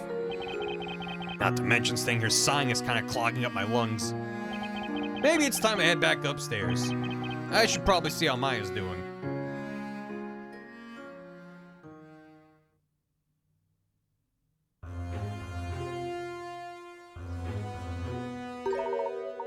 This is the Alchemist's house. We have to hurry. Luke, run. Professor! Wait for me! Maya's still recounting Family Guy funny moments. She's on to Family Guy funny moments compilation number 2. Hello. Hi, Professor. What's up? You look flushed. Where's Mr. Wright? Have you seen him? Oh, Nick. He's just down in the basement doing some investigating. He should be back up soon. So how did it go? Did you get to see the storyteller? Please, get Mr. Wright immediately. It's safer if we're all together in one place. I'll explain later. Just hurry. Huh? As things stand, Mr. Wright is in serious danger. Nick's in danger? What do you mean? I have reason to believe that a witch will appear here soon. Uh-oh. Uh-oh. Uh-oh.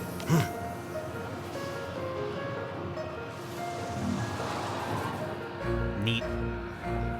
All is as written in the story. Do you happen to be the Great Witch Bazella? Concern yourselves not with who I am, but rather with what you will now become. Where have we seen those kinds of gauntlets before? Nowhere, ever, actually. It's probably a red herring. Oh, dearie, dearie me, whatever is the matter, child? You look positively flustered. Sir Belduke is no longer resident here. You need to go elsewhere for your medicaments. Oh no, that let me through! It's a matter of life and death! Did the professor just walk past them into the house and Luke's just like, get out of my way? Like, we're not in your way. What are you talking about? Life and death, you say? If so, then I may foresee a hit ballad. Raise up your hearts and sing with Birdly. Birdly? My bird is Cracker, first, second, and thirdly. This must be that rival Mr. Bardley was talking about. He's got his little legs, they're very small. Yeah, from Deltarune. Anyway, I'm in a hurry. Oh, dearie, dearie me.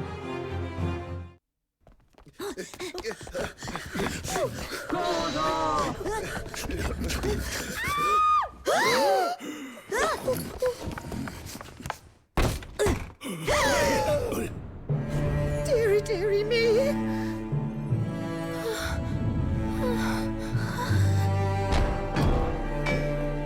Oh. Professor! Oh no.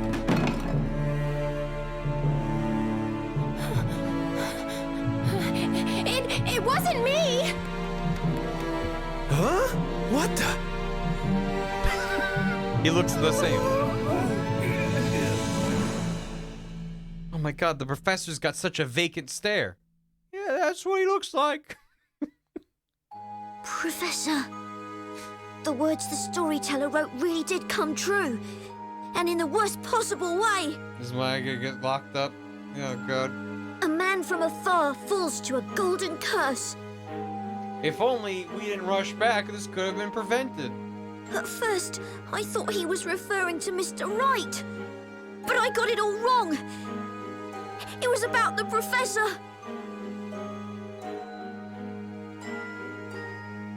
To be continued. ... I wish I made that pull-up prediction because we're about to know who the adult in the room is. Yeah, I guess so.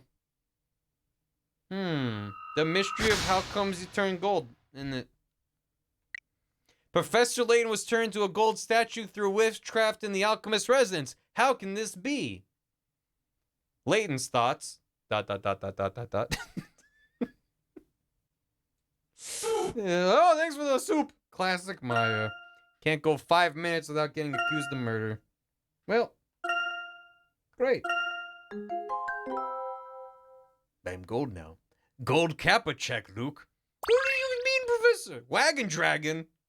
We missed the Wagon Dragon puzzle? Damn. Animal pen, stomp on it. Train trouble. Son. Yeah, but animal pens, like they're writing letters. Chapter 4. The Golden Court. I misread that as animal penis. Don't ask how. No, it's fair. Gold Layton. Doesn't make sense. How has it come to this? The darned witch. Why'd it have to happen to the professor, of all people? You've got to believe me, Nick. I may be a spirit medium, but I'm no witch. Don't worry, I know it wasn't you. Say, have you seen Luke today? Haven't seen him since last night. He was crying all night. I didn't know what to say to him. No. No kidding. He's the one suffering the most from all this, poor kid. He probably needs some time alone with his grief. We should leave him be.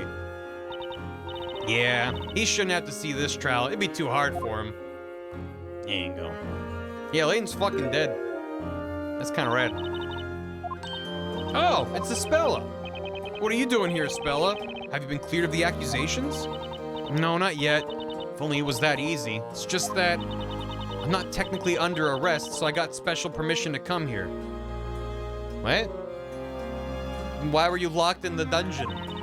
I'm free to go wherever I like within this building. Okay. Ah, I see. Parentheses, doesn't see. I heard about Mr. Layton. It's awful. He was such a good man. I'm sorry, Espella. Huh? What are you apologizing for? We were supposed to find clues connected to Bazella. We couldn't find anything. And now the professor's been... Oh, don't say that. It's not your fault. And I don't believe a word of what they say about Maya. She isn't a witch. Thank you, Espella. Mr. Wright, do you mind if I assist you in court today? Well, it's that or no one, so sure. I know I may not be of much use, but I'll do what I can. I want to help you and Maya. Espella. Excuse me. Oh. Sickly Victorian child, there you are. Grey Earl, butler of the late Master Belduke. I have come to inquire after Miss Maya. It is most regrettable what happened yesterday. Oh, thank you for coming all the way here. You look really pale, Jean. Are you all right? Oh, please don't worry about me. It's merely that... Look, my name is Luke. I am a gentleman. I wrote these puzzles to remember. And my hands are sticky. Number one hit coin, I'll say the answer's 3. Another puzzle solved. Thank you, Hollow Newt. Thank you for the hammy. And the very fitting RNG. Appreciate it. Bad timing, great timing. Don't worry about me. It's merely that since the incident, sleep has eluded me.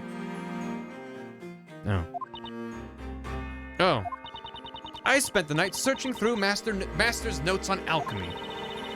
I hope there may be some mention of a method by which something turned to gold may be reverted back to its original form. I'm glad you like the Lucami.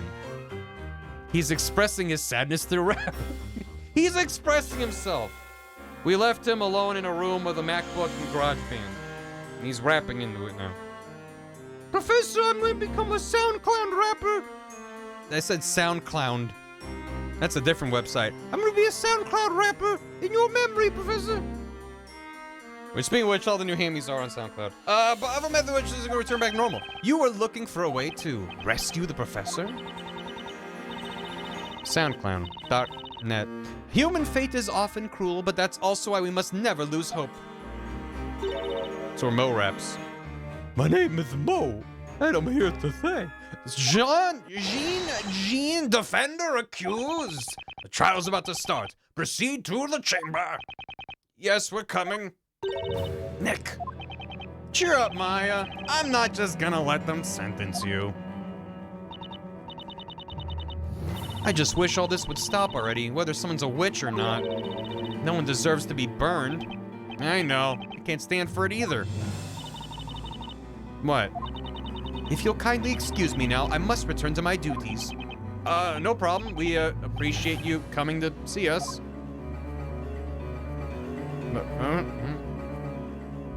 Okay. Something's bothering me. Jean seems somewhat odd today. Let's go, Mr. Wright. The trial's about to begin.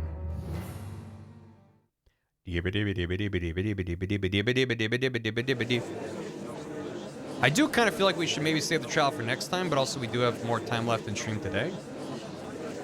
So maybe we can just... The trial of Maya Fey shall now begin. As scheduled. Yeah. I can't believe that Maya in the prison cell emote is relevant for this game. 9-hour stream. Yeah, well, we can just go for a bit until either I get too tired or we find a good stopping point in the trial. We probably won't finish the trial today, though. Yeah, I mean, also I can just save whenever I want, which is nice, too. Don't have to quit the game. So, anyway, we told you to get a lot of mileage. I know, I just didn't think. I don't know. Finally, the judge is back with his big naturals. Knights of the court, are you ready to cross your swords of justice? Yeah. Inquisitor Zacharias Barnum always has his sword ready for the work of justice. Okay, a simple yes or no will suffice. Defense ready, Your Honor. At this stage, I've just got to give it all I've got. What, huh? It would appear the defender has thrown down the gauntlet, Sir Barnum. Now, before we begin, may I have a word with you, defender? Yes, Your Honor. Last time we met, you stood in this court as an apprentice baker. That's correct. In all honesty, when I saw you for the first time, I thought to myself, a baker should stick to bread baking. That's correct. Is that so? What a fine first impression I made. However, today you are not merely some befuddled maker of sweet buns. I'm obliged to fully recognize you. Run that past me again, Your Honor? Second time? Befuddled maker of sweet buns. As a knight of law and justice, on par with Inquisitor Zacharias Barnum. Now may your duel begin. Fight bravely and expose the truth behind this heinous crime. All right! We're all counting on you, Inquisitor Barnum! I knew she was a witch as soon as I laid my eyes on her. She's got witch written all over her. It's true, actually. Why not put the baker on trial? Bake the baker, I say! That's also true. Barnum! Barnum! Barnum! Barnum! I really hope that spirit channeling comes up in the trial. They treat him like some sort of celebrity. He may be adored by the crowds, but when he pointed his sword my way, you managed to shield me from his accusations. Maya clearly isn't a witch, so surely your victory is certain. Thank you for believing in me, Espella. Espella Cantabella. Nice. All these armchair inquisitors, am I right? I have given you leave to come to this trial today. However, that does not mean that the charges against you have been dropped. Rather than worry about others, you should consider your own situation. Hey, that's right. She's the great witch's Bazinga. They're all working. They're all witches, and they're working for each other. Burn them all! Thank you for granting me your permission, Inquisitor. Yeah, that too. Inquisitor Barnum, you may begin your opening statement. Yeah, right. As you wish, my lord.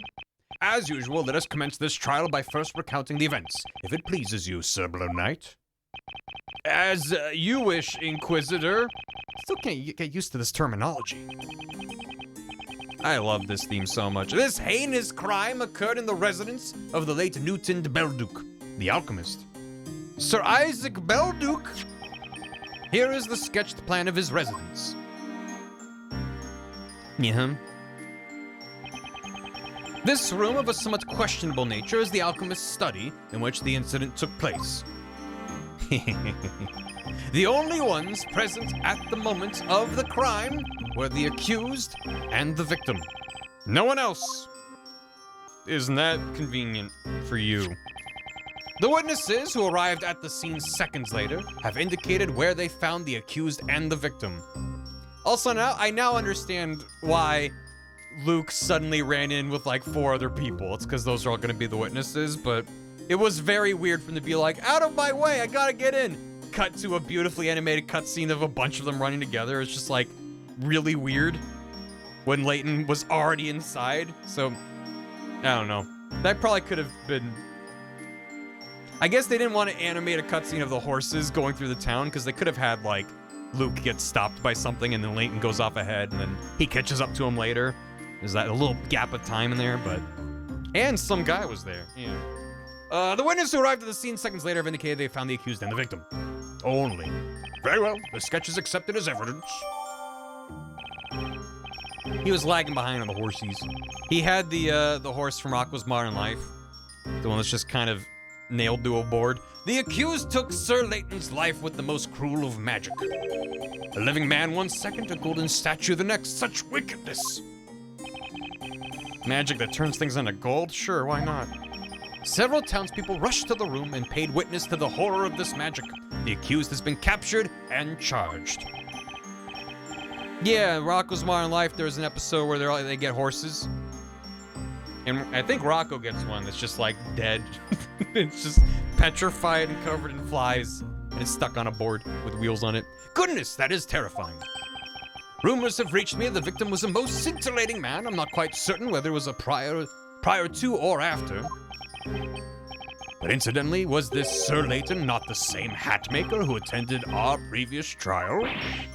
No, he wasn't a hat Bizarre as it is, Sir Layton's profession and origin remain unknown. He was a stranger in the city, that is all we know. A stranger in it. Yeah, there it is.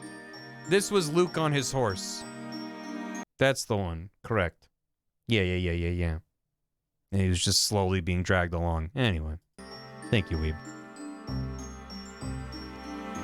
I don't know why that's what I thought of first. Yeah. Just some guy.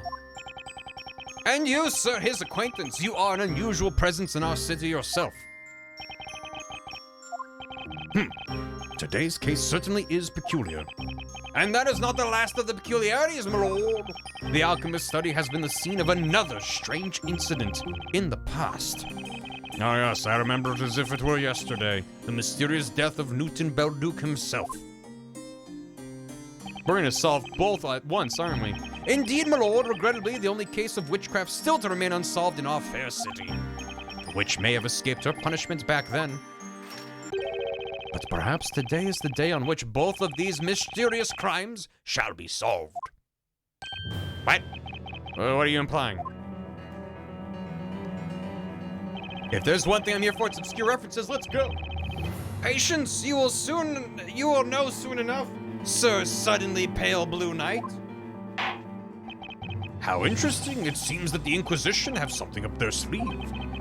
Now, Inquisitor Barnum, you may begin.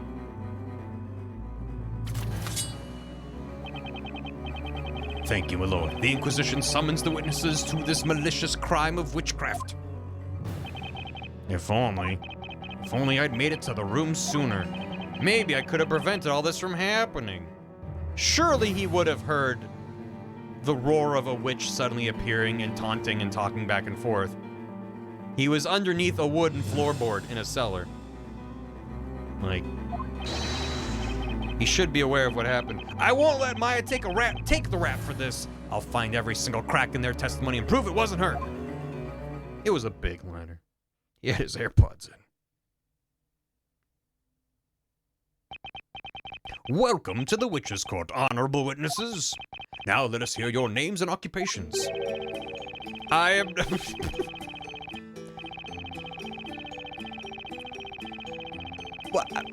I am known far and wide as Emir Punchenbaug the First, soon to be the new head of Punchenbaug's retail organization, Pro.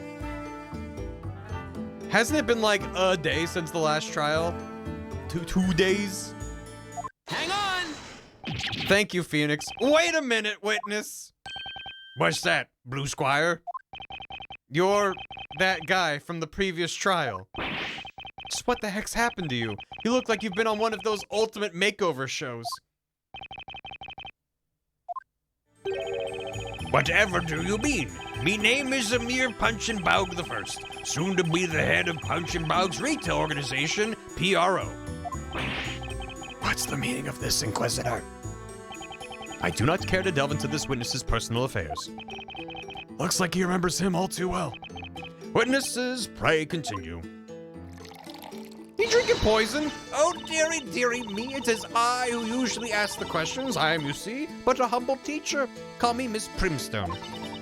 The children of Labyrinthia Primary School have the privilege of learning the truths about this world from me.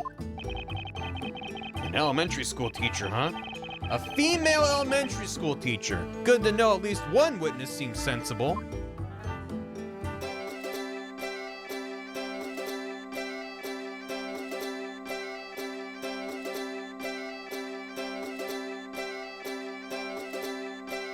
Sounds like there's a bagpipe in there.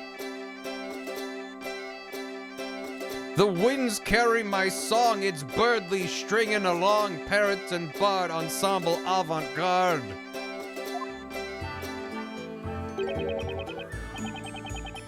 My faithful muse here is Cracker the musical parrot. No one understands music like Cracker aside from me, naturally.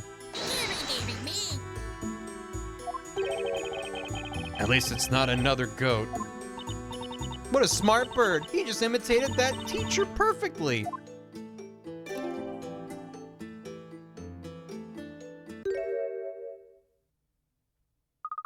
I'm Luke Triton. My occupation is Professor's apprentice. Luke? Luke, but why?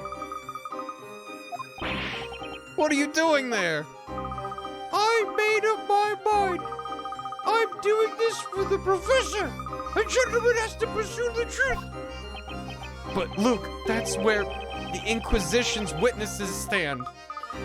I'll never forgive that witch.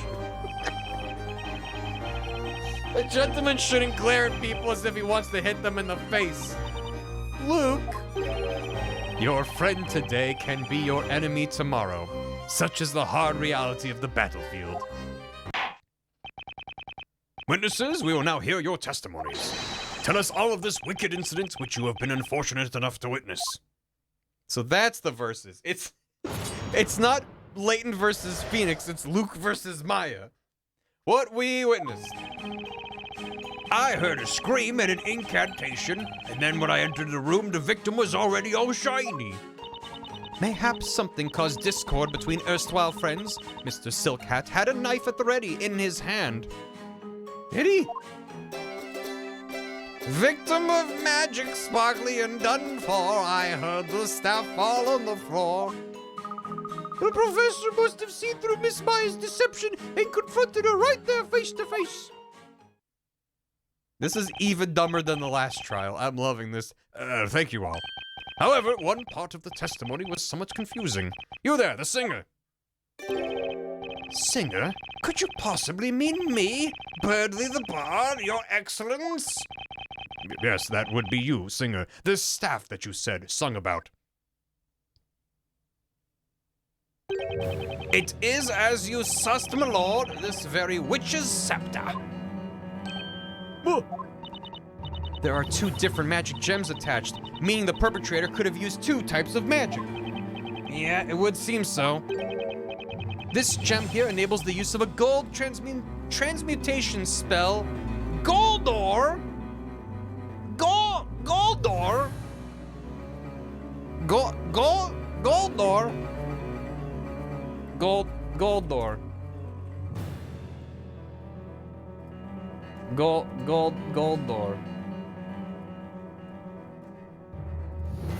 Goldor. I mean, it's Goldar, but reminded me of Goldar. Anyway. Goldor. Me? Goldaga. Anyway, what are we? Goldor! Goldor calls for aid. Goldor? Just the word alone makes the tiny hairs on the back of my neck stand up. I barely know her. That's the one, all right. That's the dreadful incantation that I, a mere punching bog the first, also heard. Oh, dearie, dearie me. I've seen that scepter, so I have. Clank tips over the golden man, the scepter falls, not the witch's plan. Oh, dearie, dearie me. How dare she do that to the professor? By the way, this witch's scepter was found on the floor near the victim. If you'll turn your attention to the sketched plans, it was located right here. A scepter dropped by the accused would naturally tumble to exactly that spot. Objection! So it was on the other side from where the circle was? Inquisitor Barnum, what you're saying amounts to nothing more than a baseless assumption. What's the other gem for? I'm sure we'll figure it out. You're on edge today, Sir Blue Knight. As it becomes your friend is on trial, perhaps you had better cool yourself down. Yeah, Nick, calm down. It's not the first time I've been on trial before. True. Well, anyway, the court accepts the scepter as evidence. Thank you, my lord. Talia Magica. Wasn't it Magica? Not Magica? I'm probably gonna just say Magica. Feels better. Talia Magica. Contains a golden and a purple magic gem. The purple just makes things taste like grape. It's tasty. Goldar has been bookmarked in the Grand Grimoire. Transmutes the caster's target into solid gold. The spell transmutes the closest target within range. Well, that's important. Inquisitor Barnum, may I ask you something? Talia Magica. What is it now, Sir Blue Knight? We know that one of the gems is for the spell Goldor. But what about the other one? A naive question. Eh? Naivete may be no hindrance to a baker who spends most of his time amidst bread, but it can be your undoing here in court. Don't eat the magic, why not? Would a knight put a weapon in his enemy's hand? He's telling me to do my homework, huh? Mr. Wright, I'll look for information about that magic gem in the Grand Grimoire. Thank you, Isabella. That would be great. Just leave it to me. She seems very happy to help. The defender may interrogate the witnesses.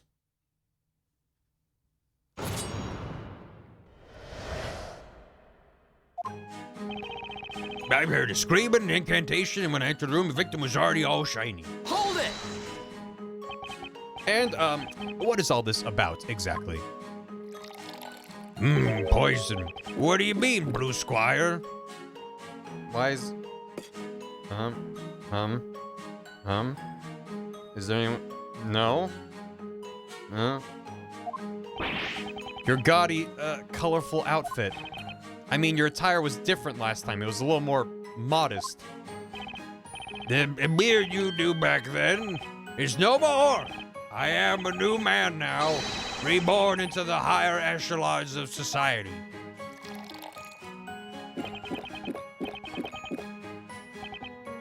What's he drinking? There's a skull and crossbones mark on that bottle. Enough idle chatter. The witness heard a scream and an incantation. Is that correct? That's right. It's just like what you said earlier, Inquisitor Barnum.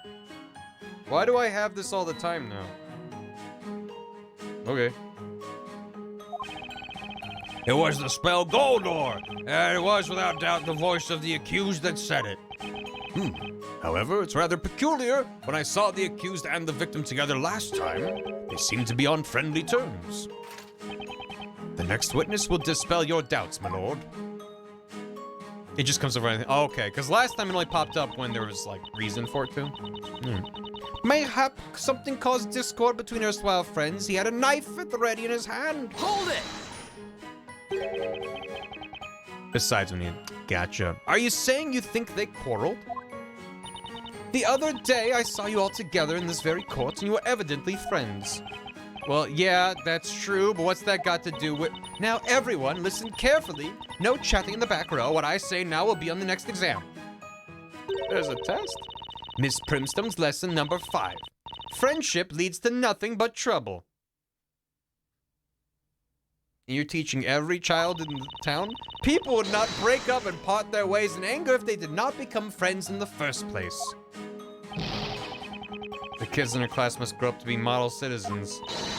Oh, dearie, dearie me, what I saw in that room curdled the blood in my veins. Nothing but trouble. No way! Mr. Silkow was pointing that glittering knife ever so threateningly. What do you got? Hang on! May I have your attention, Mr. Amir?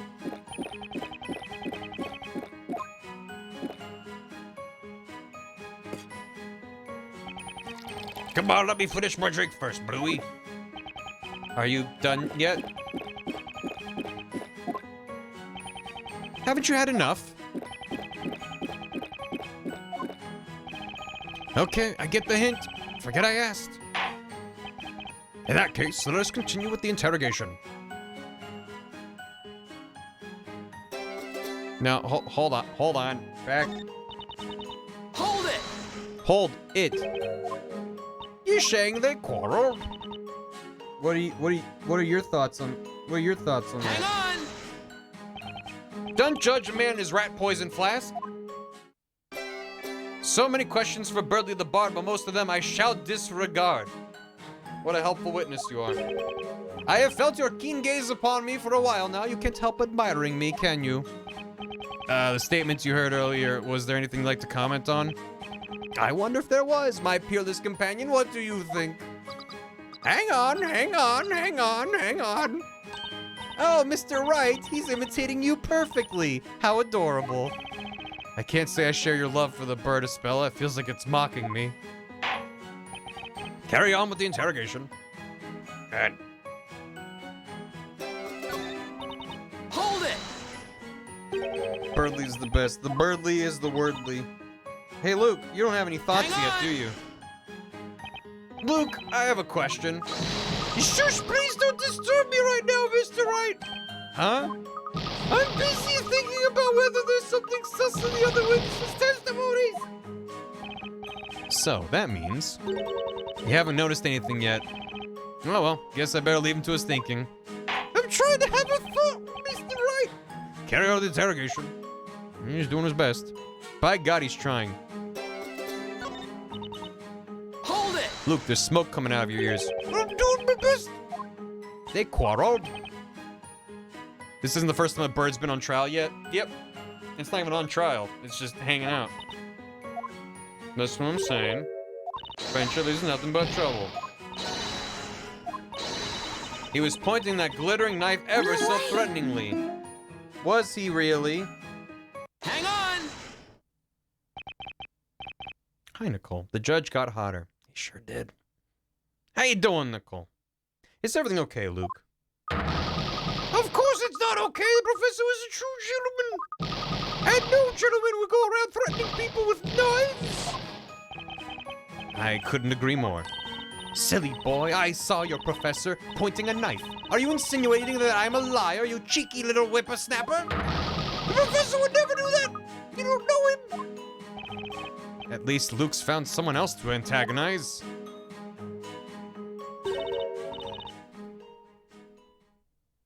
Thank you, Kelly. I've been through the desert on in the desert. Professor's thing.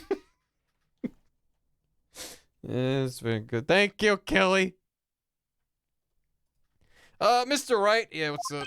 Huh? What is it? I think there was some important information in Miss Primstone's testimony. Really? Oh, I'm sorry. It's not my place to say things like that. I didn't notice anything. What could that be? What was the spell about to say? What you got? Espella, why don't you tell us all what you've noticed? Oh, is that okay? It's just something I'd like to ask Miss Primstone about. Well, just go ahead and ask her.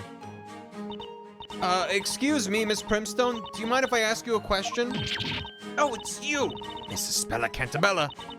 Miss Primstone, did you actually see the knife that Mr. Layton was holding? I did. As a matter of fact, yes. I remember that glinting blade very well. A most frightening sight it was, too. And you saw that from the door, didn't you? Now, if we look at the sketch... When the incident took place, Mr. Layton must have been facing this way, correct? That must have been the case, otherwise the witness would not have been able to see it. Well, that's all I wanted to ask. The more information we have, the better, right? The direction the professor was facing, that could be important.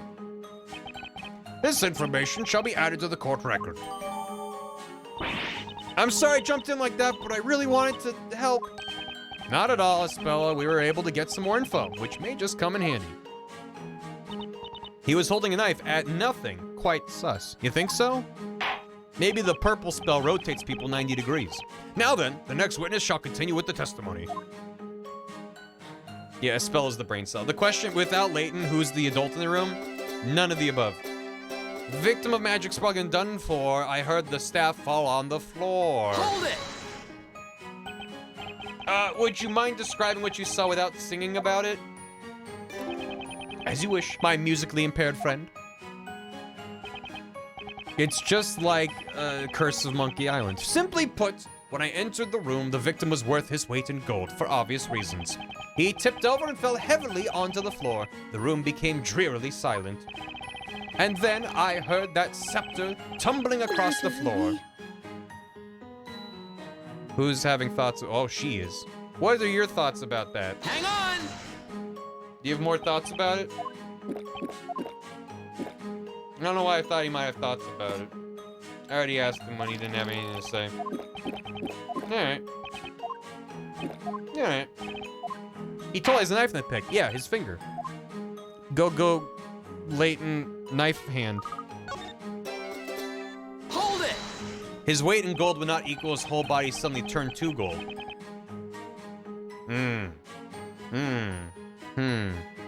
Gold is different mass to the human body. Maybe turn to gold at the same weight and density as his normal body. You know. Because, you know. But, you know. Equivalent exchange and all that. Yeah. And then I heard that scepter tumbling across the floor. Hang on! Now, this should be fridged for 2 weeks at least. May I ask you something, Miss Brimstone? Dearie, dearie me, oh dearie, dearie me. My dear, do not frighten me so. I feel like a schoolgirl caught napping during class. Miss Brimstone, did you see the witch's scepter at the crime scene? Well, about that, I must confess I do not clearly recall. You don't remember? When I went into the room, the golden man fell down and made quite the ruckus. That is why I did not notice a scepter being dropped. So you didn't see it after all. But I am certain that witch girl had it. She must have been hiding it behind her back. Objection! Please don't assume Maya's a witch just because she's been accused. Miss Primstone's certainly quick to make assumptions. What? I see. Now we'd like to hear the next witness's testimony. Next witness is a bit problematic. Hashtag cancel Luke party. The professor must have seen through Miss Maya's deception, confronted her right there face to face. Hold it! He made a metal pipe falling, dot wav when falling. Oh, man. For the first time since the first stream, I wish I had it on my soundboard. Just... Professor, no! Luke, open your eyes. Maya isn't a witch. ever since we came to this town, lots of unbelievable things have happened.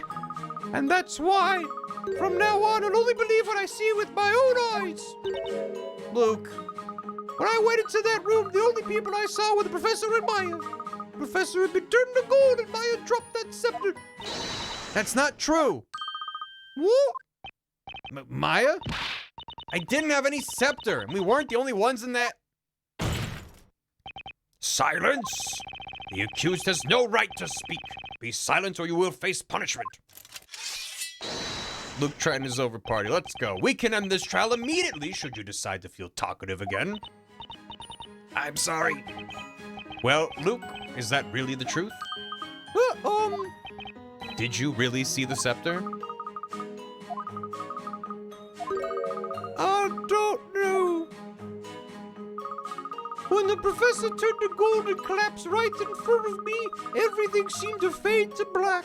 And then, I could have sworn I at least heard Maya drop the scepter. This scepter was found at the scene of the crime. That is the unavoidable truth. Only the accused could have dropped it.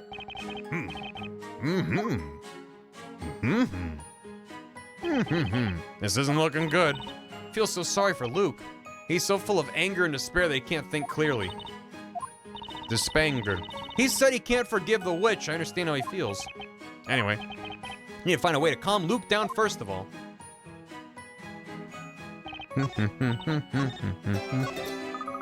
Professor must have seen the Miss Maya's deception confronted right there face to face. Yeah, What about, the floor plan shows him pointing the wrong... Yeah. Take the, Luke! Objection! Luke, you said that you only believe what you see with your own eyes.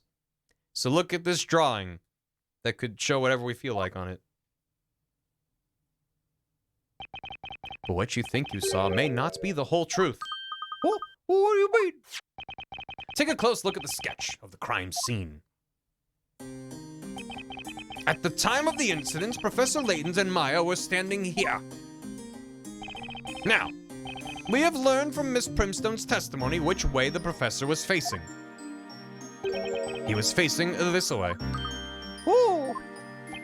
You have testified that the professor confronted Maya face to face. But looking at the sketch of where they were standing, one thing is clear. There is a contradiction in your testimony. Woo! He's so little. Objection!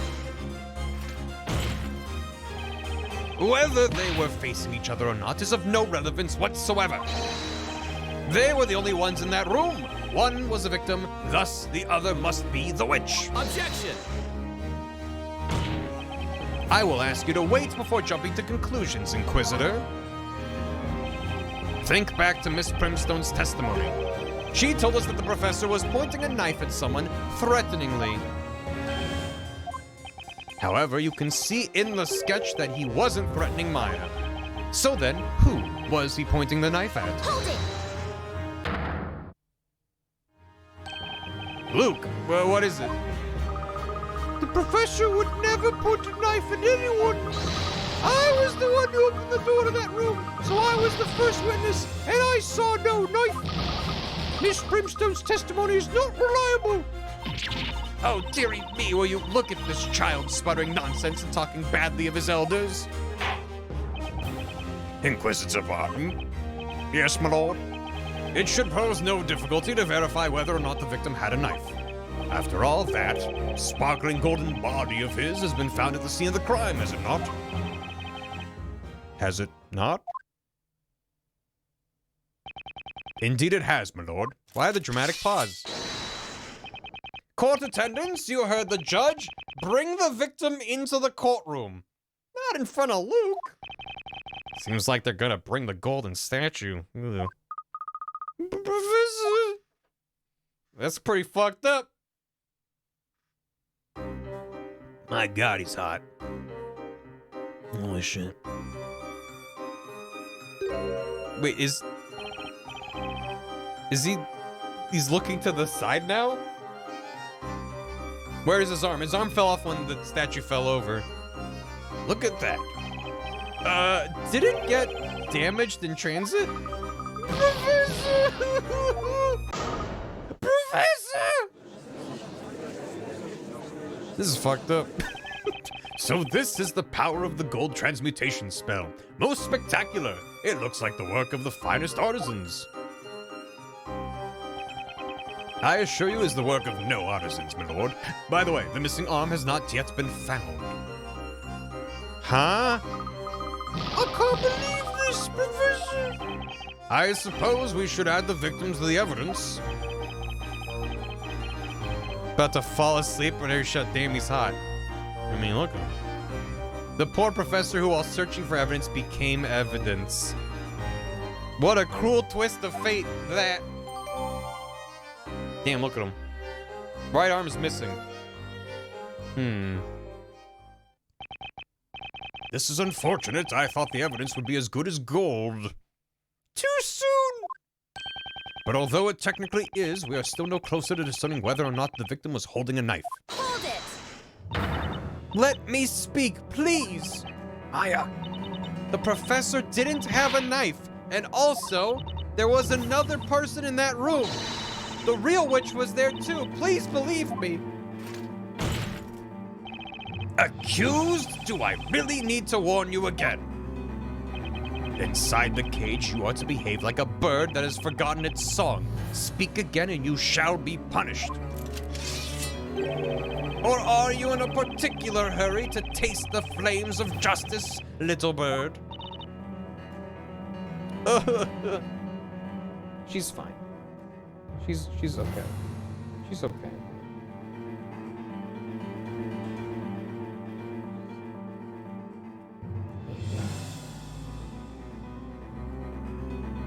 She's fine. She's fine. Objection! What? But it's true that someone else could have been at the crime scene. This is good Maya spin music. Look at the sketch. The victim was facing towards someone, and that person wasn't Maya. Sir Blue Knight, your ignorance is no longer even a surprise. Eh? You do not know what transpired at the crime scene. You think this man was pointing at another person, you say? Let me tell you this. Nearly everyone in this court other than you knows what Sir Hat was pointing at. Oh. Well, honorable witnesses, is that not so? I am here punching Bog the First to love me some gossip and stories of the occult. Elusive like mist, the magical beast, its chilling breath brings about death. Oh, dearie me, you could use some education, Blue Knight. I can offer you private tuition, but it will not come cheap. If the professor wasn't confronting Maya... Witnesses, you will now testify. Tell us about this other presence at the crime scene. I think Gumshoe's up to right now. Hanging out. Was she flirting? Yeah. A shadow at the crime scene. We all know what happened to that alchemist, so this case is no mystery. Same place, same magic trick. This time, her luck ran out and she dropped that magic scepter. The truth obscured by a twisted ruse. The witch couldn't vanish, but did confuse. What happened because the professor unraveled the mystery behind all these witches? Miss Gumshoe. The same magic trick was used. They are referring to an incident from 3 months ago. Much like this incident, a man lost his life to witchcraft in that very room. It was the master of that residence, Sir Newton Belduke, the alchemist. Oh. He suffered death by strangulation. Finger marks were left on his neck. Does kind of look like Edgeworth there. He had locked himself in his study, and the key was still in his pocket. In other words, no one could have entered that room. The perpetrator disappeared from a locked room, just like in this case. A large amount of powdered medicine was spilt all over the floor. Powdered medicine?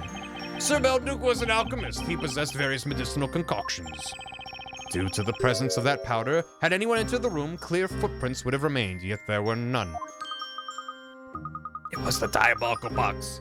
The box that causes death when you open it. Inside the box is a lemonade from Panera. That's timely, isn't it? Everyone's talking about that again. for some reason. That's the kind of mystery the professor would have loved to solve. Thus, there were two unnatural circumstances to Sir Belduke's death. The culprit's disappearance from a locked room, and the fact that they appeared not to have walked on the floor. It's almost as if they flew away. Not the lemonade. Yeah, the lemonade that kills you. In other words, it wouldn't have been the Demir magic that was used in my case the other day. Seems like the killer levitated above the floor, strangled Belduke, and vanished into thin air. Well, what does that have to do with this trial? It has been 3 months since that murder. Despite that, we still haven't been able to find the witch responsible. But now, having eluded us for so long, that witch has finally been brought before this court. We will have justice. What? No way. Now he thinks Maya killed the Alchemist too. I wonder if this is why he wrote them as having been bakers for 5 years. And it's been like written into the story that everyone is like, oh yeah, they've been bakers for 5 years. Because if they just show up, they'd be like, well, she only got here a couple days ago. So this makes that plausible to the citizens of Labyrinthia. We weren't even here back then, but it's not like I can explain that to him. I'd be much more creative. Or slapstick about it. Well then, why don't you interrogate the witnesses? Now that you're aware of the connection between the two murders. Objection! He retconned them in. Damn story writer. You can't be serious. 3 months ago we weren't even. Defender, you may interrogate the witnesses. May their testimonies lead us to the truth. God dang storyteller.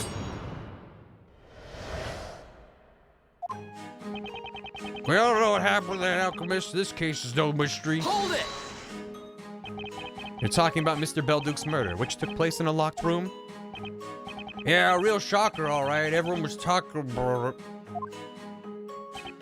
People don't say this out loud, but, you know, you're thinking it too, I don't have the faintest idea what you're talking about. Ain't it clear as day he was an alchemist? An alchemist! Alchemy's just like magic, ain't it? Sir Belduke was a man. Only a woman can be a witch. What's more, witchcraft has nothing to do with alchemy. They're different, somehow. Alchemy is the mysterious art of manipulating the forces of nature. Or so it is said. Well, that sounds a lot like magic to me. Alchemy's incomprehensible to regular people. So magic, really. Can we get the poison away from this man? Hey, fatalities for the raid. And you know, a couple of days before the witch got him, there was that lightning that struck. Lightning? Glad you're asking, because I like telling that one. All of a sudden, like a bolt from the blue sky, but it was dark and stormy, there was this bolt from the sky. Only it wasn't blue. Yeah, I got it. The sky lit up and turned blood red, and then out of nowhere, an odd-looking bell tower appeared in a burst of flames. Old-looking, not odd-looking. Makes you realize Mother Nature's pretty powerful stuff, eh? There's so many parts of nature that defy explanation and require further research. Like, you know, the seasons, or Aurora Borealis, or solar eclipse. And then there's a bell tower being lightning bolted out of the sky. Anyway. In this time of day. You straight off the topic at hand, witness. This is a courthouse, not an inn. Save your thrilling stories for later. No, it's a good noise. Same place, same magic trick. This time, her luck ran out. She dropped that magic scepter. Hold it! That's how you know it's March. Would you care to elaborate, Miss Primstone? You could say I'm a scholar, and my knowledge is vast and diverse. I know a thing or two about witchcraft. Therefore, I have a very good idea of the type of magic that must have been used this time. The magic behind this mysterious figure that appeared out of nowhere, glided through the air, and vanished after making the kill? Indeed, yes. And the witch's scepter confirms my theory. A brilliant deduction. I am honored to have studied under an excellent teacher such as yourself, Miss Primstone. She was his teacher? Actually, I guess that kind of explains a lot. Our occult crime analysis have arrived at the same conclusion. OCA, Labyrinthia. Mr. Wright! I found it! A page about the purple magic gem. The spell's called Familia. Familia? Is that like a type of pasta? What's it do? The spell Familia, bound within this purple gem, is used to summon a familiar. Oh. Familiars appear out of nowhere, glide through the air, and vanish when their task is accomplished. Whoa! They are evil, bloodthirsty spirits used by witches to perform outrageous crimes. But how outrageous? They just like swoop down and go, ooh. Evil spirits? You saying that the witch used a familiar to... It was a familiar that took Sir Belduke's life, and now it has appeared again. Sir Silkat was probably trying to ward off the evil spirit with his knife. But what good is a knife against an occult creature? It completed a task given to it by the witch and promptly vanished. Thus bringing us to the conclusion that Sir Belduke and Sir Silkat were both killed by the same witch.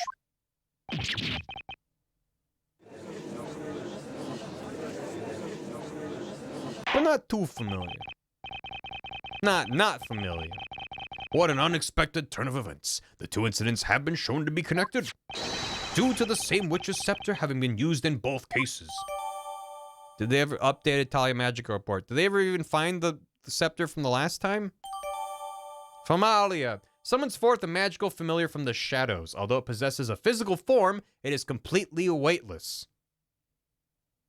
That's gonna be important somehow. Oh, this is terrible! Now Maya's accused of double murder! One more, you get a free sandwich! Oh, dearie me, I was right as always. This gruesome murder will be in the next exam. Make sure to take notes. Is her class in the peanut gallery? I shall divulge what really happened. We're all ears, Miss Primstone. How's my suspect? Everyone thinks they've been here for years. That hat maker was pointing the knife at the witch's familiar. Hold it! Did you actually see the familiar? Oh, dearie, dearie me, no, I did not. When the boy opened the door, the familiar had just disappeared. Had the boy opened the door sooner, no doubt we all would have seen it. If he were my student, I would have made sure to teach him not to dilly-dally. Well, that's fine. She's talking about Luke, huh? And when you entered the room, you saw the victim pointing at something? Pointing a knife, no less. A knife! As I told you before, it was a sharp, glittering knife. The poor man thought a knife would work on a familiar. Had he attended my classes, he would have known better. In any case, there's no proof that the victim actually had a knife. It's certain now that the professor and Maya weren't facing each other. Next witness, you may, sing us your testimony. Libier! Let's go back.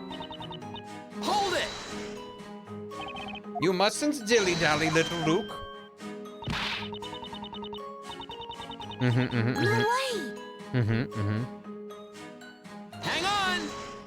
Hang on. Is everything all right, Luke? You seem to be in deep thought about something. It's not right at all! Is there something in Miss Brimstone's testimony you'd like to comment on? That's what I keep telling you! The professor wouldn't point a knife at anyone! Dearie, dearie me, what an impertinent child. I'm telling you I saw a knife. I distinctly saw the glint of a sharp blade. Objection! At any rate, as we can see now, the victim's arm is missing. As such, there's no proof that he had a knife. Objection! That is but a mere detail. It matters not. A mere detail matters not! Oh my. Anyhow, I wonder, where could that missing arm be? Check under your seat! What do you mean check under? That ought to be looked into. Who? He's having thoughts about that.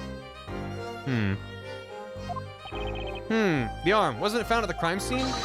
I never saw it there! Golden arm, where can you be? Reveal yourself. Listen to my plea. Dearie, dearie me, I'm afraid even I did not notice it. It is indeed astonishing the arm could have disappeared from the crime scene. Professor will need his arm when he returns to normal. It's an all-out robbery. Go and investigate it. The boy's request is not unreasonable. I will order our occult crime analysis to search for it. How could the arm just up and vanish from the crime scene? Armed robbery. That just might be the clue I need to give me the upper hand over Barnum. The court considers the whereabouts of the arm irrelevant to this trial. Mr. Wright, make sure that you limit your interrogation to relevant matters. Yes, Your Honor. Now continue with the interrogation. Don't fucking dilly-dally, you bitch. Find that fucking arm. Go back. Sometimes it's the circle pad, sometimes it's the D-pad. Hold it. Dilly-dally these hands. Luke, now. Yeah, don't dilly-dally. Yeah. No way. Yep. Okay, yep. Hang on. What you mean irrelevant? Seems a bit relevant. Objection. Objection.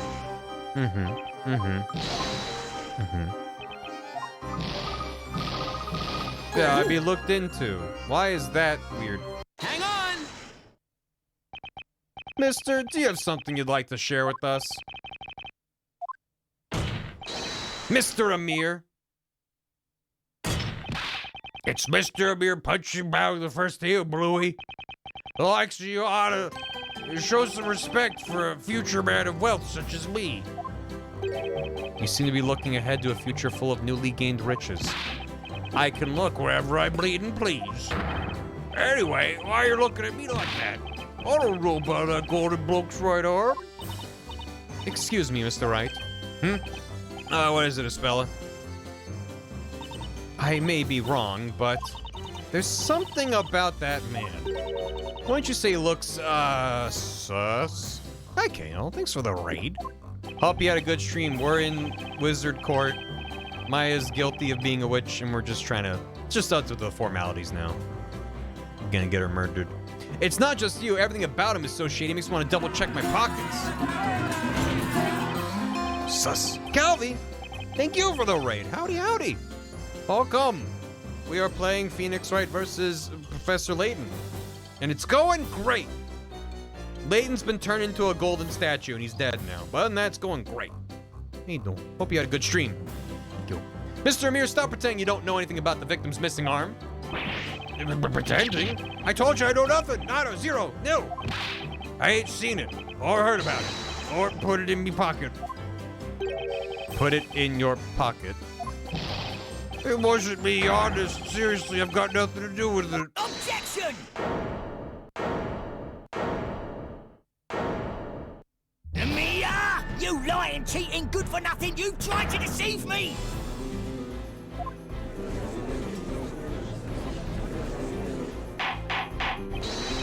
Order! Who is that person? You want to know who I am? I'm Price the pawnbroker. And this man is a shameless cheating bum. He had the nerve to lie to me. What did he lie to you about? I'll tell you. On the day of the crime, Amir came to my shop. He waltzed up to me saying he got his hands on a superb work of art, rare as gold dust. I think I know where this is going. That work of art, could it be? I've got it right. Here. What does that say on there? Lamau?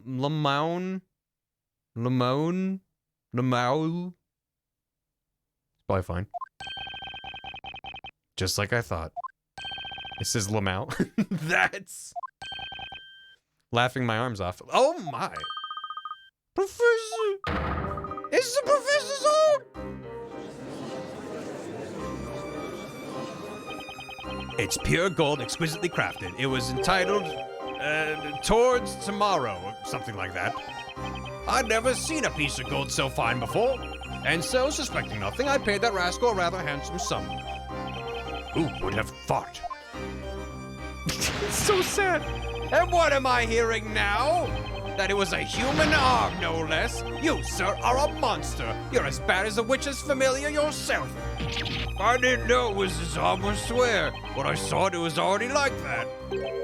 What do you mean?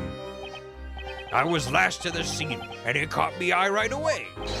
That golden arm pointing up at the ceiling with such optimism and authority. Pointing, it fell huh? I thought it looks like it's showing me the way to a better, brighter, richer tomorrow. This man's a genius. To me, it was a work of art, a precious one at that. And then it found its way into your pocket and you pawned it. You mounted it on a crude stand, gave it a tawdry title, and passed it off as some kind of a sculpture? Yep. Don't try and look away from the truth now. Go to work and get some foods. Have some good foods, Calvary. Thanks for the raid. Hope you're having a good... Darn it! I could look wherever I dare and please. I'll look away from the facts and forward to the future. Always look on the bright side. That's a mere Punch and Baugs model. Always look on the bright side. Oh, he's back. Good. How'd you get the stick back on his arm? He probably just falls back apart. Where were we now? Yes. The victim's arm has now been successfully reattached by one of our masterful craftsmen. Amir's Larry's father? Yeah, it could be. Knights of the court, you may resume the Inquisition. I really like that he's just next to Phoenix pointing. Serving even in death. My right arm is complete again. Bring the blacksmithing set. They just dipped in the fire, melted it down a little bit. At least one thing's clear now. As everyone can see, the victim definitely wasn't holding a knife. Oh, dearie, dearie me. It seems I may have been mistaken after all. When you think about it, the victim had already been turned to gold when we entered the room. According to the witnesses' testimonies, that was the case, yes. Presenting in court next to a corpse. Well, then I'm sure you'll concede that it was easy to mistake that glittering pointing finger for a knife. Indeed, the victim's finger has a glint to it, resembling that of a sword's edge. Such a sense of power and intensity. It's enough to send a shiver down the spine of anyone being pointed at. No puzzle is a match for the power of the professor's pointing finger. I guess no one remembers I'm known for pointing like that, too. Both of you are good at pointing. I think your pointing finger makes quite an impression, too, Mr. Wright. She's just taking pity on me. Is that all you had to say, Sir Blue Knight? Huh? As I said before, whether the victim had a knife or not is completely irrelevant. Yeah, what he said. You'd better apologize to me now. Badgering me for no reason like that. Is that all there is to it, or could that arm hold some other clues? We've come this far, maybe there's something else you could ask about. She's right, I need to ask some more questions. Well then, Mr. Amir, perhaps you could tell me one more thing about that arm. When did you find it? How much did you pawn it for? Where was it lying? How much you pawned it for? Why don't you tell me how much you got for that arm? Huh? All that glitter you're wearing, that money for it must have come from somewhere. Hey, if you managed to buy all that for the price of one arm, it must have been worth a small fortune. It is gold after all. What? Are you thinking of selling it? The whole body? Huh? You have lost my respect, Blue Knight. Apparently you're no more than a greedy knight blinded by the glitter of gold. I had your respect. How could you, Nick? Professor! I shouldn't have asked. They all took it the wrong way. I won't judge you, Mr. Wright, but for now, let's ask him something else. Maybe you know something we could use. Guess I better ask him something else. Well then, perhaps you can tell me when did you find it?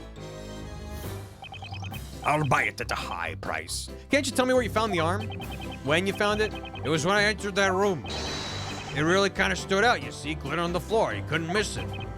And yet no one else noticed it. How do you explain that? I guess they must have been looking at the golden hat guy when he fell down. I was the last to enter the room, so I noticed the arm before the rest. And as soon as you noticed it, you slipped it into your pocket like a common thief. This is no laughing matter. Witness. Well, Mr. Wright, maybe you know something else we could use. At least no one got mad at me for that question. Where was it? I go see Golden go when they show Layton. I don't know what that is, weeb. Did you drink poison? Yeah. You found the arm on the floor pointing upwards, you said. Yeah, I did, fighters, keepers, I say. It was pointing straight up at the ceiling. Oh, it's Pokemon number 1000. That's a lot of Pokemon. Golden string cheese mascot. The arm somehow happened to fall down in such a way that it landed upright. What are the odds of that? Actually, that reminds me of a puzzle. Frozen Golden Layton's like, somebody say puzzle. Now, if you could just show us on this floor plan here, I'd like to know the exact spot where you found the victim's arm. That's good. Sure, I remember that well. It was right there. Yes. That's where you would expect it to have fallen. Is it? Now, if that's where it was, then something's definitely not right. He saw it as soon as he came into the room, and it would be behind a desk, partially obscured, maybe. If you keep looking at that sketch so intensely, she'll burn a hole in it. Or perhaps you're going to claim there's a contradiction in it somewhere. This arm's the final clue left by the professor. Even after turning to gold, he was pointing out something important. Was he really? Namely, the key to solving this case. Was he? Well, Defender, do you see any problems in the locations as marked on the sketch? No, everything's fine. There's a problem. Of course there's a problem. Psh, and where would that be, precisely? The professor's arm has armed me with some vital evidence. Too soon! Quiet. Its location leads to a huge contradiction.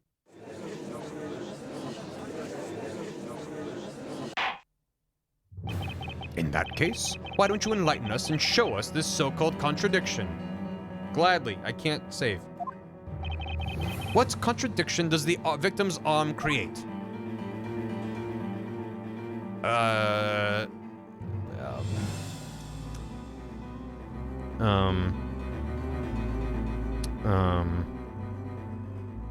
He was pointing there, and then he got knocked over. Hello. I'm thinking of puzzles. I'm sure you are. I mean, it's weird that it got knocked and then was pointing straight up. Just move it out of the way.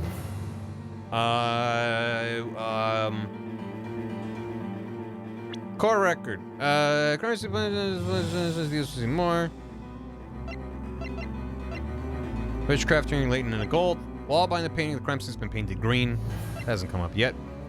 Floor plan. Magic scepter is Goldhorn Familia gems. Sure. Grizzly, turn the gold through the spell Goldor arm reattached. Maya Fey, defendant accused of witchcraft killing Layton with the gold transmutation spell. Jean Greyero has looked after his residence and research since his death. Emir Punchinbaug calls himself Emir Punchinbaug the First. Looks gaudier than before. His primstone keeps saying, "Oh, dearie, dearie me." Birdie, witness, gifted minstrel, accompanied by parrot. Luke, a witness. Look at him. The victim's self-proclaimed apprentice, shocked by the incident. Yeah, I bet. I can still look up the other spells too. That's kind of neat. So Goldor transmutes the caster's target into solid gold. It will transmute the closest target within range.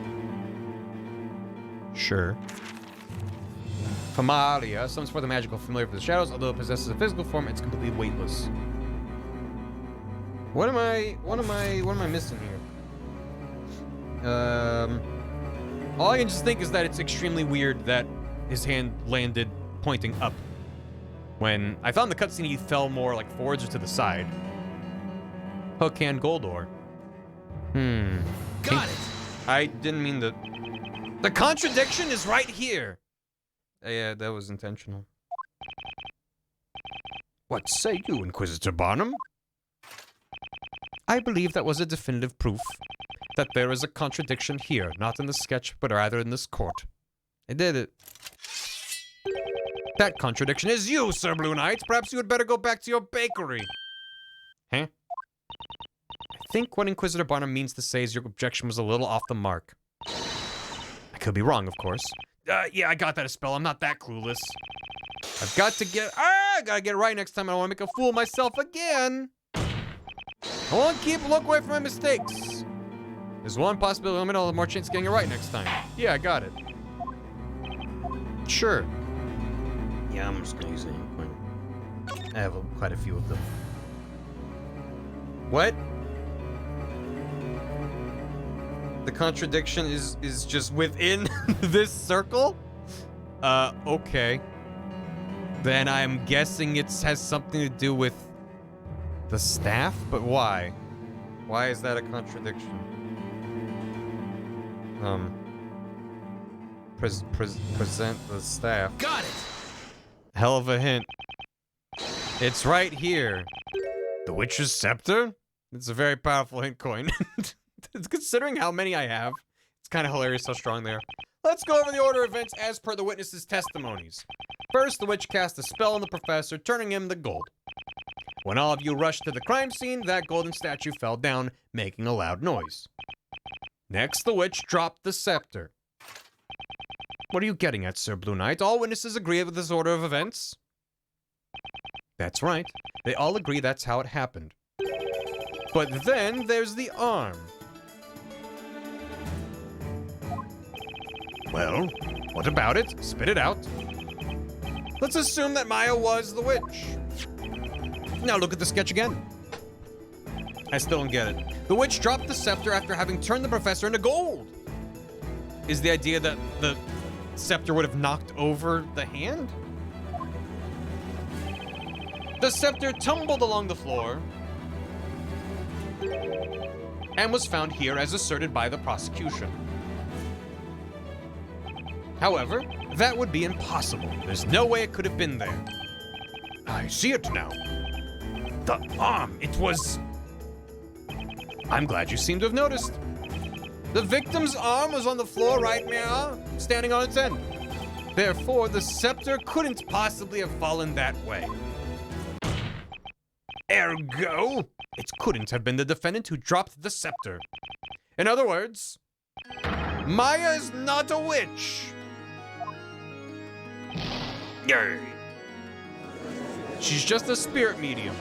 A what? Nothing? Order, order, order. How can this be? The Inquisition's reasoning has been proven invalid through just one single piece of unusual evidence. Call it Layton's magical touch. One like high-five the side of the statue and it falls over and shatters. The professor sacrificed his arm to leave us just the evidence needed to turn this thing around. Yeah, he did that intentionally. Well done. That was amazing, Mr. Wright. Professor! Objection! She's been a small, medium, at large several times. An admirable deduction, Sir Blue Knight. That I cannot deny. Even if we are to assume your reasoning is correct and that girl in the cage is not a witch. Even if. In the many trials I've attended, I have become well-versed in certain aspects of magic. I am all too aware of its potential to confuse people, befuddle their minds, and make their memories hazy. No one can resist such a maddening influence. What are you trying to say, Inquisitor? The scepter could not have tumbled across the floor if the arm were in its way. However, can we be sure that is where the arm was? Are all of the witnesses able to confirm its location at the time? Objection! We've heard what they had to say several times now. I like that Layton's always in the framing too. They could just zoom back in on Phoenix, but the wide shot's good. They agreed the scepter fell after the victim fell over. Objection! And yet, no one actually saw the scepter being dropped. Witnesses, think back to that incident once more. Did the golden statue fall over first, or did the staff fall before it? Think carefully about what you have seen and heard. Everything hinges on your testimonies. May your words guide us to the truth and decide the fate of this caged witch.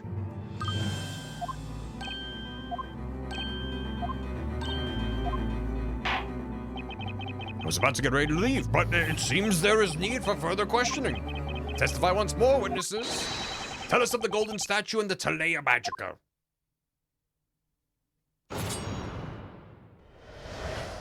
The golden statue and the scepter? I was only focusing on the professor, so I don't remember much else. I don't know. I got there last. Besides, that thing was glinting and glittering away, so I couldn't see much else. Bewitched by love or beloved by a witch, the poor cove knows not which is which. Cheery me, I remember how obvious it seems now. The staff was dropped before the statue fell over. Yeah, they did change the order. Wait a minute, what you all said just now is totally different from your previous testimonies. Sir Blue Knight! You are starting to notice it now, aren't you? That is the way of magic. Such is the effect that this black art tends to have upon those who witness it. Or maybe that witness testimony is inherently unreliable. The witnesses are not lying, but simply having trouble remembering the truth. What a convenient excuse. Confronted with magic, their brains turn to mush, huh? I mean, we don't need magic for our brains to turn to mush, so. Ever since our ancestors drank from the fountains of wisdom and obtained the capacity for reason, witchcraft has been the one thing to remain incomprehensible even to the most intelligent of us. I thought you guys don't have logic here. Nevertheless, the onus is on us to stand up against magic and pass judgment on these witches. And so here we are, doing battle with the weapons of the wise words. With words, we shall pass judgment upon this supposed witch. Defender, you may begin your interrogation and help us arrive at the truth. Cross-examination. For the record, chat, I'm getting pretty hungry. I don't know how much longer I can go, so I might have to find a place to stop soon. I was only focusing on the professor. Hold it! What you got? Luke! You said before that you heard the scepter fall to the floor. And that was after the professor fell over. I thought so. I mean, I thought so before, but now... Close-ish. The more I think about it, the less certain I am I actually heard it. How could I have been paying attention to anything else when the professor was... when he was... My memories of everything else are too fuzzy. I guess Luke was too shocked at taking his surroundings to notice anything else. I doubt I'll get any more information out of him for now. I'm sorry, Luke. I understand how hard this is for you. Let's move on to the next witness. Logic and reason. I don't know, I got there last. There was a fancy arm on the ground. And that thing would be... that thing. The arm of that shiny jet next to you, Bluey. Poor Professor Layton, more valued now than ever before.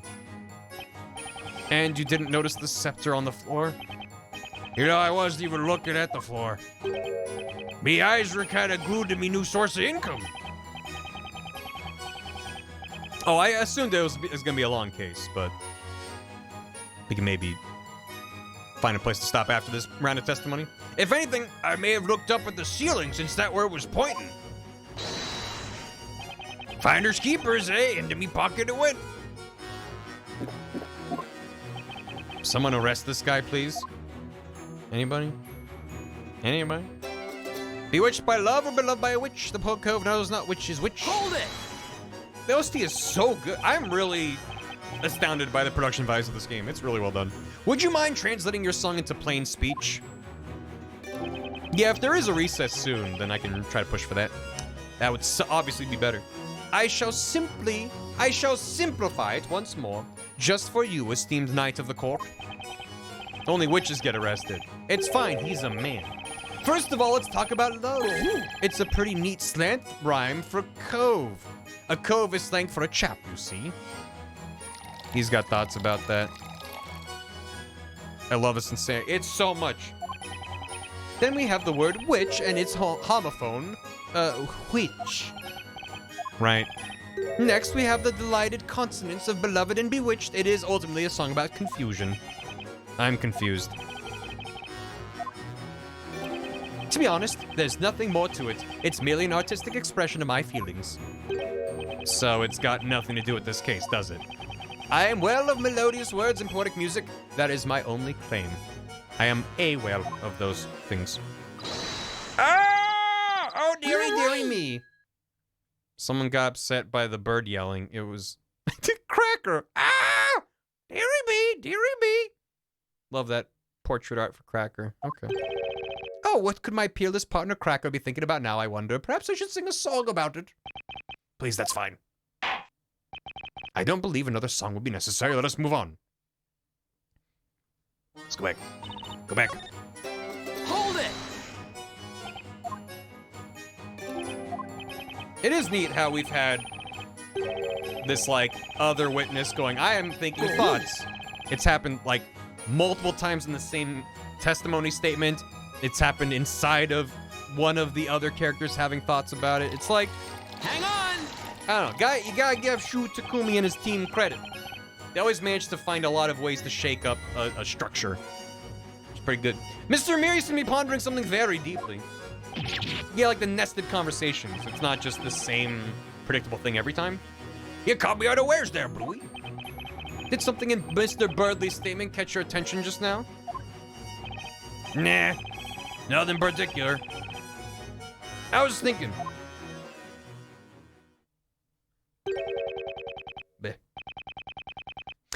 That Bard's song really got to me. I really kind of feel it in me heart.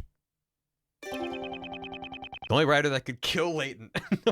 So here's my pitch. They get stuck into an isekai storybook world. Well, that sounds cute. And then they go to witch court, where they figure out who's a witch and who isn't. Well, that's really... And they can have puzzles with, like, witchcraft. Yeah. And then the witches get burned to death when they're wrong. Okay. And Lane's gonna turn into a gold statue and die in front of Luke. Okay. Sounds good. I appreciate your appreciation of my art. You know, I meant to ask you something. Why don't you become me private bard? You could sing all about the heroic life of Emir Punchin Baog the First. I could gladly sing of your adventures if it pleases you, kind sir. Yeah, that's exactly what I want. Show me what you got. Very well, as per your request. Oh, Grand Emir Punchin Baog the First, will new fortune quench your thirst? Having bravely filched the golden arm, now you've duped the pawn shop man. Didn't quite rhyme there. I hope my song was to your liking, sir. Yeah, very poetic. Poison. Your drinking manner is quite inspiring, but whatever is that skull bottle hiding? So we've learned nothing useful at all, just that Amir has questionable taste in music. Why does Birdley have the bad Yowie Dorito face? I've never seen those words in that order before. Sometimes it's best not to probe too deeply, Sir Blue Knight. Well then, let's pretend we heard none of that and proceed with the interrogation. Okay, but I gotta go back. One more time. Hold it!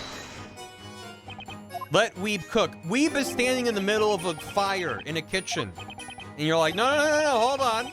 Let him cook. I'm not wrong. Risky click of the... Oh, I have seen this before. Somewhere, somewhen. Yeah, that's good. That's good. I should incorporate that into my art style. More of that. Gay rip. Puzzle. Yeah. And then there's nothing more to it. No way! Wait. I thought I was like, oh, maybe Luke's just like, oh, it's screaming reminded me. He understands animals. Hang on! I literally didn't think when he like, if only we could understand what Cracker was saying. I didn't think about that. Luke, would you like to say something?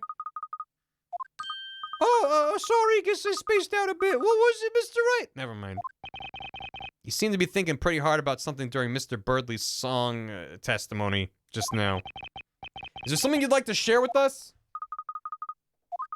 Well, I've been thinking about what Mr. Bonham said a while ago. What was that exactly? That humans who witness magic become confused and lose sight of what's real. I always forget he can talk to animals. And they end up not knowing what actually happened. Well, I was thinking Mr. Bonham might be right. And then it occurred to me there might be a way. I mean, we do have with us No. No. a witness who isn't human. We can't do this again, Shu Takumi. We've already done this once. Dearie me! This situation seems oddly familiar. Yeah, I am quite glad that I played Ace Attorney before this. Because I'd be even more confused than I already am. I asked him earlier if he remembers the events clearly or not. He said he has a memory better than an elephant and remembers everything perfectly well. Who is this you're talking about, witness? Oh, the bird. I talked to him. You talked to the bird? Good thing you're a boy. Anyway, continue. That's right. I almost forgot. Luke can talk to animals. Me, when? Mr. Wright, I know it sounds crazy, but please let me try. Let me ask Cracker to testify. Ah? Oh, dearie me. Should I? I'm stuck now anyway, and the witnesses' testimonies are all over the place. A new testimony would be a wild card, but it might just be the thing that turned this trial on its head. But it's a crazy idea, all right. But it worked once before. If I make a mistake now, it'll put me in a tight spot. Defender, are you still with us? This is not the time nor place for daydreaming. What do you intend to do? Looks as though you've exhausted all means for a counterattack, Sir Knight in Blue. It is not time to drop... Is it not time you drop your sword? If you have no further questions for the witness's defender, I will consider your interrogation finished. What will it be then? Are we finished here? I've got zero time to think it over. Better make a choice now. Should I summon the parrot as a witness? How are we doing this again? You can't do this twice. Was Shu Takumi just thinking, oh, some people that are playing this never played a Phoenix Wright, and they have to know about the best gag I've ever come up with in my life? I can't not reuse that. Let's hear the parrot's testimony. Your Honor, The defense would like to summon a new witness. A new witness, you say? Who do you have in mind? It's a witness you all know by the name of Mr. Cracker. Mr. Cracker? It could have been any animal. He could have had a little pet monkey on his shoulder, but no! I know of no man by that name. Mr. Cracker? The defense summons its new witness, Mr. Cracker the Parrot. Shoot Takumi. Thank you. I think it's commonly translated with SHU, Shu. But regardless, I'm mad about it. A parrot as a witness? I don't know what you think you're talking about, Phoenix Wright, or where you hail from originally, but here in magical storybook Fantasyland, we play by the book. We would never stoop so low as to have a parrot stand witness at a trial. Okay. It's an homage. If it were a monkey, it would have been a hack copy. The bird maneuvers. Katie, this is the witch's court. Joking around would be considered contempt of court. Objection! Mr. Cracker witnessed the crime. He saw it happen and he heard it too. He's as valid a witness as the others. Objection! No. That bird is nothing but a pet animal. Referring to it as Mr. will not change that. Objection! It's Cracker-san. Treat him with respect. Humans are confused by magic to the extent that they lose sight of what's real. My shirt has Shu Takumi apologist. That would be a great shirt. That's what you yourself said, Inquisitor Zacharias Bonham. Objection! Zacharias. Calling me by my full name does not help justify such brash foolishness. The Inquisition is against interrogating a parrot. By the way, kind sirs, I suppose you should know that my dear companion never forgets a sound he hears. He remembers everything he hears, huh? It's definitely worth asking Cracker to testify. The court sees the situation as follows. The witnesses' testimonies do not hold together. In fact, they're as erratic as that bard's songs. I cannot see this trial getting any more confusing. Very well. The defense may summon this avian witness. Shoot Takumi, please stop having bird testimony. Shoot Takumi with a pen and quill on fire. No. Can you believe it? What's up with Mr. Blue Suit? Summoning a parrot as a witness? Summoning? Does it mean like how a familiar was summoned? By hook or by crook, I'll do whatever I can to save Maya. Be it summoning a parrot or a familiar, whatever it takes. Within the boundaries of the law, of course. Ain't no rule in the law book says a parrot can't testify in basketball. Or whatever.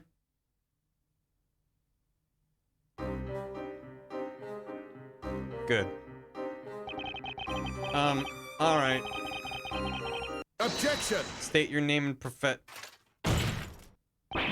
Not so fast. I hardly even know where to begin, but... First of all, what's the matter with that boy looking so pleased with himself? He looks like the cat that got the cream. Oh, that'd be me, wouldn't it? Don't mind me, just think of me as a perch for Cracker, that's all. And just what is the purpose of questioning a bird? A parrot may be able to repeat what others say, but it cannot talk on its own. Objection! It's precisely because Cracker doesn't talk in his own words that he's certain to tell us the truth. Man. Cracker remembers every sound he hears, even just the ones, with absolute perfection. So let's have him testify exactly what he heard. And if Cracker can repeat every sound, I'd say this should be a valuable testimony. I cannot believe this is happening. This is a very good wide shot. A witness that cannot talk will not lie either. This idea is much to my liking. Well then, may our new witness Cracker testify to the court. We wish to know exactly what you heard from the beginning of the incident. Yeah, Layton just pointing the whole time. Alright. Because I'm a bad man. Jesus Christ. It wouldn't let me pause until I hit A. I think this is where we leave it for now. Oh my god. Get me out of here. Get me out of here. It's late! I gotta go. We have something very exciting to look forward to next time though, don't we? Yeah, no, that's a better cliffhanger than like, I'll tell you who I really am, ... Much better is, see you next time. Thank you. Thanks for watching. Thanks for hanging. This game is insane. Listen. If you had me come up with like a bingo sheet for this game before I started, which would not have been a bad idea, I definitely would not have put on the list, Shoot Takumi repeats one of his dumbest bits of all time. It wouldn't have put it on there. So, are we counting my own trial as getting a girl jailed?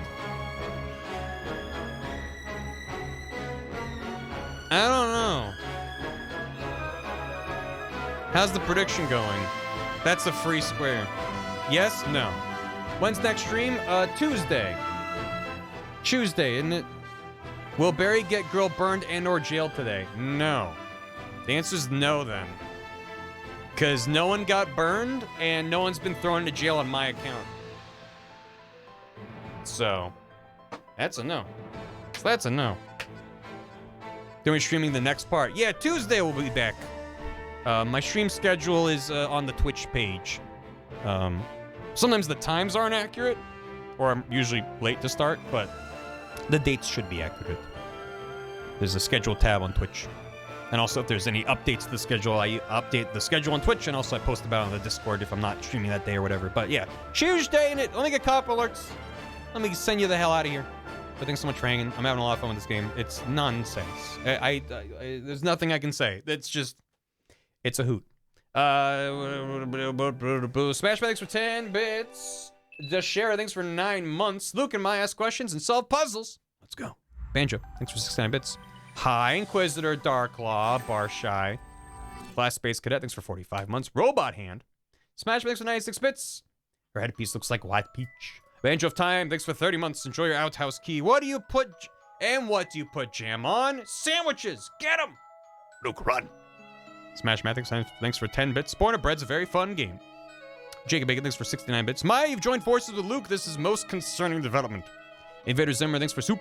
Moonghoul dropping in from Majora's Mask VODs. How you doing? Sir 90, thanks for 2 years. Enjoy your house key. Sunny Alsar, thanks for the raid. Alzamaji, thanks for 50 bits. What if Phoenix is Desclay and Maya is Don Paolo? The Asfaris, thanks for the $1. Donayasha, thanks for 34 months. Toasted Posey, thanks for a tier 2 and 38.3. Takemis, thanks for 68 months. Lovesick, thanks for the raid. Kevlar, thanks for 69 months and a tier 2. Nice. Professor! Opakama, thanks for 16 months. Hello from Vodland. Very much in love with this game. It's my only personal experience playing Layton. I wish I had the mental voice of Barry Luke at the time. Well, we do now. Ruto Kawakami VT, thanks for the Prime. Welcome, welcome. Also, I've said it before, but my Luke voice is wholeheartedly stolen from a series of Newgrounds cartoons about Layton that are completely bonkers. It was Professor Layton and the Malignant Growth, I think was the name of it. There's a couple entries into the series. Some of the, I mean, it's the old Newgrounds cartoons. Some of the jokes have not aged well, naturally, but there's some funny stuff in there. Yeah, when you hear him talk, yeah, it's good. Yeah, they're very funny. Limestones, thanks for soup. Classic Maya. Smash thanks for 96 bits. Like Layton's the most competent character in the story, and they proceeded to fridge him. Well, because that raises the stakes. You fridge the most competent character. You're like, what are they going to do without him? You know, it's interesting. They got to figure it out on their own. Yeah, definitely a product of its time. I'm 42 years old, Professor. I want a story about baseball, Professor. Baseball. Hollow Newt, thanks for the hammy. Stopping by to hand the hammy and say the VODs or in VODland TM are top notch. Just finished chapter 1. Thanks for enjoying them. Thanks for the hammy. Cave, thanks for 69 bits. Man, all these armchair inquisitors. Nicole, thanks for 53 months. Thank you for the raids. Fatal Cahill and Calvi and Azulmaji, thanks for the bits. What are the odds that Amir is Larry's father? Oh my god. They do have a bit in common, don't they? Spooky! Coming in at the buzzer, we're just wrapping up. Thanks for 69 months. Nice. Nice. That's a lot. Hope you're doing good, Spooky. Thank you so much. Who are we raiding? Who are we gonna go say hi to? Oh shit. We could do a Michelle raid. Michelle Knotts, voice actor. You may know her as the voice of Jessie in Pokemon and a bunch of other stuff. She's playing Persona 5 Tactica. The title of her stream is Atlas Finally Let Us Be Gay. Is that true? I'm not very familiar with P5 Tactica. Well, that's a good title. Let's go say hi to Michelle. Raid message, burn the witch, Professor. Yeah, that works. That works for me. Thank you. Wubba dub dub, is that true? I don't know. Can you romance Ryuji? Yeah, really? You can romance Ryuji? Okay. All right. Burn the witch, Professor. Yeah, and any extra, if you wanna, if you're subbed, you can throw a barbecue barfoosh on there. Whoa, you go, big guy. We can marry the boys. Anyway, go say hi to Michelle. Thanks again for hanging. I gotta. Seems like a weird thing to join a chat saying. RPG1. You can be gay in P5T. That's so huge. Yeah, just if you bye. I don't think it's weird if you throw some Lukes in there. There you go. Can I have a toxic relationship with Akechi? I mean, you already could, but can you go further? Yeah. Thanks for hanging. I'll be back with more of this on Tuesday. I said before, it's gonna be a long series to get through the whole game. So I may end up doing like 1 or 2 streams of other stuff in the meantime, but I do plan on doing more of this on Tuesday. So, hope to see you then. If not, see you in the VODs. If not, have a good life, I guess. Thanks again for hanging. I gotta go. Bye. Goodbye. Go. Get out of here. Thanks for watching, VOD watchers. I had to go. See ya. Place. Thing. I'm gonna go. I'm tired. Hungry. I'm gonna. Hope you're enjoying this game. Okay, bye.